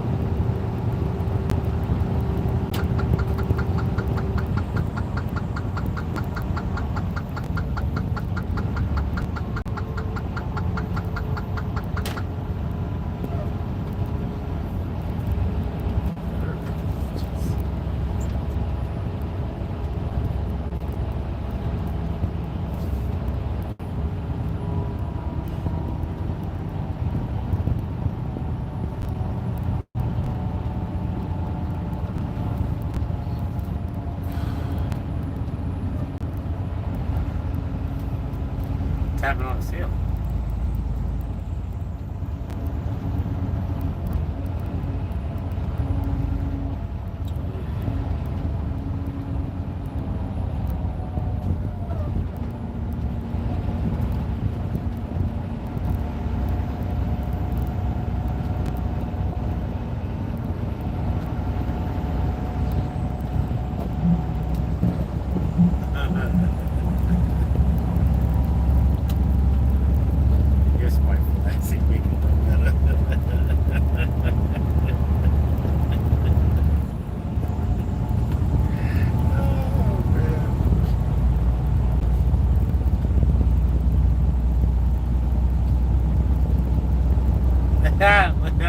Sound like basketball court.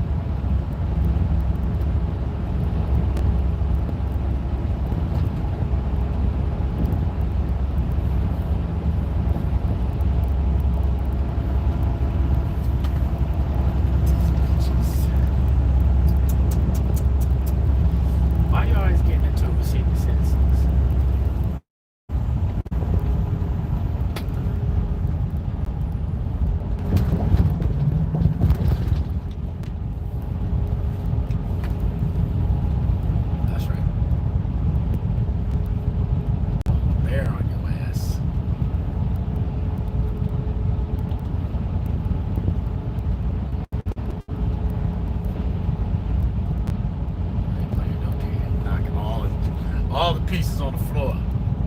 Flip the whole table on this game.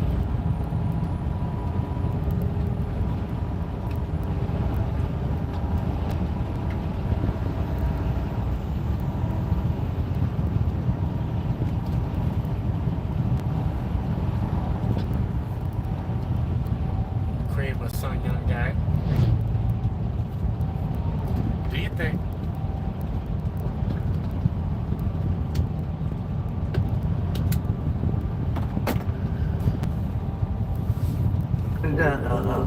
Minimum wage in some states. Most of the motherfuckers out there with the t-shirts on would looking homeless. So homeless people out there saying free Diddy so that they can get it in the booty too. So anyway, The courtroom was packed day one. Federal prosecutors outlined the case involving sex trafficking, physical abuse, and coercion. Now, Diddy pleaded not guilty to all the charges. Now, I think he's gonna beat most of them up charges. I'm still trying to figure out what's he in jail for. How come he ain't got no bail? I didn't know being a homosexual was illegal, because if that's the case, it's a whole lot of motherfuckers need to get locked the fuck up. And then I didn't know being a freak was the criminal cause. So what? He pisses in his mouth and has a inflatable swimming pool in the hotel room filled with baby oil to dip them ashy ass niggas. Because, you know, ain't nothing worse than ashy ass, I guess. So, you know, this motherfucker had the baby oil on deck, truckload, and then threw some other shit in there to put them motherfuckers to sleep so that they can just rape and come in the dookie shoot all goddamn night. Anyway, somebody tell me in the comments, what the fuck is he in jail for? Because he ain't been charged with murder yet. He ain't been charged with racketeering yet. You know, I'm trying to figure out, you know, only thing I'm hearing is freaks. You know, freaks, more freaks.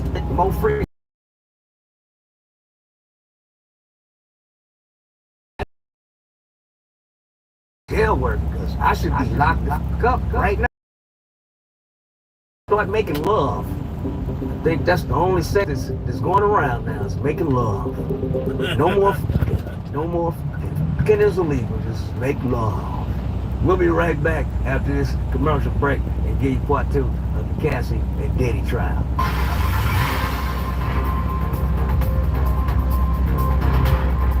Part 2 of the Diddy Cassie mess. Check it out. The Kid Cudi story emerges, right? And she was fucking around on Diddy. She said that they had broken up, but I don't think you can ever break up with Diddy because they were together in court. Anyway, Kid Cudi and Diddy got livid, hotter than fish grease. Couldn't cook catfish on this motherfucker's face. Anyway, so this motherfucker got so hot, he threatened to blow up the Kid. That's what she said on the stand. And that motherfucker car did blow up. Meet firefighter Andrew Washington, one of America's Vinia heroes from... You just have to be ready at all times. That motherfucker car did blow up. Now that is the reason for that motherfucker to be in jail, because that's a crime to blow up somebody's car. Because what if the nigga was in it? I think that's racketeering charges right there, because he sent that hit and had that motherfucker's car blown up. So, you know, that is a crime. But fucking is becoming illegal. You better just make love. You better hear the moans. Oh, you hear them. You smack on the ass and pull her hair, you going to jail. No more fucking. Just making love. Boom! We'll be right back after this commercial break. It's blowing up his cars. That motherfucker's the devil.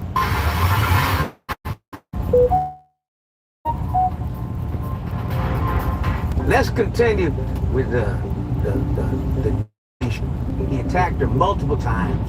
We all remember the video of him whooping her ass in the hotel. Yeah, he was dragging, skull dragging, kicking and all kind of. And then she sued the hotel. Now, I think she won $10 million. So, you know, if it wasn't about money, it make sense to me. You should thank the hotel for putting out that video, because we got to see you getting your ass whooped. Now you got proof. And then, how is you talking? Because he paid you $20 million. So you supposed to be quiet. But now, you got paid multiple times.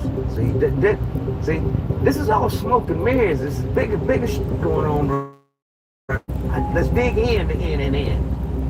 See? As soon as he sued the alcohol company, Cassie got a call from them. Took him 3 months from the time he said he gonna sue the alcohol company to Cassie, but making a case. And then she got the money from the alcohol company to make the case. Then Puffy gave her 20, and then the hotel just she's slicking and oil. Now She might have been oiled up a couple of times, but then, and baby, pissy. And then the trainer that she married got her. So he is pregnant. It's wheels go round and round we go. Just make love. No more. Man, stankin'. The trainer got pregnant by the motherfucker. I wonder is he pissing in her mouth? He probably kissing her too. You pissing mouth motherfucker.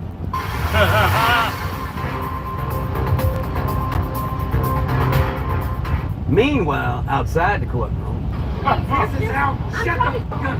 This is the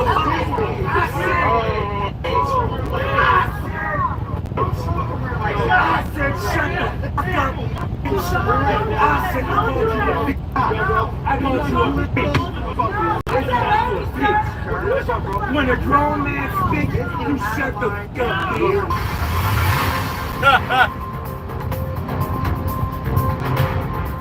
In the courtroom, you know, they made him watch the freak offs. And yeah, I'm quite sure there was a lot of hard in there. And those 12 jurors, all them female seats were wet. They got moist. Trust me. Watching them freak offs. That's what everybody on planet Earth want to see them freak offs. Because you want to get off to the freak offs. Yeah. I got hard just reading about that. Damn. How you get in that courtroom? And what is the blackout? We seen OJ's trial play out in real time. How come we can't see Diddy's trial? Put it on the Playboy channel. We can all watch this.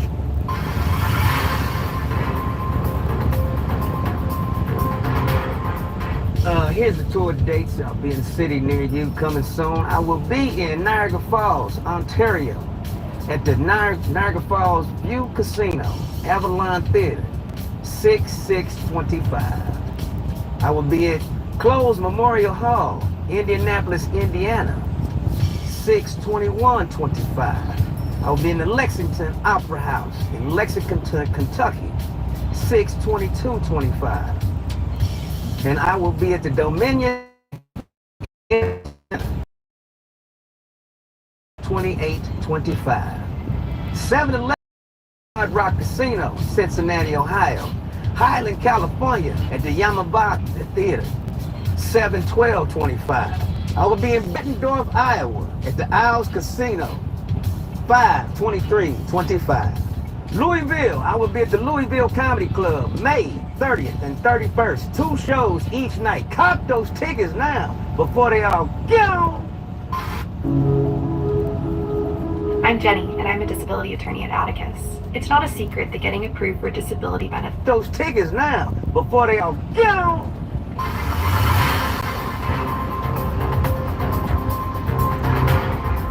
Welcome back to NNN.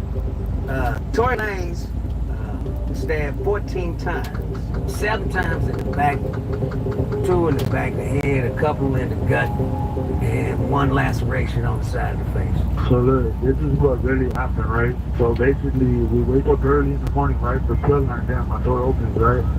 And I walk out, and the homie's right there standing there, and he calls me over, and he's like, "Savage, come here," and I'm like, "What's up?" He's like, "Bro, I'm about to get this nigga," and I was like, "Who?" He's like, "Tory." Don't play like that, bro. I'm gonna get you if you don't stop talking shit. So then I was alright, don't trip, I'm right here. So then all of a sudden that fool's door opens, that fool comes out, and that fool runs up on him, and that fool starts stabbing that fool. But you can just tell that fool got his lungs punctured because when he was laying on the ground, he's right there yelling, "Help, please, stop, help." PC, it's for people who are not good for the main line. Kicked out your set. You ex-cop, child molester, pedophile. They just put them all in there together. Bound to just be a great time. Sure, nothing's gonna happen. The freaks of the criminal world, they ain't gonna let him on the main line because he'd have been dead on arrival. Because he was dating this 13-year-old girl, the Mexican that stabbed up Tory Lanez. They got into an argument, and he shot the 13-year-old in the face. So that's why he's here. And that's why he can't go to main population, because he's a pedophile.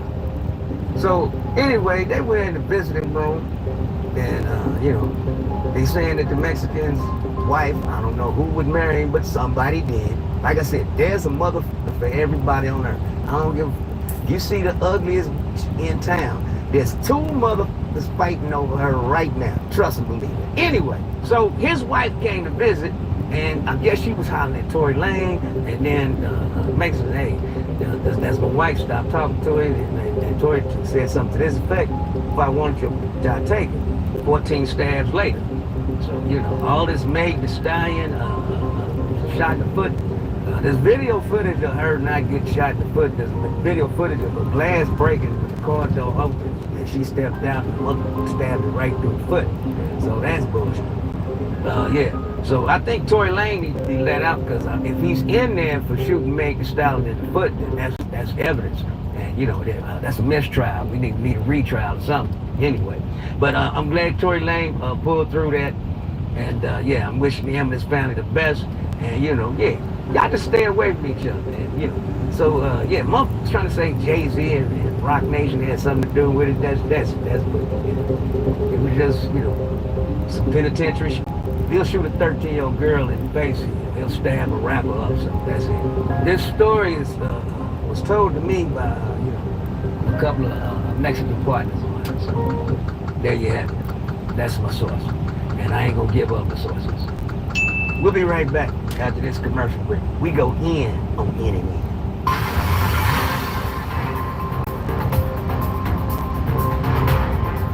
Welcome back to NNN, where we give it to you straight. You know, Chaser Chris Brown was arrested in the UK for a nightclub assault.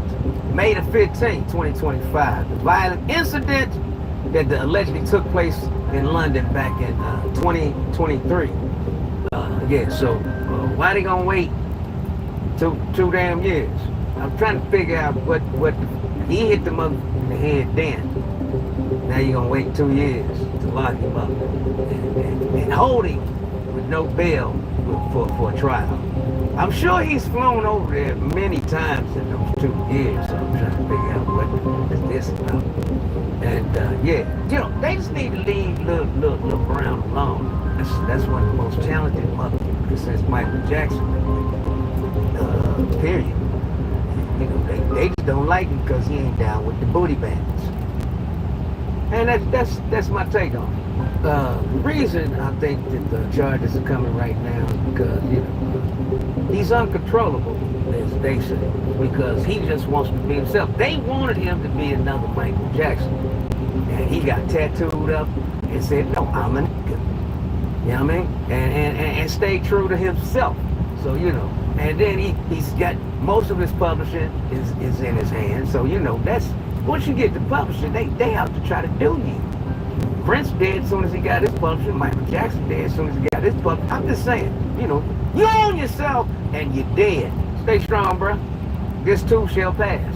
It's in the Bible. Look it up.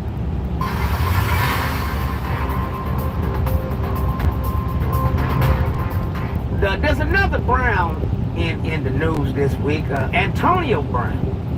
Yeah. Some crazy motherfuckers try to steal this brother's chains. Yeah. Antonio got hands. He whooped all of them ass, and then whooped his own security's ass for grabbing him, and then grabbed the gun and started chasing and busting them motherfuckers. Oh shit! What the security?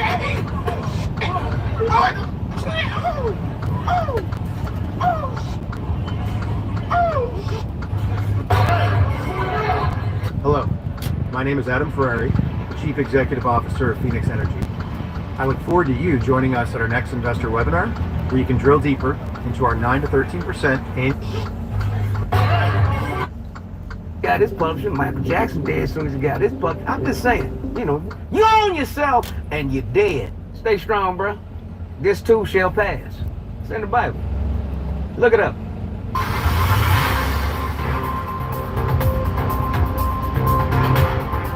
There's another Brown in the news this week. Antonio Brown.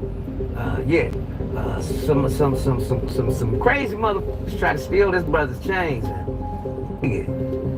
Antonio got hands. He whooped all of them ass, and then whooped his own security's ass for grabbing him, and then grabbed the gun and started chasing and busting them motherfuckers. Oh, what? Oh, hey, get the strap. Oh shit! Hey, what the security?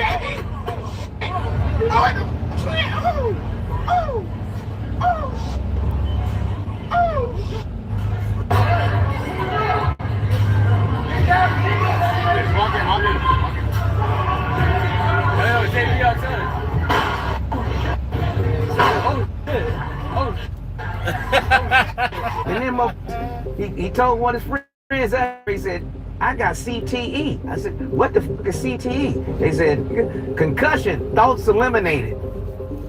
So that motherfucker wasn't thinking at all. He just was whooping ass and shooting. And made bail. He ain't got no publishing.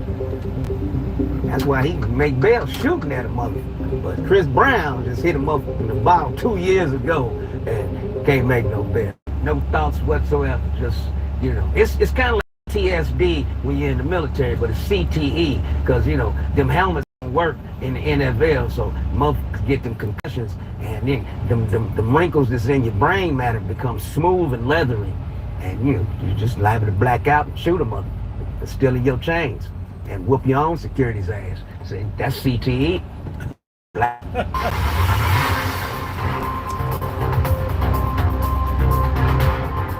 Don't forget to like, comment, subscribe. You know what to do.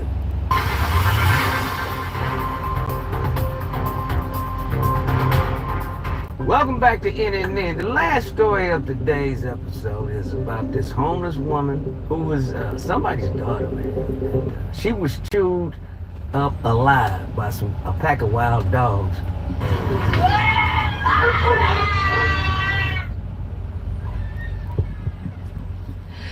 That woman's family was seen screaming in the street after their mother was found dead inside this tent along Huntley Drive near LA's Westlake District. Neighbors who recorded the discovery and then LAPD arriving on scene told us that the woman's cell phone was found nearby the encampment, and when the family got here, the tent was locked and the victim's family had to rip open the tent to find their mother's body partially eaten by dogs. And they called the LAPD, and of course they said there's nothing they can do about the dogs. But you can come in somebody's house and take their dog if the dogs get called on by the neighbors. So, but they can just be wild and just eat a person, and you can't go over there and kill them motherfuckers. You know what I mean? So yeah, LA is usual. Man, the la la la la la la la.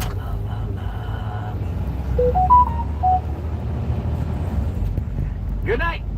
Till next time. I'm out.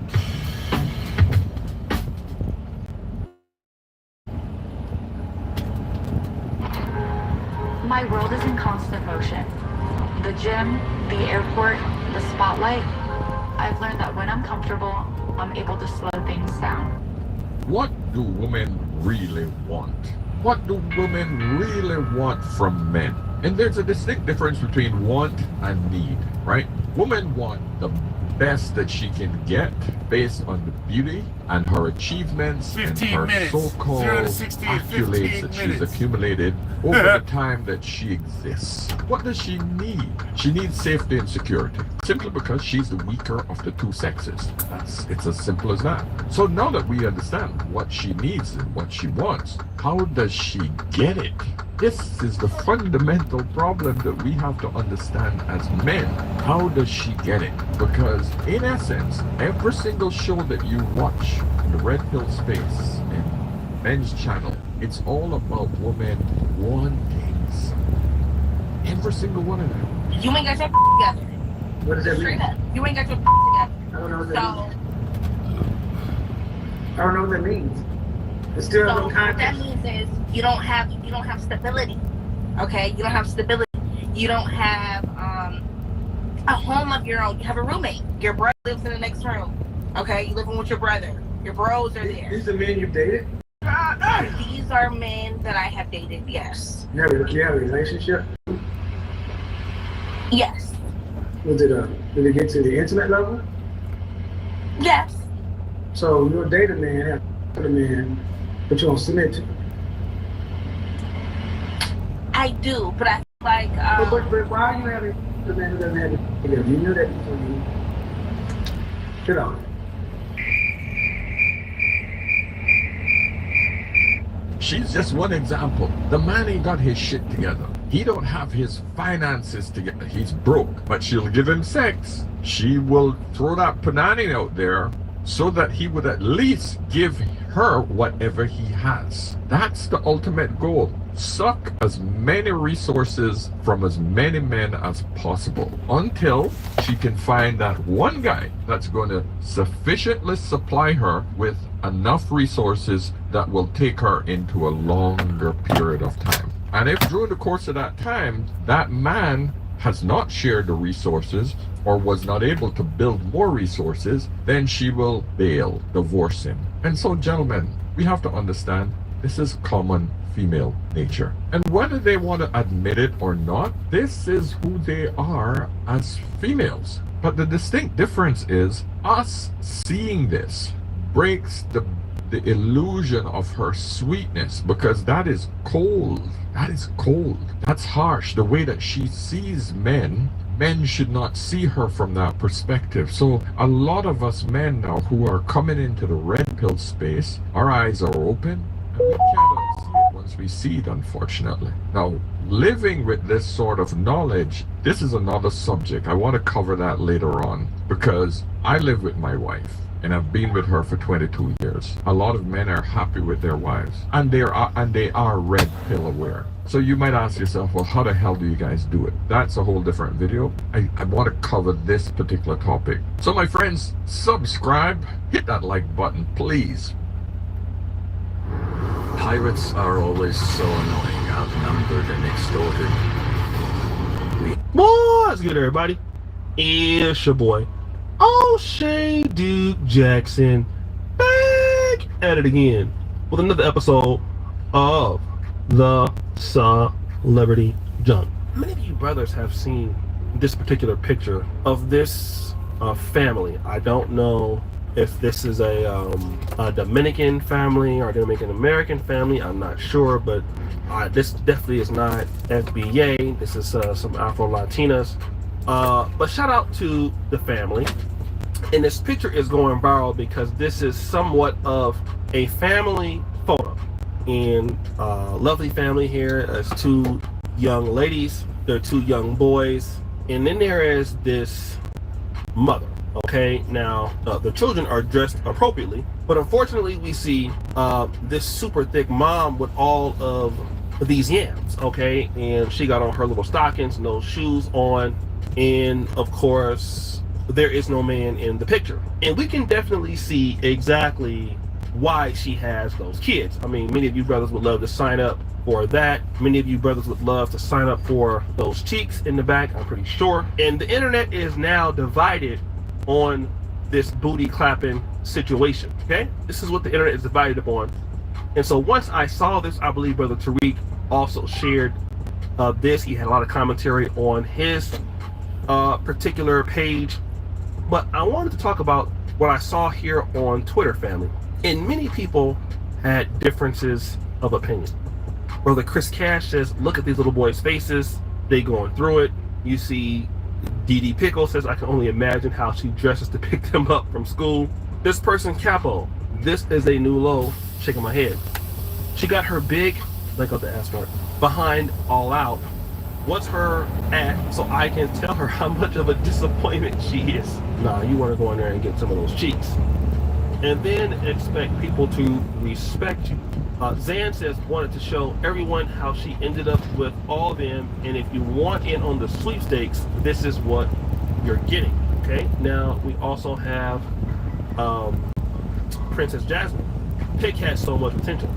Now this is Didi Pickles. Okay, like what the F was wrong with doing a little solo shoot if she wanted to show off her ass?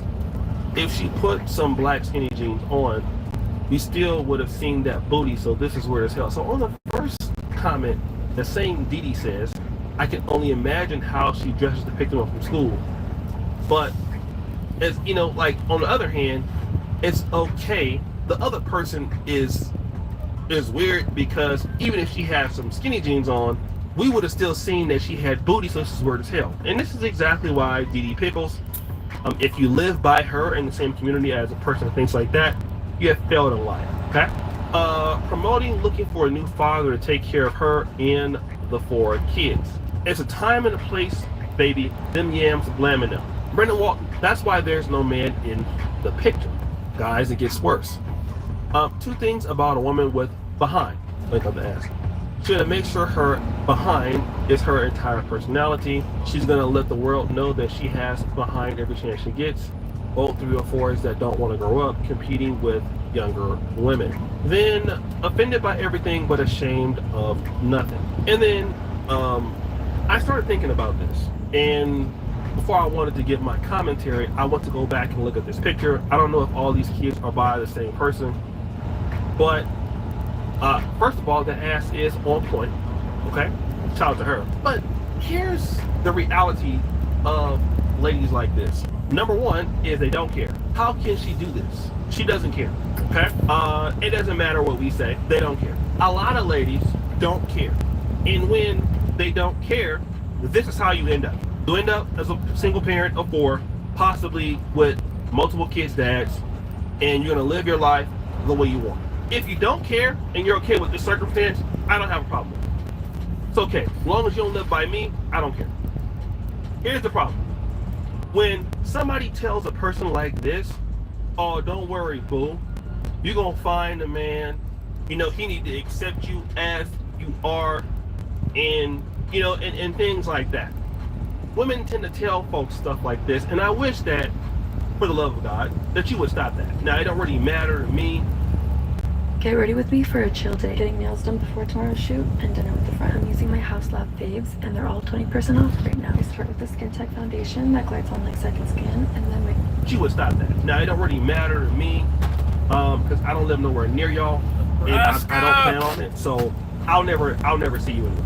Okay? I don't have much money in my life, but I'll never meet you. So at this point, it doesn't really matter what you do. I really don't care. I just don't. Okay? But the reality is, if her behind mattered so much, then somebody would have wiped her up and would have dealt with her. Okay? And this is something that in life we have to understand, that it is so important what other people want from us. Like, why don't we get that as humans? That what you want is important. But we don't go through life by ourselves.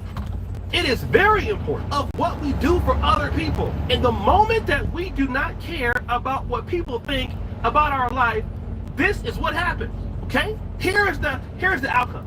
Here is the booty clapping situation that you get. We just happen to be dealing with a woman this time, but men can go through this also.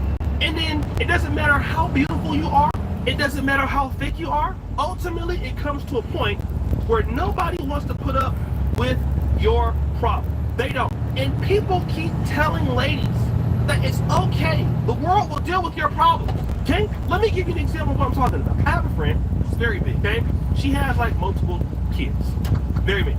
But she's a nice lady. She's just been getting like pumped and dumped the last few years. She hasn't been in a relationship for like 5 years, and she wants to finally get a husband. I mean, like most chicks that kind of grew up in our area in time, you do all your clapping, do what you want to do, having everybody's baby, and then think that some man wants to come and just be your husband later on, as if he doesn't have a better opportunity than you, he won't pick somebody else, right? So she says this, lost and found. I need this weight to get lost so I can be found by my husband. Now, she has always had a problem with being big, always, and she's fine too. When I met her, she was hella big. Nothing wrong with that. She's even bigger now. She's been trying to lose weight for 20 years, but that didn't stop her from clapping Pookie's and Ray-Rays. So she's carrying Pookie's kids with all of this. Once she posts this, what do people say in the comment section? No, because if he doesn't love and accept you now, then he doesn't get to deserve you at your absolute best later. I write, don't listen to her. If you want a man that's going to take care of you, you should do what you're saying. We all got to do better if we want better. Then you have these people in the comments. That's not stopping two from getting your husband off, period. I wouldn't want anybody after that, sis. He better choose you now. No, you sound silly, okay? Because even if she was in shape like this, or had big, or she looked like her, it still wouldn't matter, okay? Because outside of that, nobody wants to deal with you. And that's the biggest problem. The reason why you're offering those cheeks up now is hoping and praying that somebody will come into the situation and help me. And the last thing I got on my end is my beloved. If I would have considered what a man wanted before, I wouldn't be here. If I would have considered what a woman wanted before in my relationship, I wouldn't be here. But I want to do things my way. It's a big problem that we have as minorities. We want to do everything our way and expect results from people that can help us. It's the most insane thing that I see. George Pickens, wide receiver, same problem. Fedora Sanders, same problem. Megan Good, same problem. B. Simone, same problem. This chick, same problem. You're not concerned about what anybody else wants. Then you have an attitude like, I don't care. Then you don't care. Then you end up with that, and then you still don't care. You're still advertising to the wrong people, looking for a better result. You've been thick all your life, and it has not mattered. You have been booty clapping it up your entire adult life. It has not mattered. You have had cheeks forever when you were younger, and you still couldn't get a dude to wipe you up then. And you're still clapping it up. Very nicely, I might add. And still, you're embarrassing yourself. And you think that it's gonna do, somebody wants a sign for this. The best you will get is somebody claps those cheeks. A dude that's 7 years old will marry you. You use him for his money, he dies. And then you go and spend it on another younger guy, and then he claps again, and then he uses you. So there we go. Same, all around the world, the same song. And we really gotta be honest here, guys. 2025. What are we doing for something like this? Minimum goal. Think about this. You want something for everybody, right? I know you want the world to give everything, but here's something. If you don't give the world anything, you don't get anything yourself. Sorry to tell you. I know that you didn't know that. Because the world is all about you, right? We're all here to see you. You're so special that the world has never seen anybody quite like you. Even though Jesus walked to earth and all the, but because it's you. Oh my God. What do I get to do to know you? Jesus Christ. Where have you been all my life? If you don't have several seats, if you don't sit your ass down someplace, I don't know what to do. I just don't. I can't deal with y'all. I gotta go. I gotta go, family. My heart is beating too fast. I can't take this. I'm yet praying for all of you. I'm praying for her. So guys, what do you think? City Jackson back at it again. The episode of the Sunday Jump, which is called You Just Gotta Go. We're out.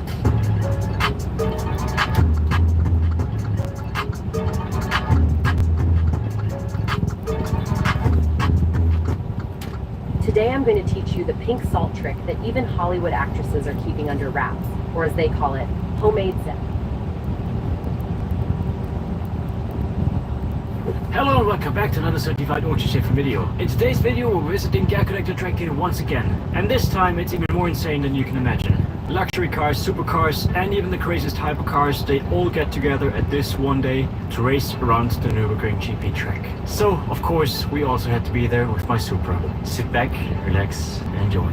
Hello and welcome back. Gag Collector Track is around the corner, which means it is time for luxury, it is time for hypercars, it is time for rich people on a racetrack. And so we thought, of course, we can't miss this event, we have to go there. We just have to be there, we have to see it with our eyes, we have to feel it, and most importantly, we have to participate. So, of course, what better car to take to the Gag Collector today than my 1000 horsepower rear-wheel drive Supra that is totally not an annoying car.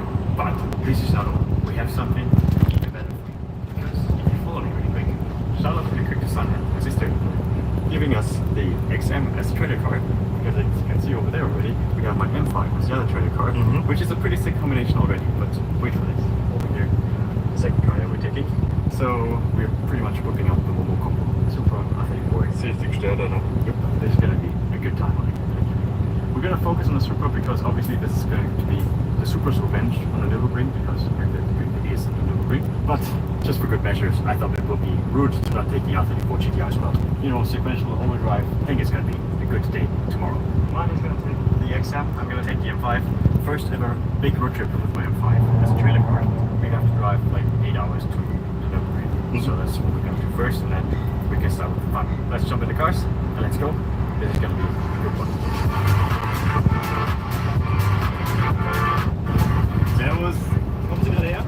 von daheim. Wo fahren Sie jetzt hin? Nürburgring. Und jetzt auch? Ja, genau. Viel Spaß. Dankeschön, ebenfalls. What are you asking me, DJ? Break Nürburgring. chambers? What do you mean break chambers? Are you asking me if I have drum brakes or disc brakes? Air brakes? What brake chambers are you Also very referring beautiful to? car. Honestly, I don't think I could ever decide between both of them. Was das du nehmen? Both cars very nice. Well, anyway, time to refuel. Pretty cool because both these cars have very similar engines. We have V8 twin turbos with a little hybrid system. My M5 is more fuel efficient than the XM because Mani is completely empty and I still have around 100 kilometers left. Pretty interesting because the M5 weighs very much the same as the XM. This is a bit heavier, a little bit heavier. Oh, this is way less aerodynamic. I actually think these are very cool cars, by the way. We tested it in the meantime and it was very good to drive. Very surprising. Interior is really beautiful in this. The roof and everything. It's such a cool car. Yeah, so far the M5 is absolutely great for towing. But I do have to say, these are really, really good trailers. So that might also be why. But it's really good. It's also very fuel efficient. Thanks to the hybrid system. We drove 4 hours, which is, I would say, like 450 kilometers. I still have 150 kilometers left. So you get 600 kilometers of range with the trailer in the back, which is insane for a V8 twin turbo. I can't wait to see the fear in the eyes of all the hypercar owners when they see the Supra appear on the track. The mightiest, fastest, and most insane track car ever built. We're gonna absolutely dust some Koenigseggs. We're gonna absolutely dust some Paganis. This is gonna be an absolute weapon. And this is just gonna be there for looking good and sounding good. Gottes Willen. Wir starten gehen. 6 o'clock at night in Brazil? Sehr interessant. Minus 260 euros to fill up both cars. Dankeschön EU. Dafür übrigens 2.22 for 1 liter of fuel. That would be equivalent to paying around $10 for 1 gallon. Maybe a bit less. Anyway, let's continue. We have a hypercar event to crash. Oh yeah, by the way, really quick. You're probably wondering what was broken with the Supra and why is it back so fast? It was actually a pretty easy fix. Gabriel pulled out the original wheel pan of the AHP gearbox, the automatic gearbox, and it turns out that on the motherboard, or like the Latina, whatever that means in English, some of the cables came loose, so all Gabriel had to do was to solder them back into place, and that was it. Pretty easy fix. Car's back on the road. Let's hope it lasts a bit longer this time.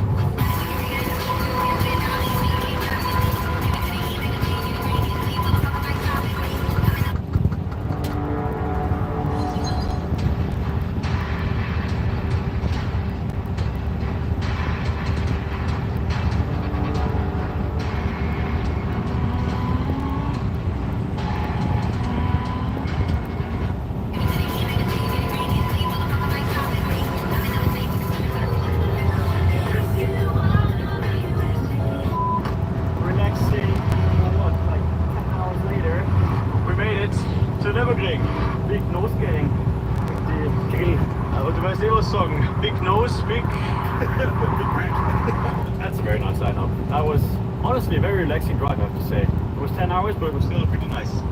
Yeah, the M5 and the XM, they fit together so perfectly. I don't think we've ever had such a sick, like, trailer car lineup in the history of Sheboygan before. We're gonna go check it out really quick, and then we're gonna see what happens today. Or maybe not, I don't know. Ich jetzt keine Glanz mit dem Kunden um.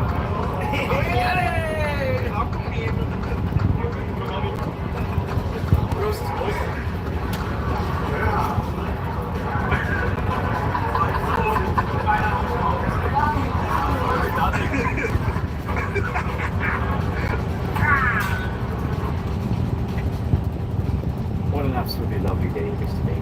It is not as cold as the last time we were here in Liverpool. It is fantastic weather. In fact, it is perfect weather to smoke some hypercar with my own personal hypercar, which is my 1000 horsepower car. I'm just currently waiting for Mani and Ule to get ready now, and then we're gonna drive over to our cars into the racetrack. We saw some pretty wild cars yesterday at night already. Today's gonna be absolutely amazing. Morning, everybody! Servus! Look, Ule also joined the big nose bang. Security first. We've got so far away from the trailers. Really interesting interior, by the way. So, Ule has to drive us to our cars really quick. Now we are ready. Felix, I want to get a job on as a top. Operation infiltrating another hypercar meet on the Supra. starting now. So the track day is on the GP track of the Nürburgring, which is like the proper, I don't want to say proper racetrack, but it's the fun track, let's say it like this. I am honestly very excited to see how my Supra is going to handle. We have ideal track conditions today. As always, we're a bit late to the party. I think they've already started driving. Alright, as you can see, it's pretty busy already. We have to get our tickets really quick before we can start anything. Yeah, initially they wanted to put my Supra in here, but I said I want to drive it. That was not a good idea. So now they parked this, whatever this is in there. This mama, hypercar. Hey, los geht's? Los geht's? Okay, so most important process on every track day, you have to put stickers on your car so that people know that you're attending a track day. There are 3 groups, and they act like the track day. First of all, we have the street group, which is for the very chilled drivers, which we can be, you know. So, street, first of all. Our second group is race, for the more experienced drivers and the faster cars, which obviously the Supra. And then last but not least, we have the most important group, which is the hypercar group, which the Supra also very easily qualifies. And with that, we are ready for the track day. Let's walk around. Let's look at the other cars that are here. Also really quick, my merch just broke yesterday. Even the pants are from No Sense. The whole outfit you can shop at www.jk.at. Yeah. Anyway, this hoodie is a bit too warm for the day, so I'm going to gracefully remove it and then check out the competition, see what's going on. Is this on the Yeah. Check it out, support us so we can do more stupid shit like this.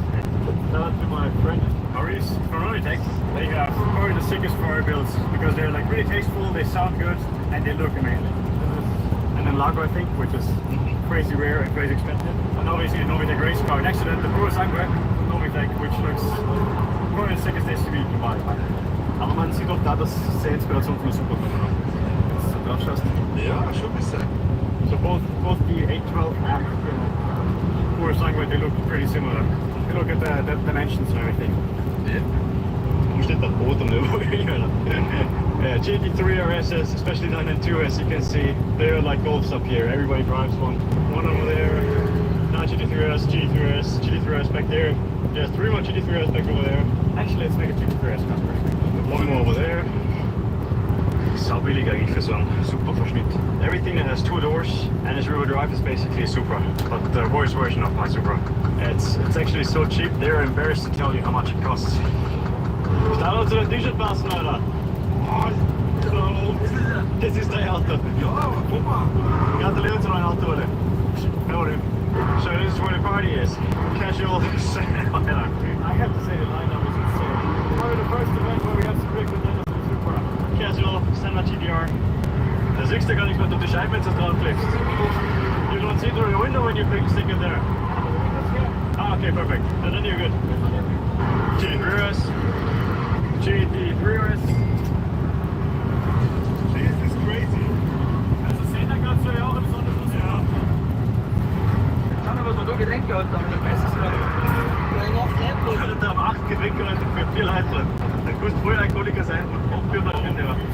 I think this is going to be a tough one for the Super, but if we believe, I think we're going to make it. We're going to be the fastest ones today. Das ist mal das Netteste. Einfach 500 Pfund. Ganz viel Carbonfolie haben die gekauft. Ich habe so viel Carbonfolie gekauft, das gibt's gar nicht. That is the ugliest thing I've seen in a very long time. What the f is that? So if you want to be cuddled from behind, or like spooned from behind while driving, you can get whatever this is. GT3RS. GT3RS. Das ist einfach eine super Gruppe. Das war unsere Idee mit der Super. Die jetzt erst kommt. Ah, GT3RS. Another one. What a surprise. What up? I'm out here. We're in Los Angeles right now. It looks like it, Bob. But you're fucking rich. Nah, I'm trying to be like you, bro. How you like it? It's sick. I've never been here before. It's sick. Yeah, it's crazy. It's crazy. Hey, you haven't seen the best car yet. Wait till we bring out the Supra. Oh, you brought it? Yeah, of course. Hope it doesn't break. It never breaks. It just sometimes doesn't want to drive. Guys, you won't believe what we have here. It's absolutely insane. This is crazy. Another GT3RS and another GT3RS. Can you believe it? it. Cheers. That's a really nice spectacle. I like the front bumper. Painted. Perfect. New Gurus Plus on-demand automotive training. Try it free for 7 days at GarageGurus.tech. What do you drink when you win 8500? We drink the milk. There is like outside of racing. As long as I can keep on winning races, that's my job. You still can't control everything. There's so much that's outside your control. Just hang on. You just don't know what's gonna happen. Maybe that helps. Cheers. That's a really nice spectacle. I like the front bumper. Painted. Perfect. Cheers. Listen. Aber da bringt's mir komplett aus. Jetzt ist mir geil. Ja? Pokal ist ja Pokal. Alter. Ja, das ist so geil. So, over here we have the box from the boss. And Chef, seine Autos. Servus, Chef. What the f is this good? Alright, time to bring out the big guns. Super time, baby. GT3 ist. Aber schöner GT3 ist.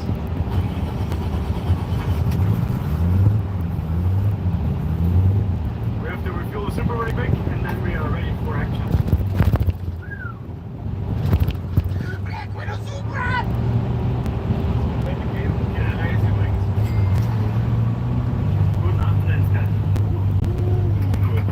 Last time we filled it up, it was full.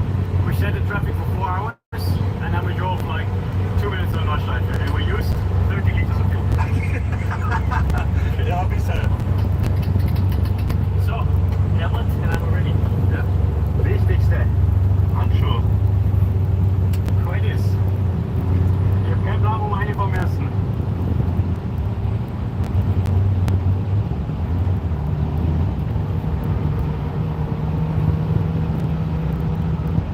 I hope the super lasts a bit longer today. Otherwise it's going to be very embarrassing.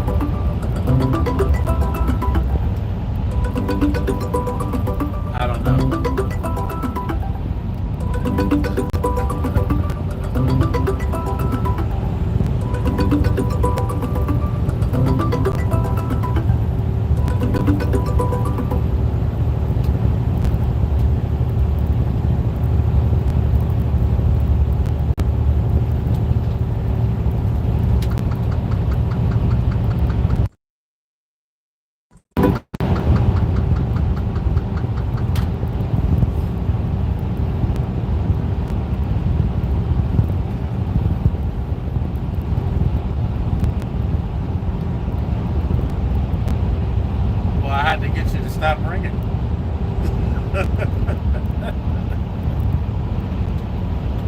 I'm in Nebraska.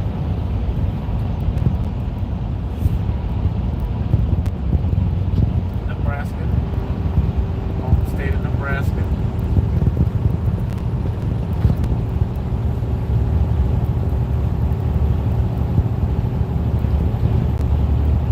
Panhandle. Nebraska has a panhandle.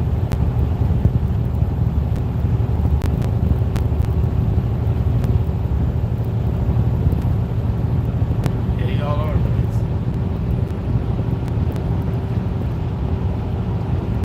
Yeah, he's trying to skate. Yeah, he's trying to skate. Where are you going?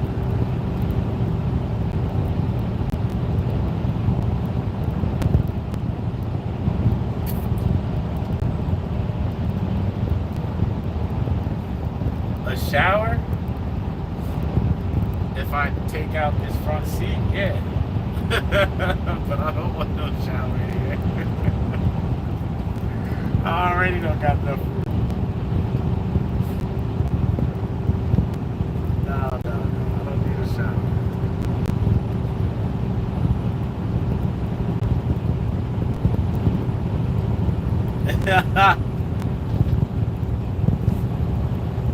Anything's better than being musty.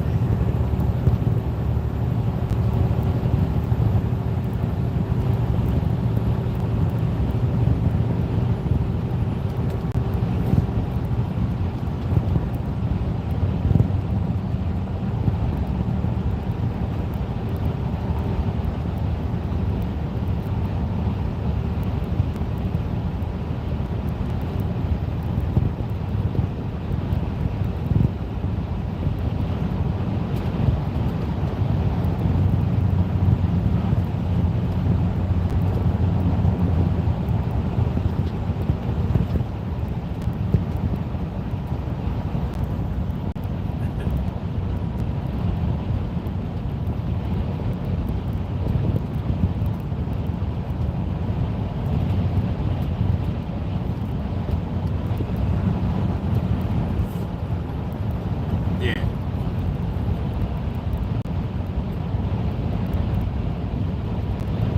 And you pump it, don't step on it.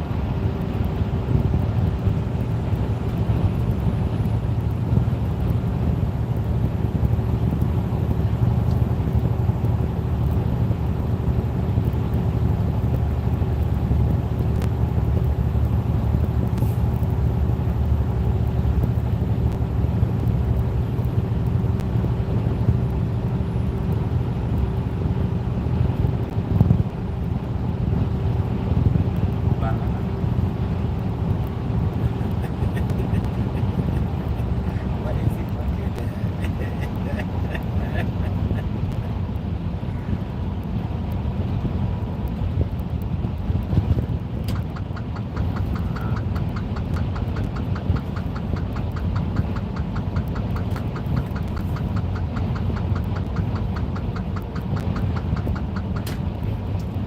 Looking at food. Look at food there. Oh, I'm looking at all the lights.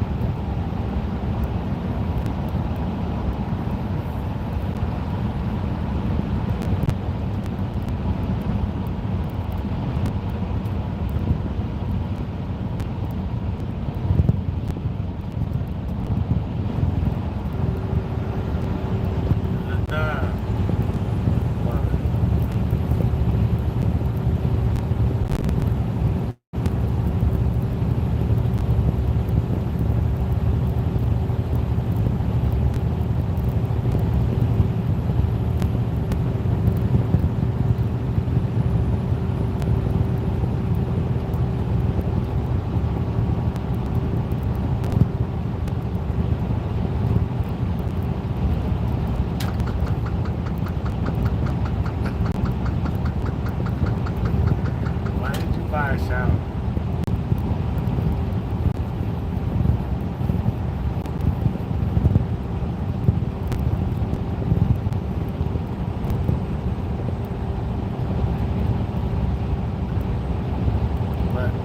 That's because that's what you wanted. You asked for that back. You asked for that back.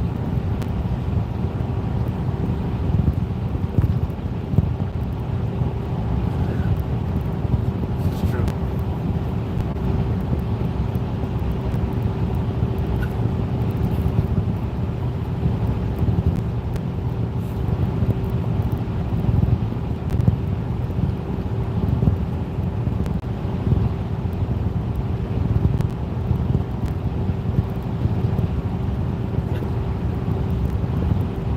Where this is going, I like it.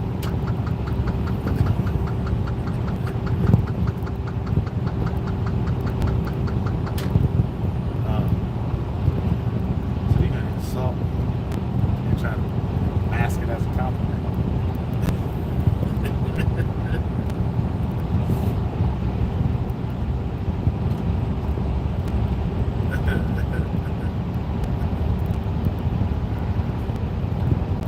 So what you're saying is, that's like going, your teeth are so white, but I think you need this piece of gum.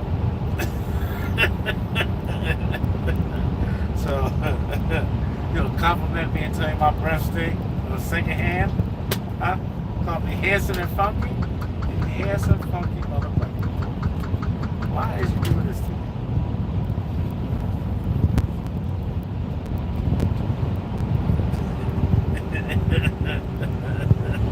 No, you think you're slick. That's what you think. You think you're slick.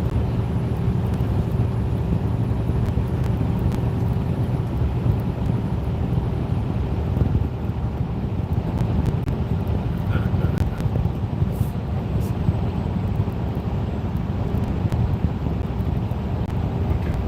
I'll literally repeat what you said. Yeah. No, I didn't. You said, you're handsome, so I brought you to the shower so you ain't funky. That's what you said. Just trying to stink.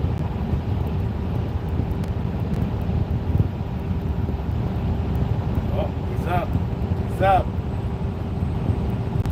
He's up.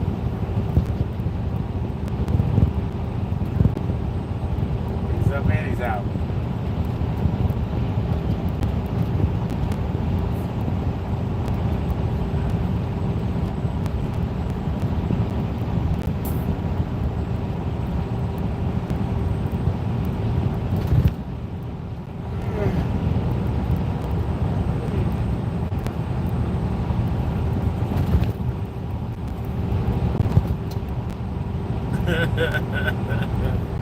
It's my lucky day. I ain't even have to hit the sausage.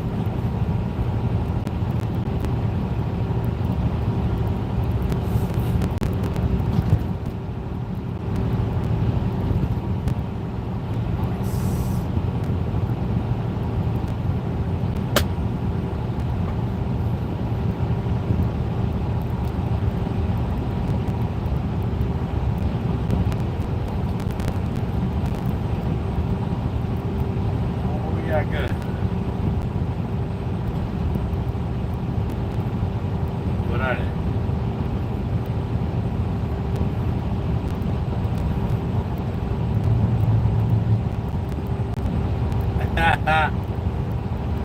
That's your mama's biscuits. Better than your mama's biscuits.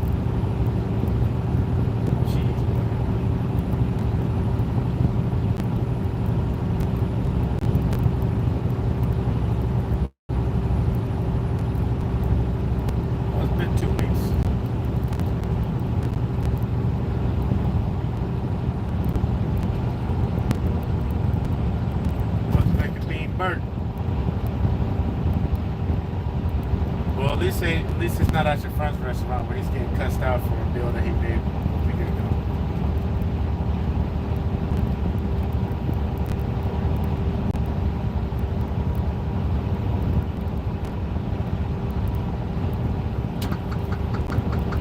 Says he mad about that.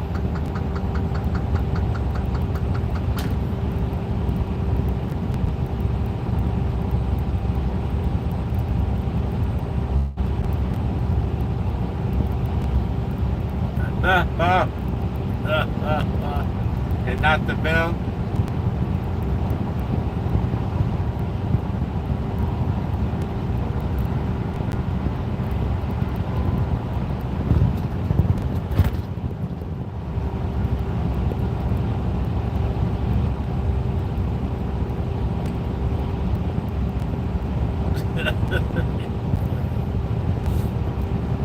That's not bad. My grandma called me. Now, I haven't been to my grandma's house in years, right?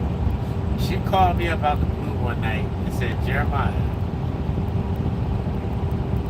what'd you do with the cap for the mayonnaise?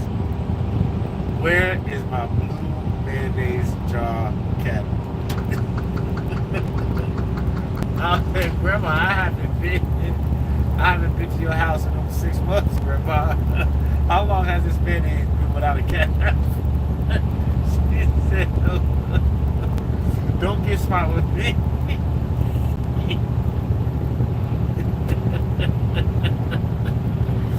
I was like, I love you.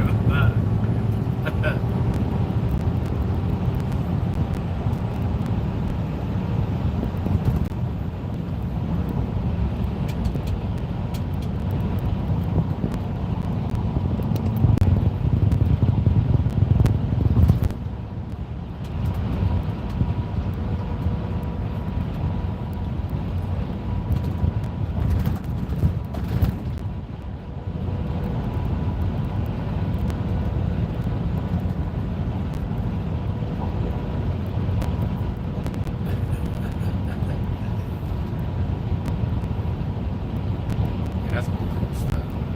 Cool folks having senior moments. They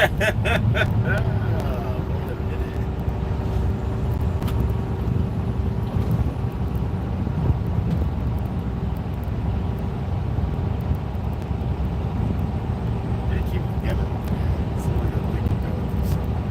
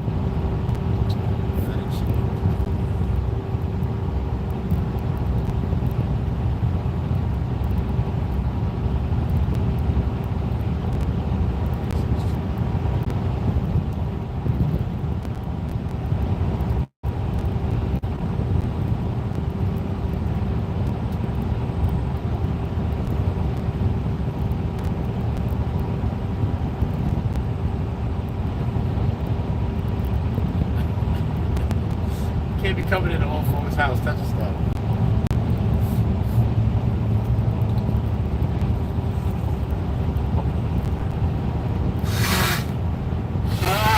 Where's that baby at? He's skating. That baby skating.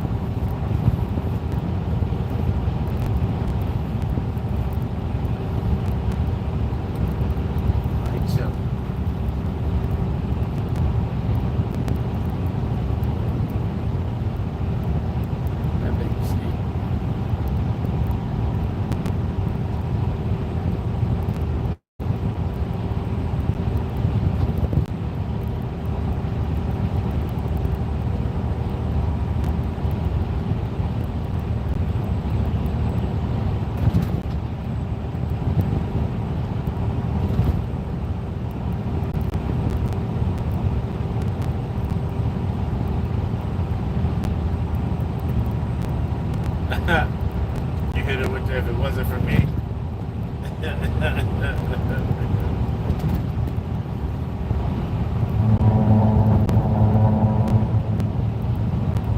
Nebraska, yeah.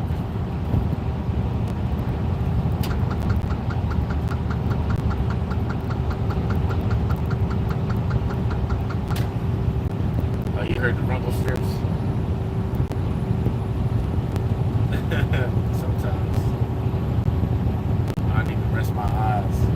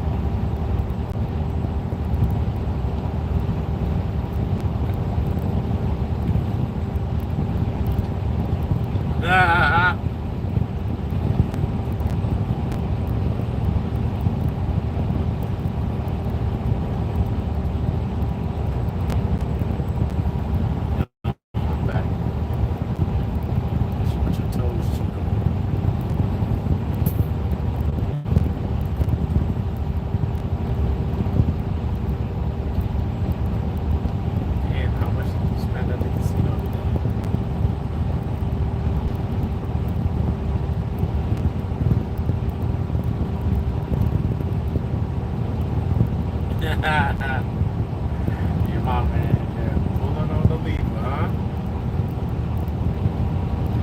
Leave her alone.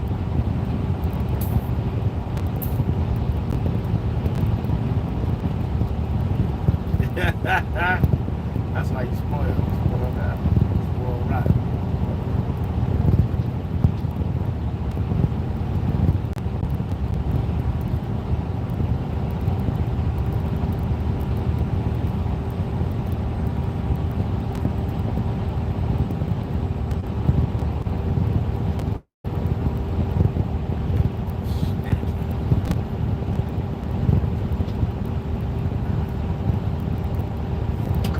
I haven't been to a buffet in that long.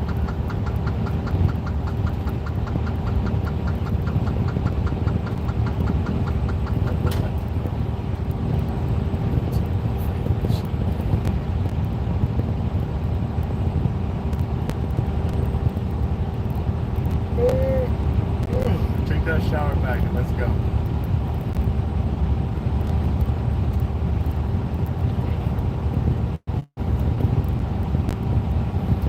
What's this buffet come with? Take home? Wow.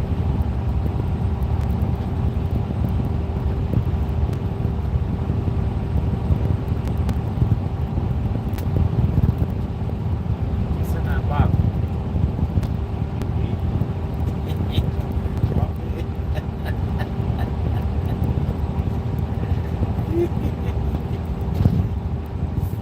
Chamomile juice.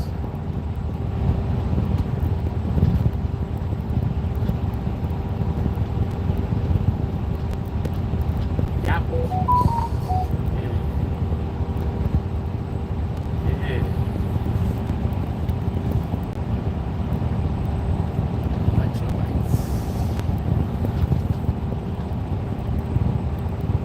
Okay.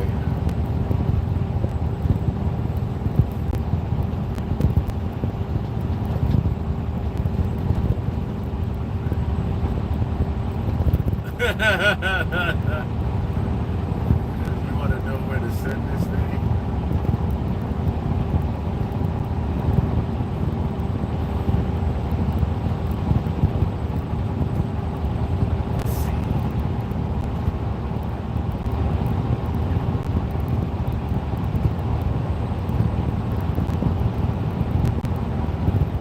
Smell the money.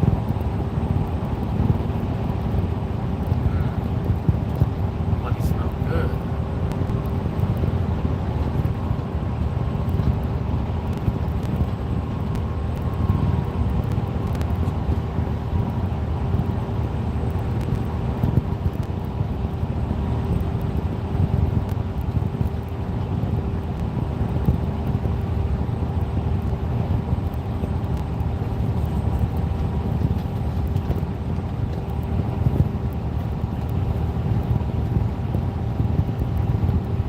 You have to rumble that tummy.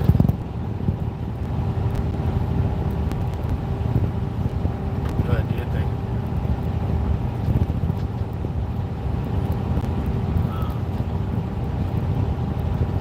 Oh, okay, here we go.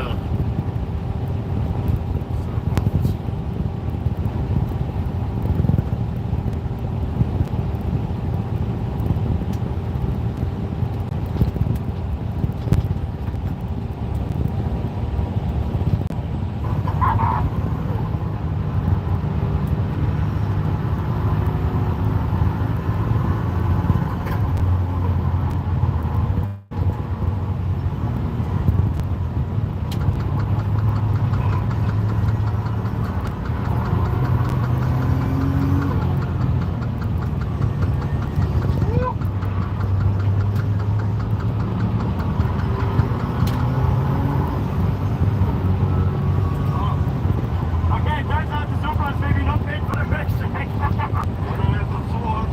Yeah, but it's make it all number stuff. Okay, so far what I can say you is that we need better cooling.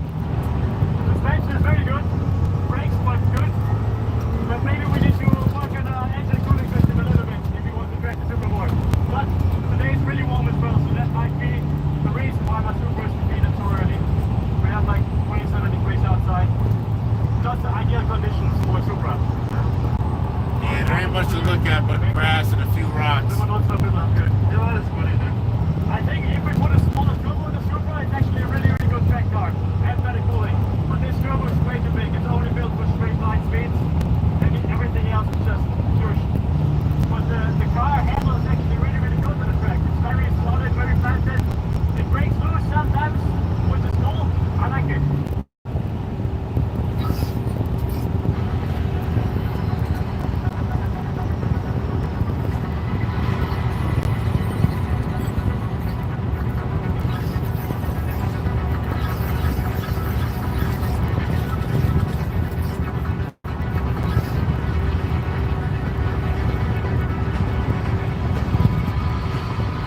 It's not like in midair, but you don't know it to be in close. So I don't know how you do this. So it's like, maybe like, yeah. Good, how are you? Christian. Oh, nice to meet you.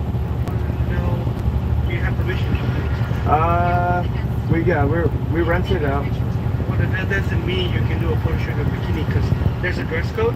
So if you're in a bikini here, that means you don't have to put. So I think you put it in your clothes. Okay, sorry about that. How do we get permission? You have to talk to the director himself Okay, to see if you can.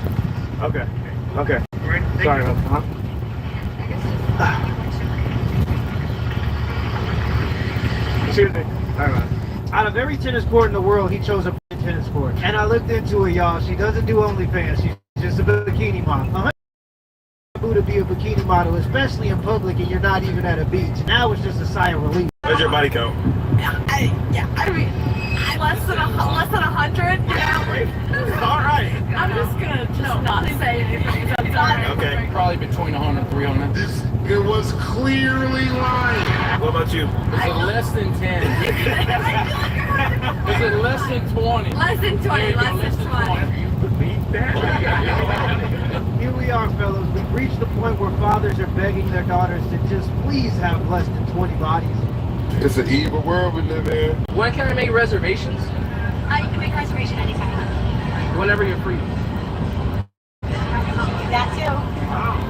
Let me see her. Wait, so when are you free? She's never free. Ask your mother. Oh, you're even more beautiful than her. What's your name? Yeah, my mom. She's beautiful. I'm complimenting her. I can't? No, not tonight. Okay, fine. Well, thank you guys, though. Have a good night. Thank you, mother. Game is game. To work.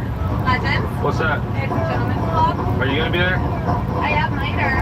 Oh, then never mind. Bring back men. Begging? Boy, I better not catch you up here begging for no pussy. The age of chasing is over. Nigga, consent is everything. If you gotta beg, she don't want you. Don't do this. My young men, do not listen to them like this. They gonna set y'all up for failure. They gonna set you up for failure. I seen a woman spit some great advice. She said, why are y'all chasing women when women don't run from the niggas they want? You don't gotta beg a girl to do something she already wanna do. So why the fuck are you begging? Nigga, that's coercion. No means no, and if the vibe is off, the vibe is always gonna be off. You can't turn that bitch back on. It's not even back, you can never turn it on. That's a them choice. And it don't make you any less of a man. The fact that you don't have to force a relationship, force effort. If she not fucking with you from the start, take that as the sign for the rest of the eternity. Nigga, move on and find better. It's not that hard. So maybe look into robbing me. That is a good stressor. Yeah, I think most guys are at the point where they just letting women choose now. Which makes sense because women always complain about consent, and approaching a woman is inherently a non-consensual act. And begging a woman is now seen as coercion, which is sexual assault or rape, and that's frowned upon. If you out here chasing a woman in 2025, you are cooked. I don't chase booty. My stand is when a guy asks me out on a coffee date or asks me to go do a workout. It's like, no, I can take myself to coffee. I can also take myself to work out. I'll take single at 35 for 800, Alex. Thank you. Mario. Hello? Oh, he's either in work. Hello. Oh my god, get that shit off my screen! Get that shit off. Shut up! What do you mean?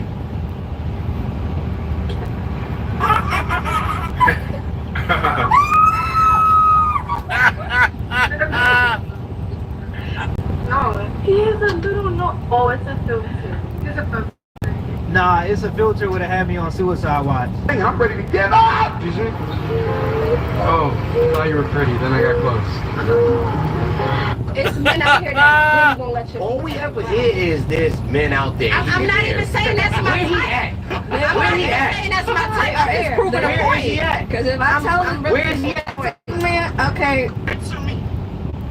Where's he at? Well, I got one. Where he at? Where's he at? In this world that we live in, where he at? Out of all the niggas in the world that you know, whether it be a brother, a cousin, a nigga you fuck with, where's he at? Listen, the whole point is that don't matter. If you ask me where she at,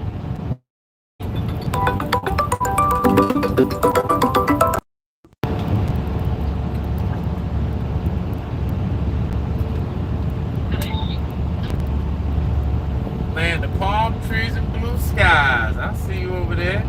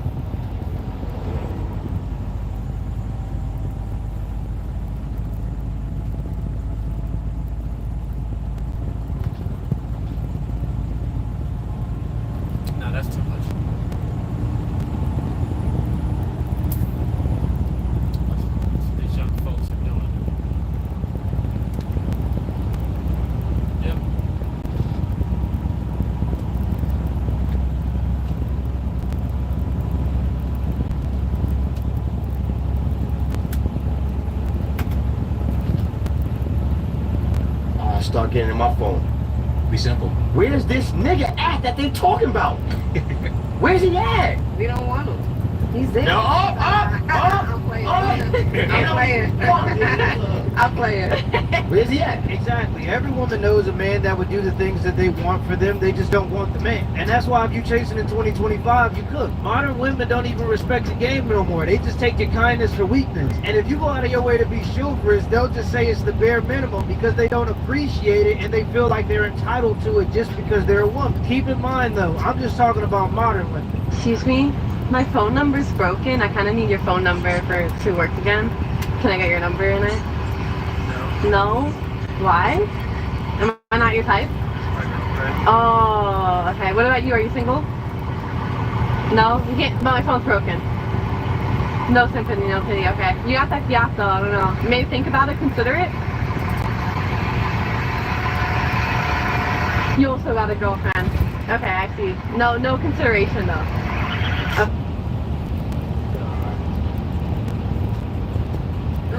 John. Oh, no.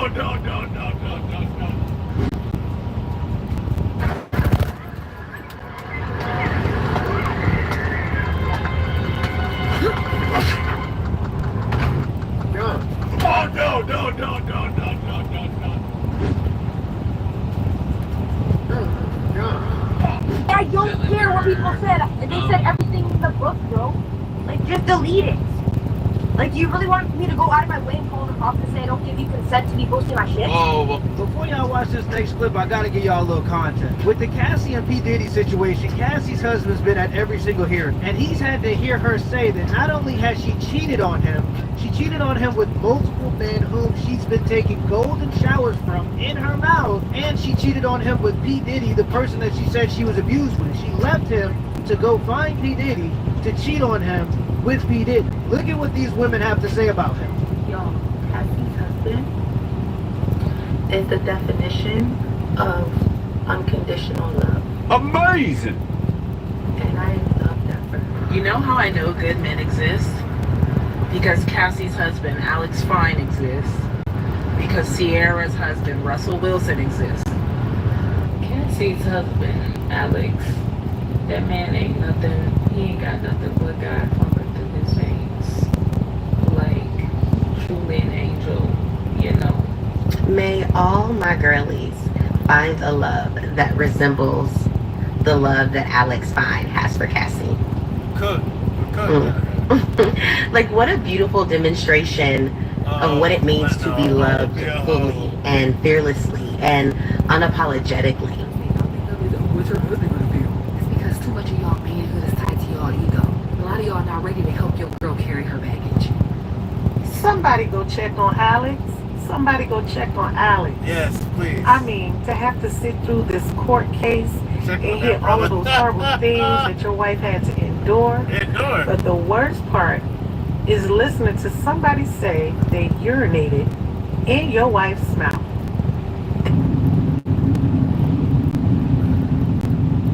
Women are taking up for her. Oh, she's a mistake. She literally getting her fucking literally getting dug out raw. Yeah, well, if that's what women call a secure, strong man, then he's way stronger than me. He damn near Ronnie Cole. If you listen to a woman tell you what a real man is and what a real man should do, this is going to be the natural conclusion. And this is also part of the reason why single mothers raise simps, because they teach their sons that to get a woman and to keep a woman, you have to be willing to do everything she tells you to do and think whatever she tells you to think. Okay, this is a viral video that's been circulating around regarding a statue of a fishmonger named Molly Malone in Dublin, Ireland, and the way that men have been treating it. And the similar theme in these videos is, look at what disgusting pigs men are. They have touched the chest area of the statue so many times that that area has now turned into a polished gold very dissimilar to the rest of the dark bronze of the statue. Basically, once again, men bad. But here's my problem. Why are we pretending that it's just men doing this? Allow me to take you on an absolute carousel of women doing the exact same thing to Molly. There they go. Women are doing it too, and they don't just do it to Molly. Women also partake in groping the statue of Juliet in Verona, Italy. That's not all. folks. Look at what they've gone and done to the statue of Victor Noir in Paris. Women have gone and rubbed the bulge in the trousers and kissed the lips of this statue so many times that not only has it become completely discolored in those areas, but there is now an urban legend throughout the area that if you do these things, it will grant you both fertility and a husband within a year. And what's even more disturbing about women aggressively fondling this statue is that it's the actual grave site of Victor Noir, not just a cheeky statue placed around town like the others. City officials actually became so disturbed by this trend that at one point they did put up a fence around the statue, but women protested not being able to rub his bulge so hard that they had to take the fence down. That's some seriously thirsty work, ladies. My ultimate point is we can't just demonize men when women are also weird as hell with statues. I thought we learned this from My Strange Addiction, but apparently it bears repeating. So if you're gonna call men pigs for what happened to Molly, make sure that you're also blaming the women who did the same thing to Molly and pull them off of Victor Noir's sausage, because you're all being degenerates out there, okay? Bad statue brokers, bad. How many bodies you have? How many bodies do I have? Yeah. At 0.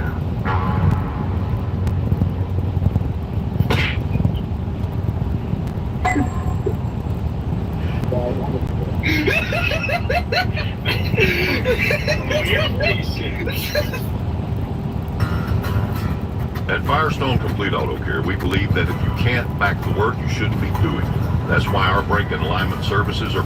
She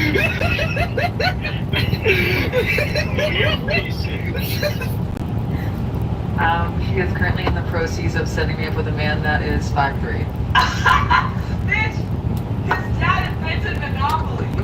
I'm down. The last time they ended up with a guy, he asked you for money for Jack the Box.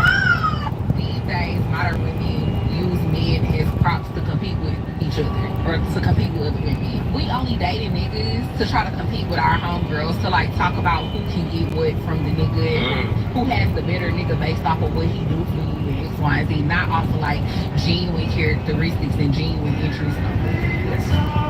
Would you do a threesome with 2 girls? With 2 girls? Like 1 dude and 2 girls. If I ever? Like would you or have you ever? I did 2 boys, 1 girl. You did 2 boys and 1 girl? Yeah. Next question. The nigga had the nerve to inbox me talking about, can I take you out for a casual day to make a friend? Fuck no. Do I look casual? Do I look like I want to be out on a casual day? I'm more of an extra type. I'm more of a over and above. Over and above. Like, average women will really put on makeup and filters and start to think that they're better than average men. It's actually insane. But hey, you can't tell a person what they want. Let them keep waiting for the perfect man, and they gonna meet him. His name is Jesus. I pitched myself. I really want to put myself out there. I got broken up with on Christmas Eve, so I am just going to do anything, shoot my shot, because I really have nothing to lose. So, in 3, 2, 1.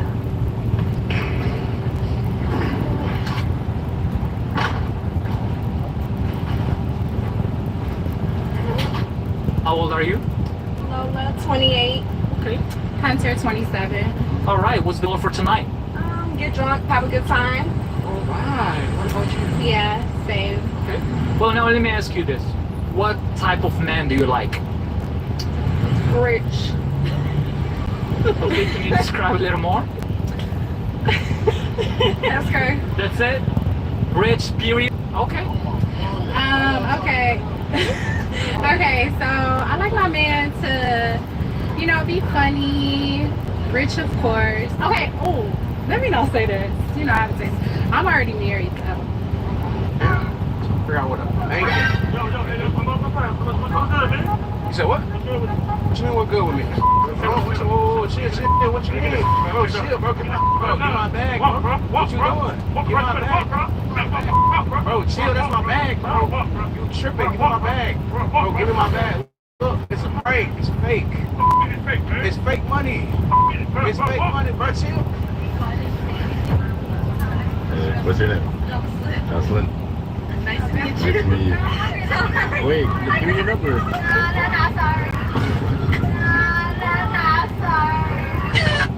been with my husband for almost 20 years, but about 3 years ago, I was strongly considering divorce, and I want to talk to you about why. Yep, I'm her husband. I'm a pretty lucky guy.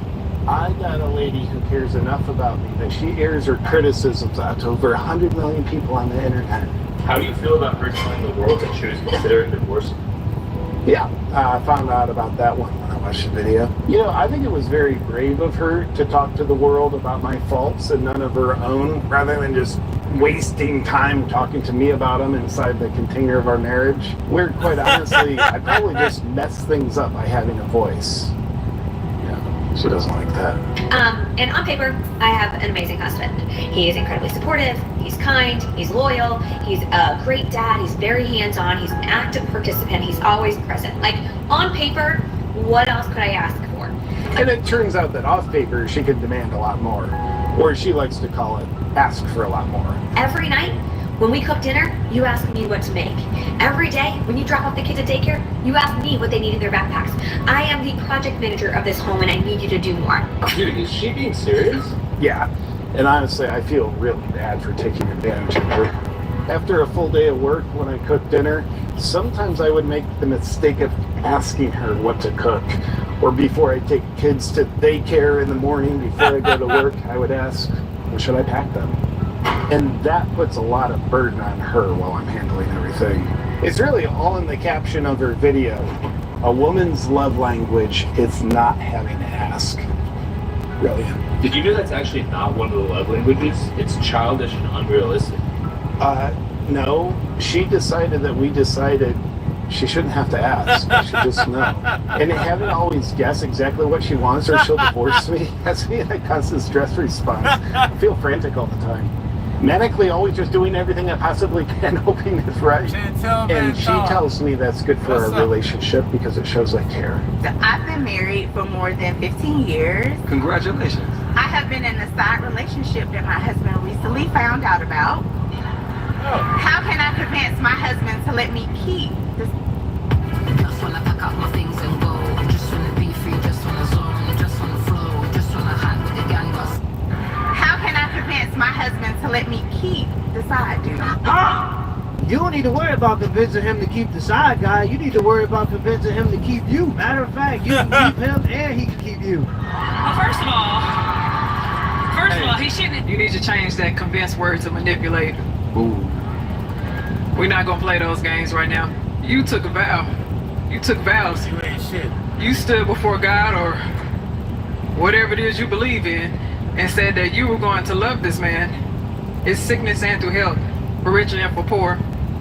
You said that you committed whenever you took that vow. You committed to be there even in the hard times, even in the times where you were not fully emotionally fulfilled. You still took on that position to say that I'm going to have those conversations.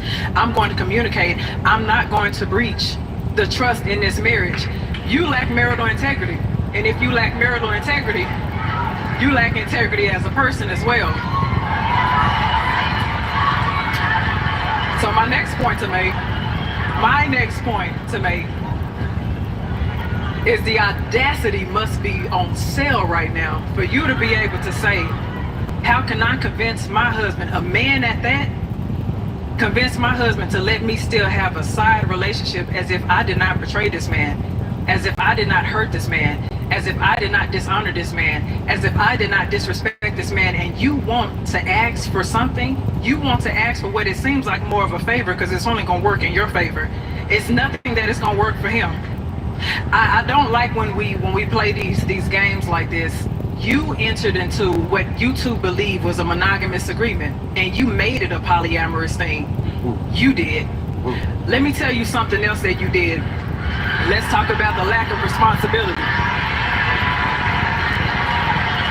I'm gonna tell you one more thing because I'm sure some other panelists have something to say. This is the problem that I have. Whenever you open up your marriage to something that somebody else did not consent to, if your side piece has depression or anxiety or anything like that, there's a spiritual exchange that takes place when you go sleep with somebody else that you now have invited into your home. So part of the reason why your marriage is not happy is because you were lusting over the fence to begin with.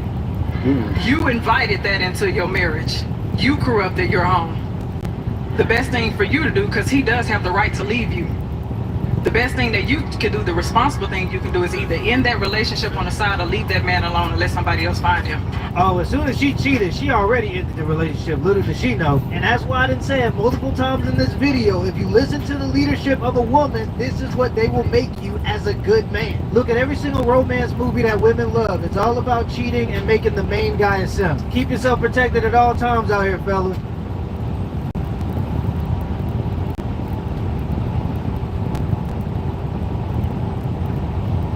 Welcome, Tavern Keeper. In this game, you will become a tavern owner, managing your own I'm at the dentist, as you can see. What do you mean, why? Why you let me know? Because I'm a grown man. I can go to the dentist if I need to go to the dentist. I had an appointment. I am over men gawking at women instead of just speaking up and saying hi, hello. Okay, so this I see y'all fucking doing, right? Y'all in my fucking bag. If I'm getting cheated on, but he pays all the bills, I'm not getting cheated on. As far as I know. As far as I'm concerned. I don't care. That don't got shit to do with me. Do I want us to come to the gym together? Absolutely. Do I want us to work out together? Absolutely. Because I'm not racking and unracking the weights all the time. Do it yourself. I am over men gawking at women instead of just speaking up and saying hi, hello, how are you? Riding past your car slowly by women and staring at them and making them feel uncomfortable is not a way to fool them. It's actually super creepy and weird, and the fact that you think it's okay is like disturbing. So we can't approach you. We can't cold approach you. We can't hot approach you. We can't even stare at you and admire you from afar. What are we supposed to do? All right? Fold a paper airplane with a note on it and fly it and try to hit you with it? I don't know at this point. He's calling.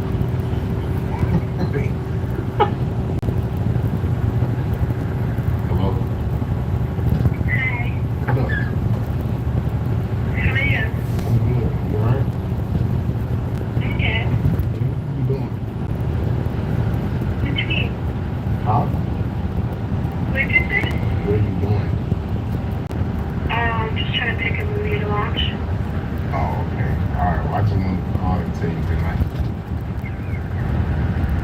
Just to call me to say goodnight? Yeah. You never call me. Huh? I said you never call me. I know, but I just wanted to call you to say good night. Okay. Good night. Alright, thank you.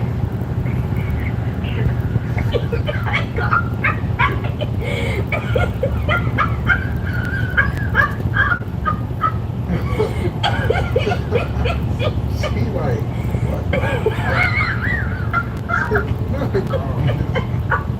All jokes to the side, best friend wants to meet. Best friend actually wants to meet, bro. Like, the good night was there. That tone, that attitude, I see it, bro. This is 80 I in see Nebraska. it, man. You might have unlocked a new level. You would not believe the crazy shit my city just passed as a law. Women are now allowed to walk around topless, no bra, no shirt, naked. Not naked, but upper body completely naked.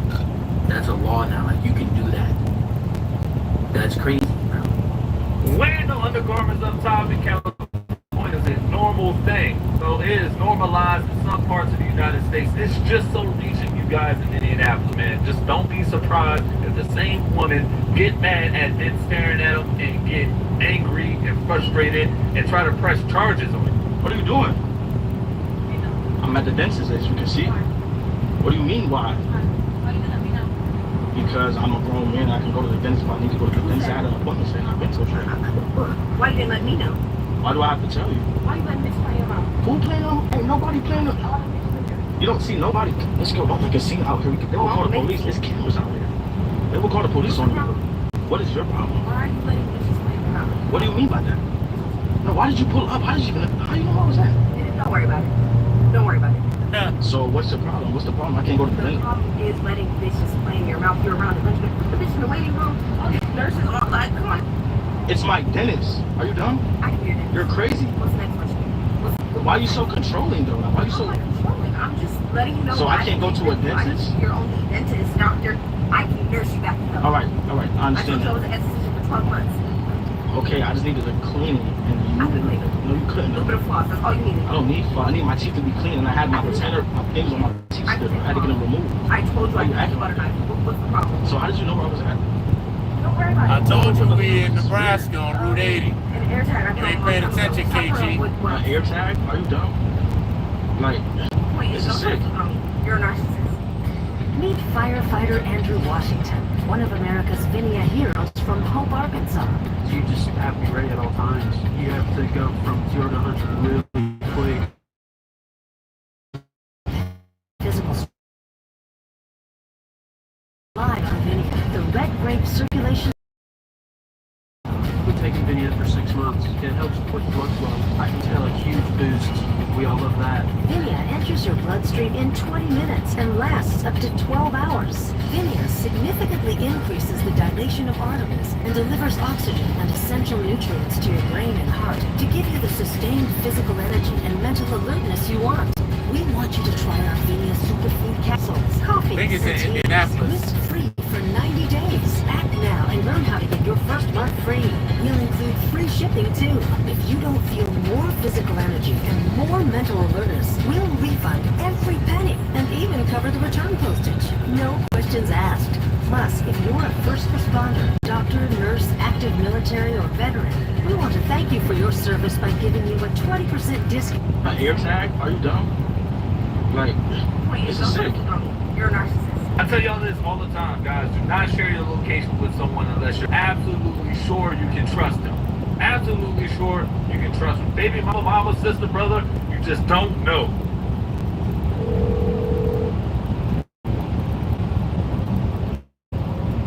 Hello? Hey. Hey, I was just calling to tell you good night. Tell me good night? Yeah. Thank you, good night. Good night. Are you okay? Yes, I'm okay. Are you okay? Where's Brady?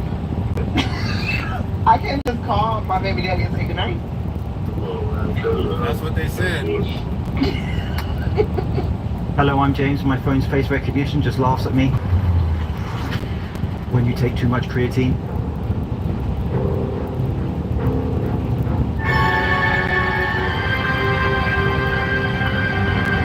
This is not AI for anyone wondering. This is more roids than brain cells. Traps like Tomb Raider, it's always the arrows that get me. Pull-ups are an amazing exercise, but not that amazing. They say it's all about angles and lighting. I say it's all about having the right pharmacist, or the wrong pharmacist, whichever way you want to look at it. I don't know who this lady is, but you have to wonder at what point of hypertrophy versus risk of organ explosion do you say, yeah, I'll stop there. This guy at my gym tried to lift 3,000 pounds.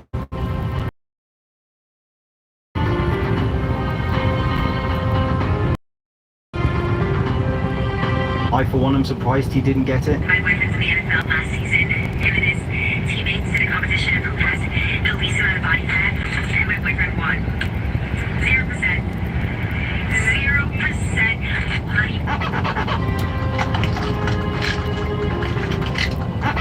body. 80-kilogram road to national. Yeah, the National Derek Zoolander Center for people who can't read good and who want to learn to do other stuff good.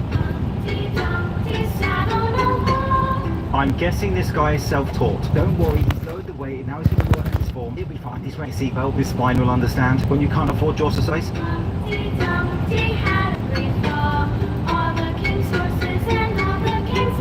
But hopefully a proper dentist, at least he's enjoying himself. Again, I'm going to guess that he's self-taught. Barbell, hands, yeah, that goes there. Hate to tell you I'm natural. I hate to tell you what the dictionary definition of natural is. I'm not even sure the hair colour's natural, to be honest.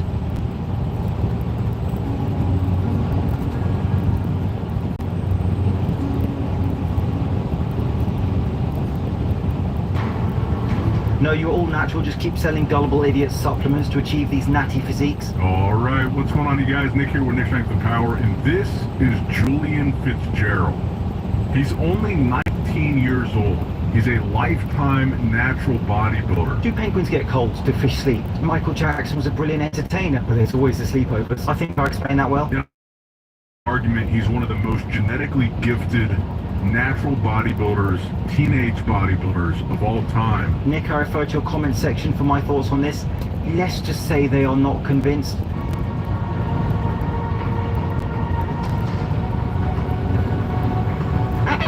Not everyone out here is playing games. And you guys need to all realize that and leave people alone, okay? If you want to make it to 2026, I'm suggesting all you leave people alone. Or since you asked so nicely, Wesley, turning your partner into content was a classy move. Like I tell her to f***ing greet me when I come in the goddamn house or when I'm around to make sure that she shows she's attracted to me. And she doesn't really do it. I think it's hard to greet someone when you feel nauseous. That look says it all. Wes, before he leaves for a stint in the Slammer, has just made one last valuable investment. You can get silicone injection sold. Done. Let's go. So I went and I got my brain done. Applications of silicon include electronics, solar cells, alloys, and gym cleanser content apparently. I need to be addressed. That's it.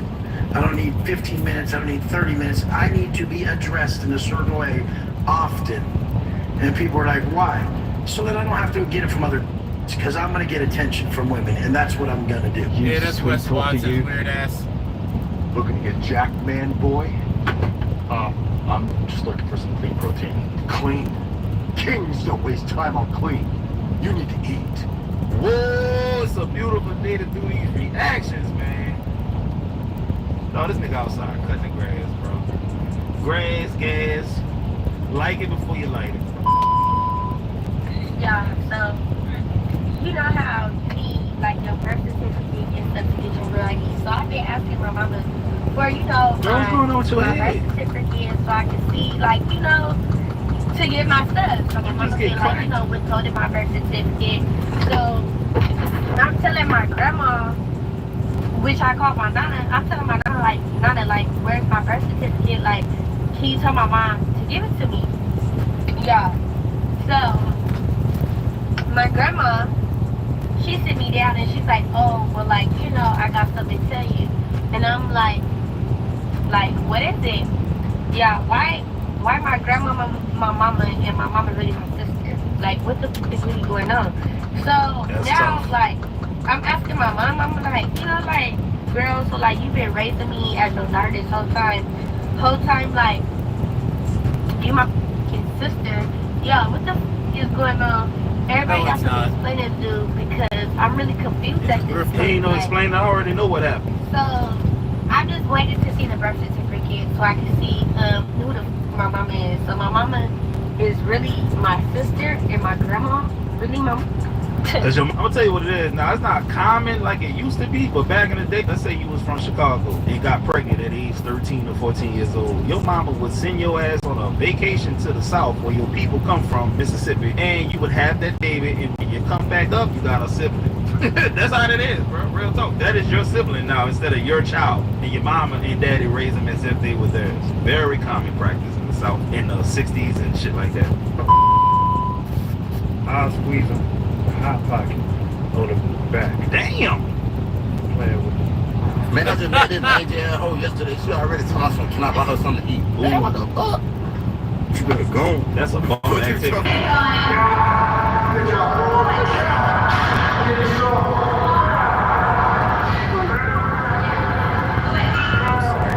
doesn't usually happen. Hey, bro, would you smash a torta for $1,000? I do it for free. She got to be pretty though. She got to be real pretty. Ain't no tough guy talk, huh?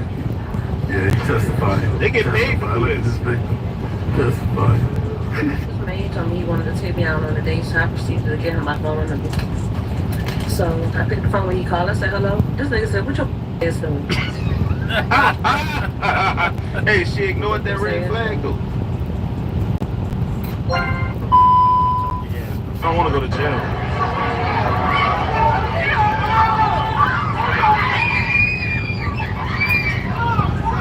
Who are raising these kids, bro?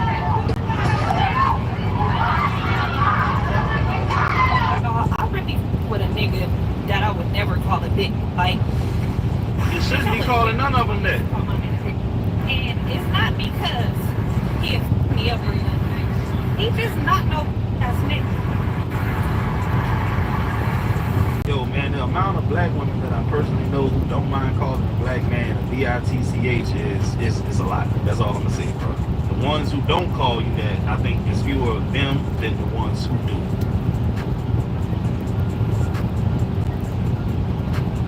Oh, wait. She ready, but in front of the kids, he like, damn, my mama a eater. That's a baby graveyard. Niggas be thinking they so smart. I don't know why they be thinking they gotta butter a bitch up. I want you. I've been wanting you. Come kick it with a nigga. Come eat. Come do the Like, that shit does be solid. Go ahead, if you want to say that, and I'm gonna tell y'all what it is. I want it. How that go? That ain't gonna go right. Nigga, you know you don't want to. I wonder what people from my middle school think, or my elementary school think, when they see me on Twitter getting thrashed. Like, do they double take and be like, oh, ain't this? Oh, shit. Or I'm like, oh, I always want, you know? What y'all be thinking, like, when y'all be sleeping?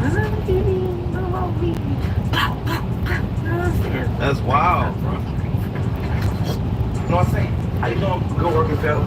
I ain't gonna hold y'all, bro. This is what we be saying. We be passing the videos along to each other. Real talk. Like, we got a girl that used to work where I used to work at, and we found out she was doing OF. And somebody signed up to it, screen recorded it, sent it to everybody. Like, boy, that's old girl. Older niggas swear they showing you something different. I'm a grown ass man, yo. You been with them little boys, yo. Swear I'm trying to get you goodies. I'm a grown ass man, yo. I'm not even worried about that. I'm not even worried about that. I'm not even worried about that. I'm not even worried about that. I'm not even worried about that. I'm not even worried about that. You know I'm bringing it up. You must want to do something. I wasn't even on that. I wasn't even on that. I wasn't even on that. I wasn't even on that. What the fuck are you fooling me?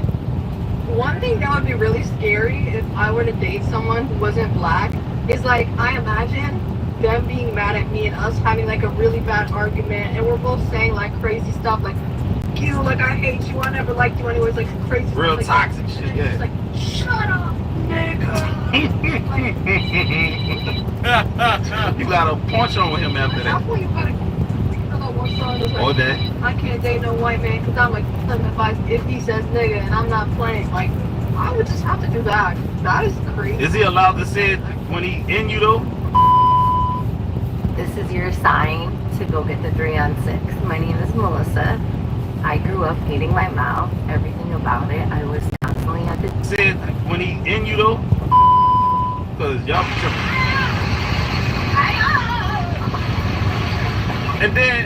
And then you stupid enough to stay right there.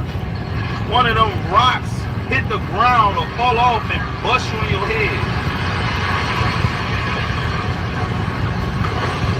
You done if any one of them hit you. I don't care if it land on your baby toe. It's gonna squish your whole foot and you're done. You're gonna bleed out.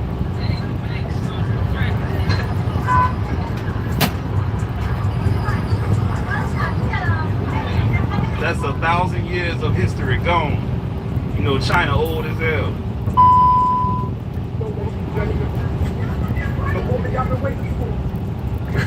Damn. Man. He carrying her like a book bag. Yo, he's carrying her like a book bag. You can't carry the other girl like that though. Like a straight Jan sport. He was carrying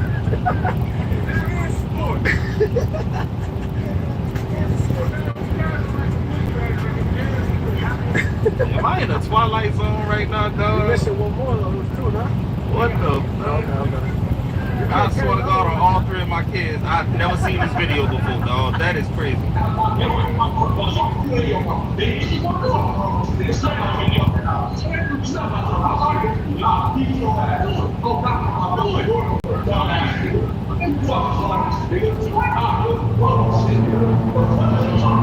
can't up it if you ain't gonna bust it.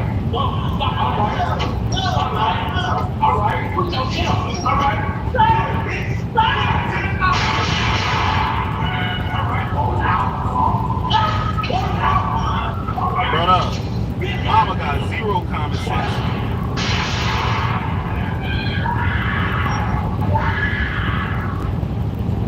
It's always a lot of single mothers are doing their thing with their sons and raising, you know, good kids, good grades, athletes. They doing all kind of shit, but a lot of them ain't shit, dog. And this one of them cases, the mama and the son. You know his daddy not around, bro. The boxing gym, man, these 7.62s don't knock any buff nigga down, my nigga. Oh my God. You don't give a how many muscles you got, tricep, nigga. 7.62 gonna stop you in your tracks. As soon as I shoot this bitch, you going down. They gonna give a how many steroids, creatine, muscle packs, muscle. If you scared, just say that, nigga. I shoot this. It's over. Nigga be scared from the fade. You talking about you been in the boxing gym, nigga? I've been in the shooting range, nigga. I've been playing Call of Duty, nigga, Gears of War, Halo, nigga. I'm finna shoot that bitch. I ain't gonna miss. That's the last nigga I pop. Put me in a room with a nigga like Soulja Boy, and I guarantee you he'll never leave that room again. He too little. I want him down, bro. Ain't never shot nobody. Y'all niggas ain't never. Oh did my nothing in the streets of God. You talking to a nigga that pop niggas face to face with no remorse. What you talking about? Boxing gym? What? Man, y'all niggas. That's the biggest cap ass nigga I ever seen in my life, bro. Nigga, we ain't doing the what?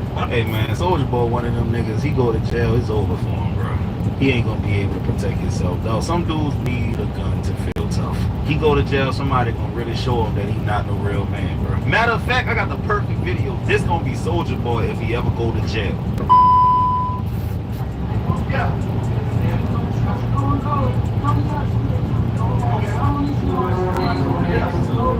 Come again. Man, he slapped the shit out this dude.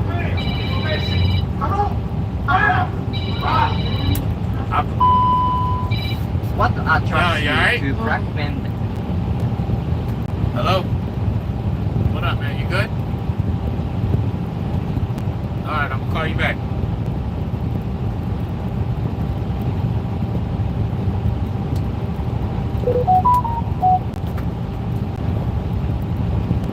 The most. Six appeal, like for example, their eyes and nose.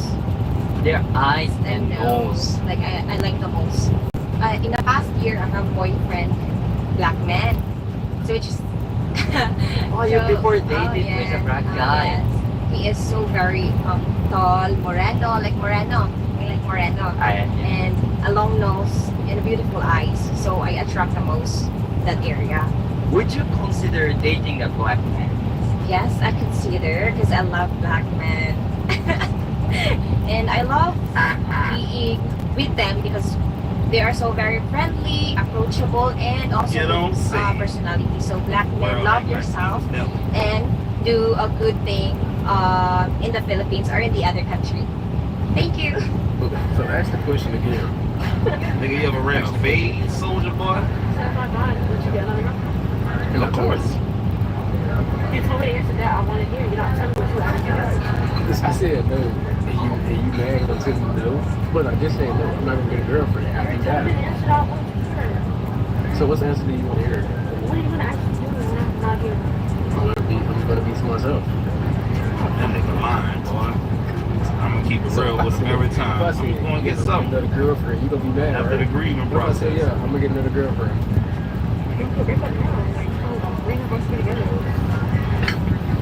Okay, you cannot wait to get some female. Like, stop entertaining that shit, bro. Let them sit up there and think about how stupid they sound. That's what you gotta let them do. Think about what you just said.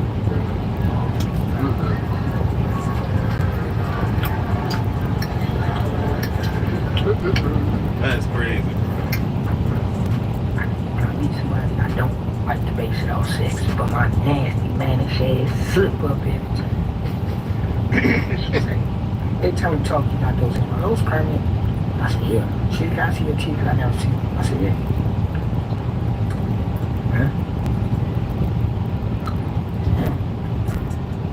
Hey everyone, big heads up, Wild Pastures is running a sale right now. You can get $15 off your first box, free shipping, and 20% off for life if you join today.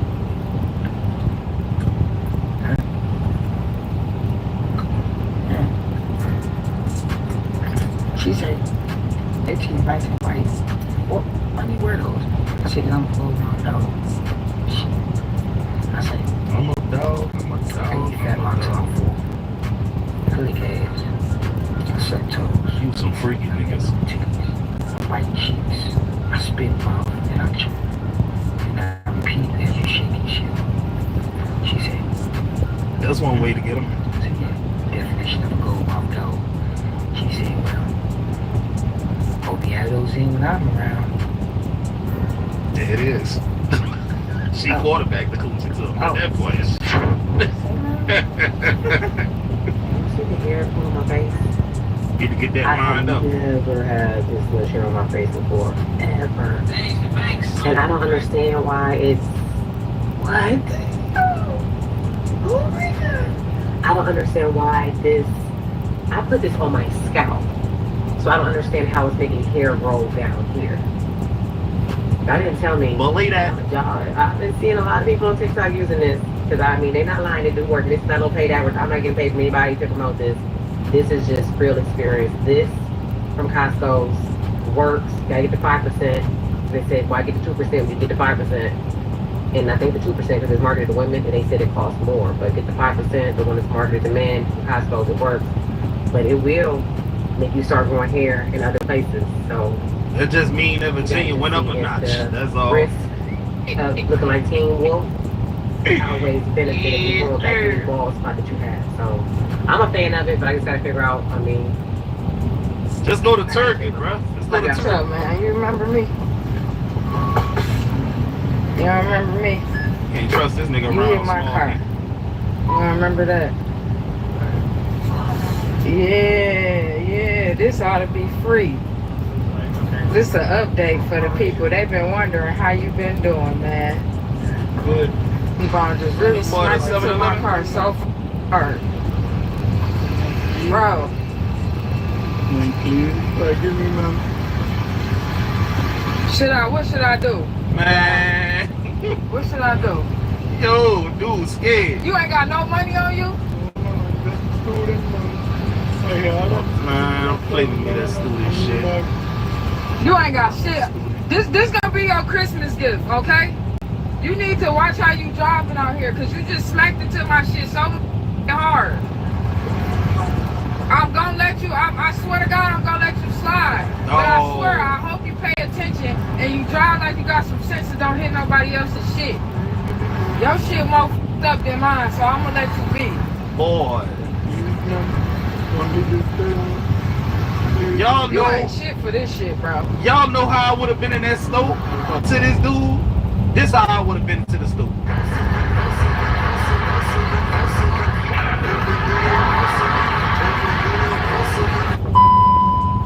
Mama was hiding her ass. Shit's really blow y'all minds one. So, as a side hustle, I did graves and graveyards and cemeteries across Bowling Green and surrounding counties. Something didn't set right with me today. As I was digging, the guy that's the director of the graveyard walked up to me and he was like, we need to lift that casket up and get it even. So we put it on the tally and brought it back up.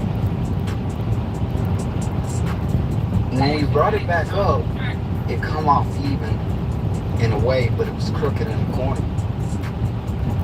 So he's like, we gotta lift it. So I lifted it, me and him together.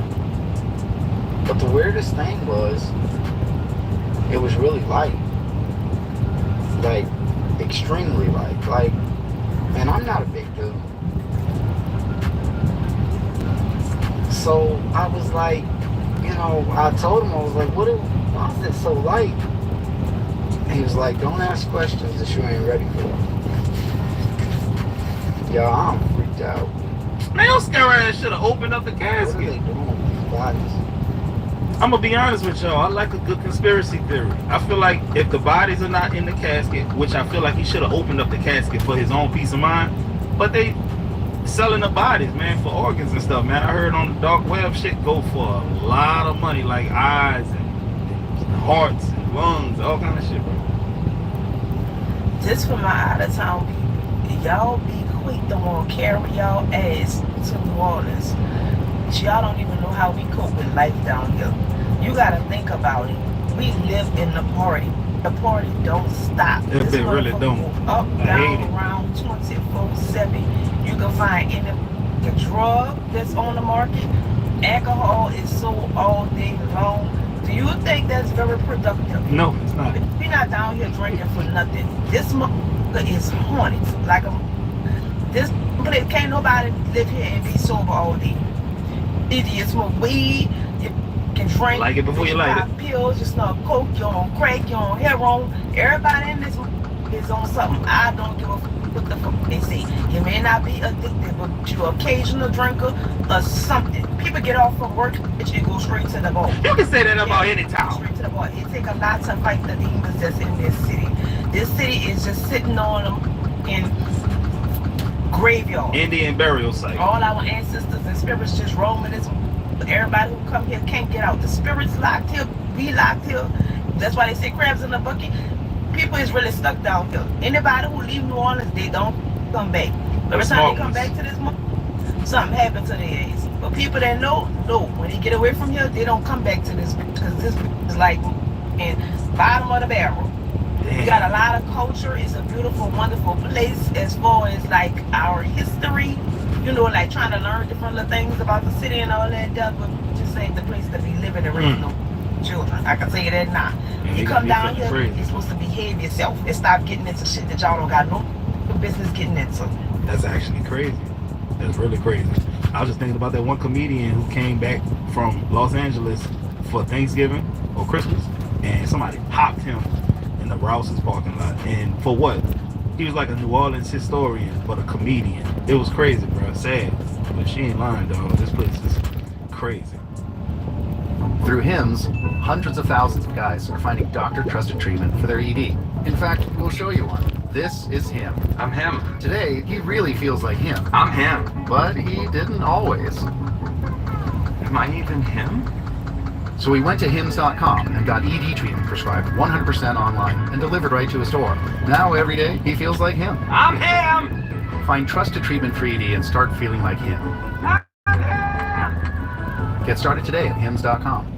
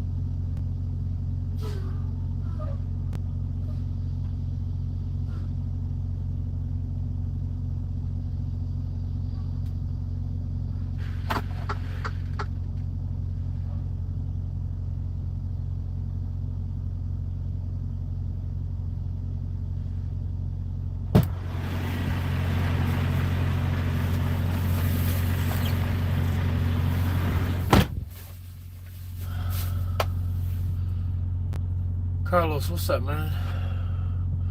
Primal Smash. You know another trucker named Cash? They're out there. All the other truckers I knew named Cash passed away. Oh, from old age.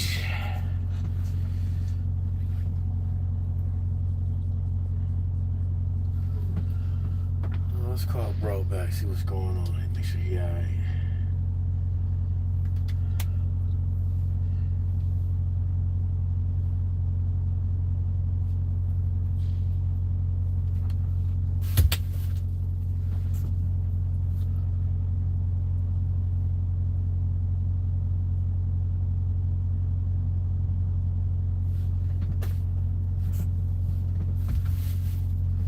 Let me tell you something, brother.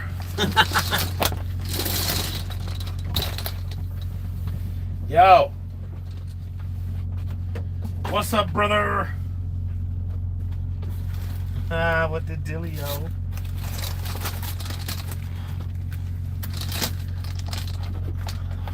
Oh, shit, let me back when you're done. Oh, my goodness. No, I'm done for the day, yo. I'm about to take a walk across the street to the Walmart. Go get me some, let me see what I need. I need the pesto sauce. And I think that's it. Because I'm going to eat salmon tonight. Yeah, I don't know much else. Oh, pesto sauce and salsa. I'm out of salsa.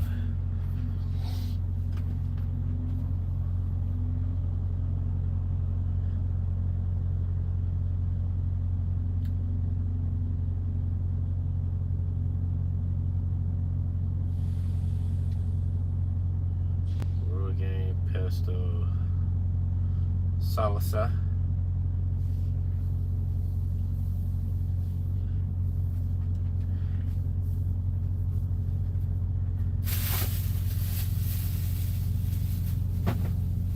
My salsa makes all the pretty girls dance and then they want to take off the underpants. My salsa.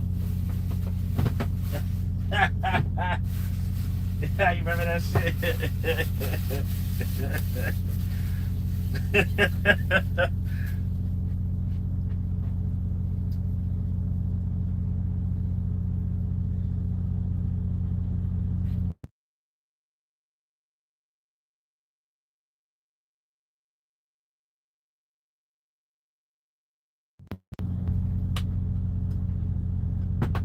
What's up, son? How art thou? Where you at, buddy? You can't see.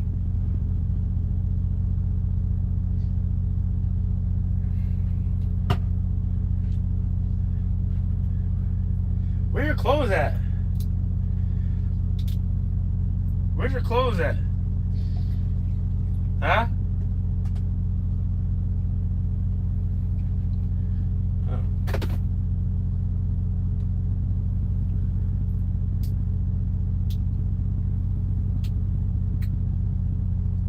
What's up, my guy? How you doing today?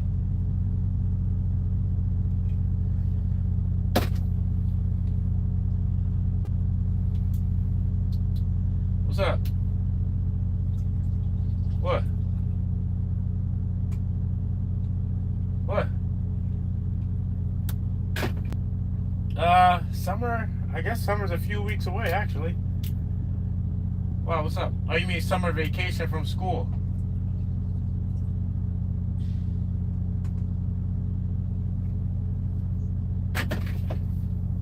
Well, when you're out of school, the first time I'm back, I'm coming to get you.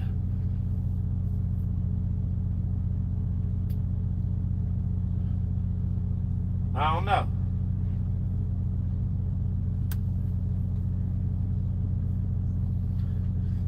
Because there's a camera there, and I can finally see myself. You gotta learn the poses.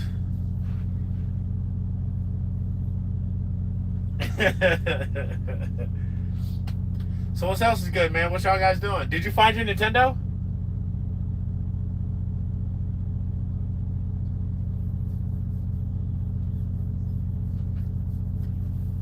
Okay, so you did find it though, right?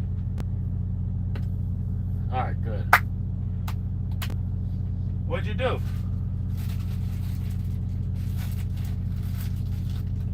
Yeah, what are you doing? Okay.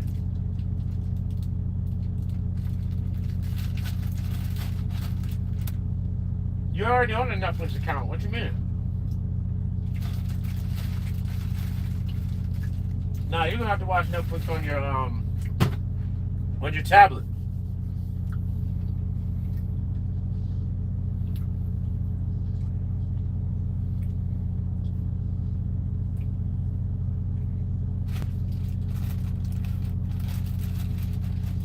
So tell your mom to put the Netflix on. Why not?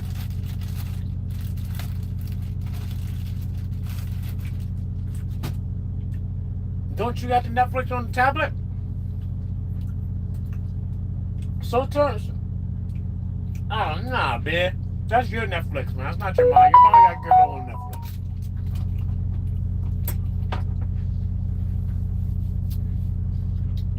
I gave you guys the account for the Disney.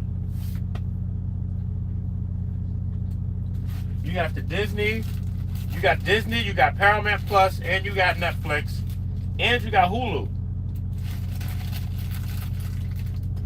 Yeah.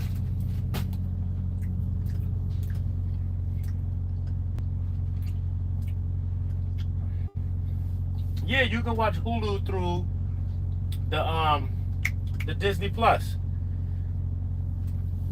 No, Disney.